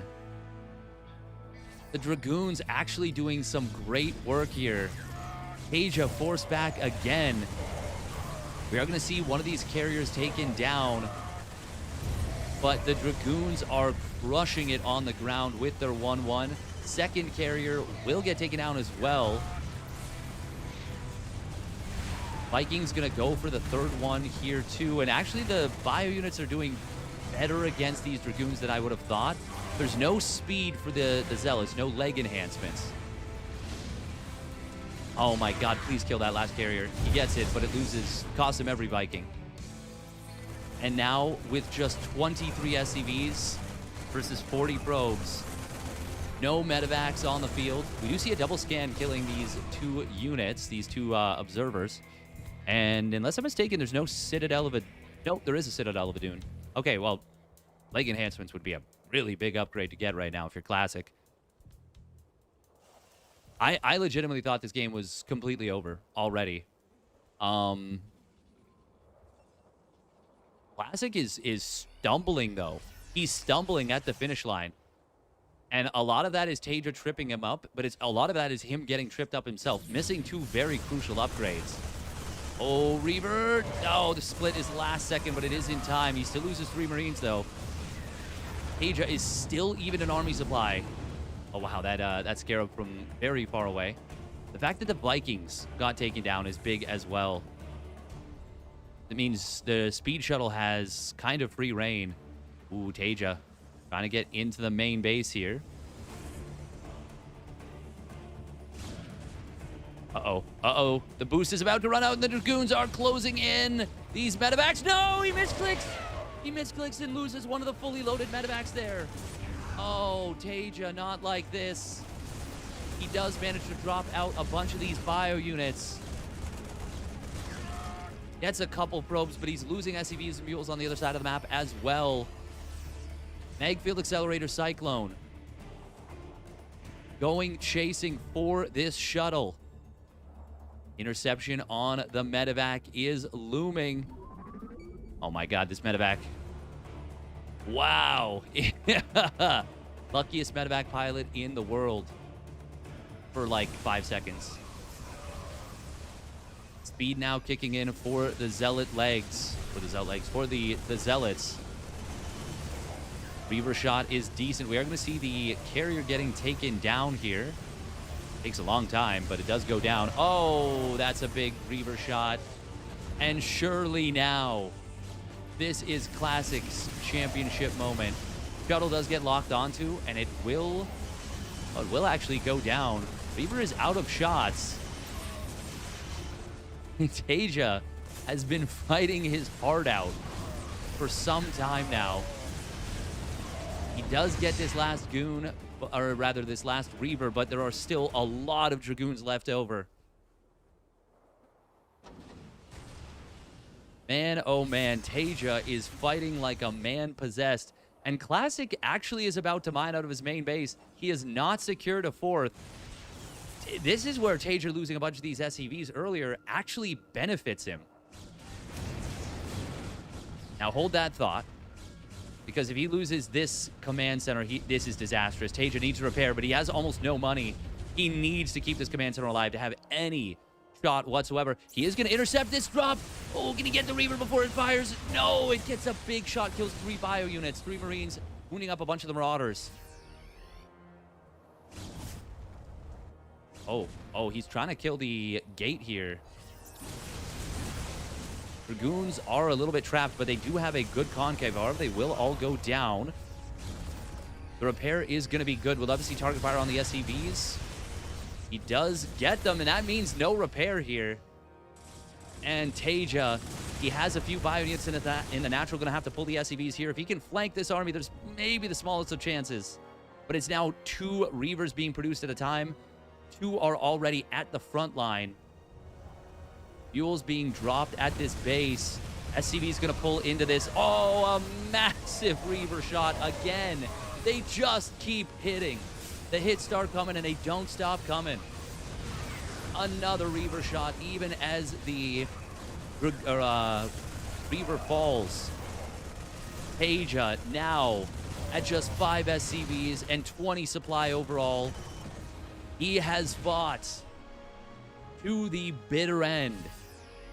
But the end is here. Command center is burning. SCP finally pops out to repair it. But these Dragoons are going to finish the job. He's running out of minerals, and it's stopping the repair every so often. Goons kill the command center. The scan comes down. He sees...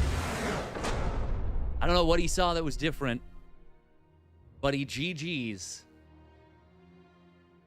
Classic takes it down after going down 2-0. Roars back with 5 straight map wins. Very, very cool series. Incredible series.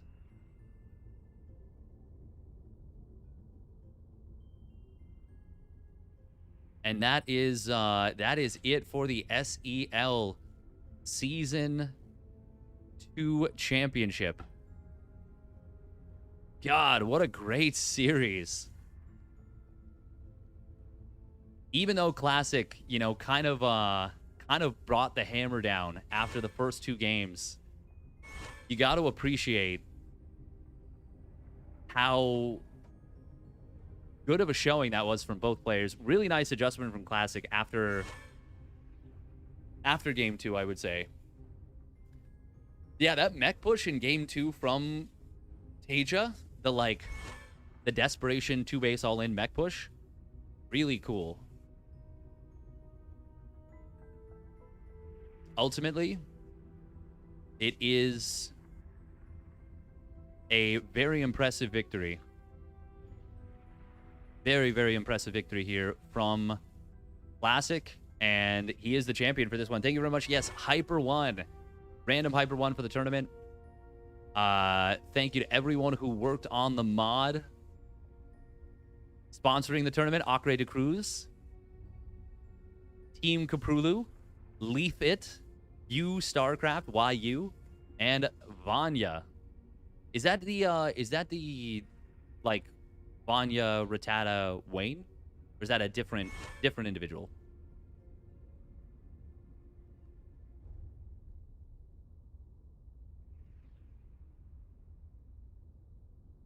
Twenty.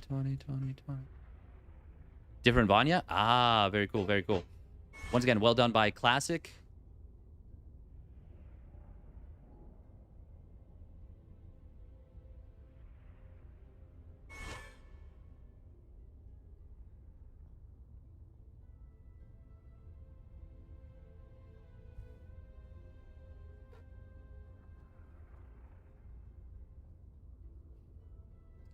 Yeah, very, very impressive.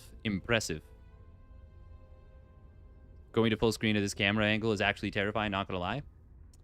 Good. Let that fear focus you. Let it turn you into a weapon that you were always meant to be. Or something. Anyways, we're gonna rate up Comeback TV because they are running Maestros of the Game. That one is, I'm sure, on game 1. Shin vs. Creator.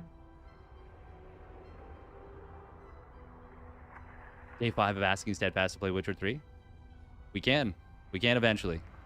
For now, though, we are done for the day. I'm going to raid up Comeback TV. Thank you very much for tuning in. And we will see you tomorrow with the return of the Monday Night Weeklies. Tomorrow at noon. Thank you very much. Bye-bye. Stay safe.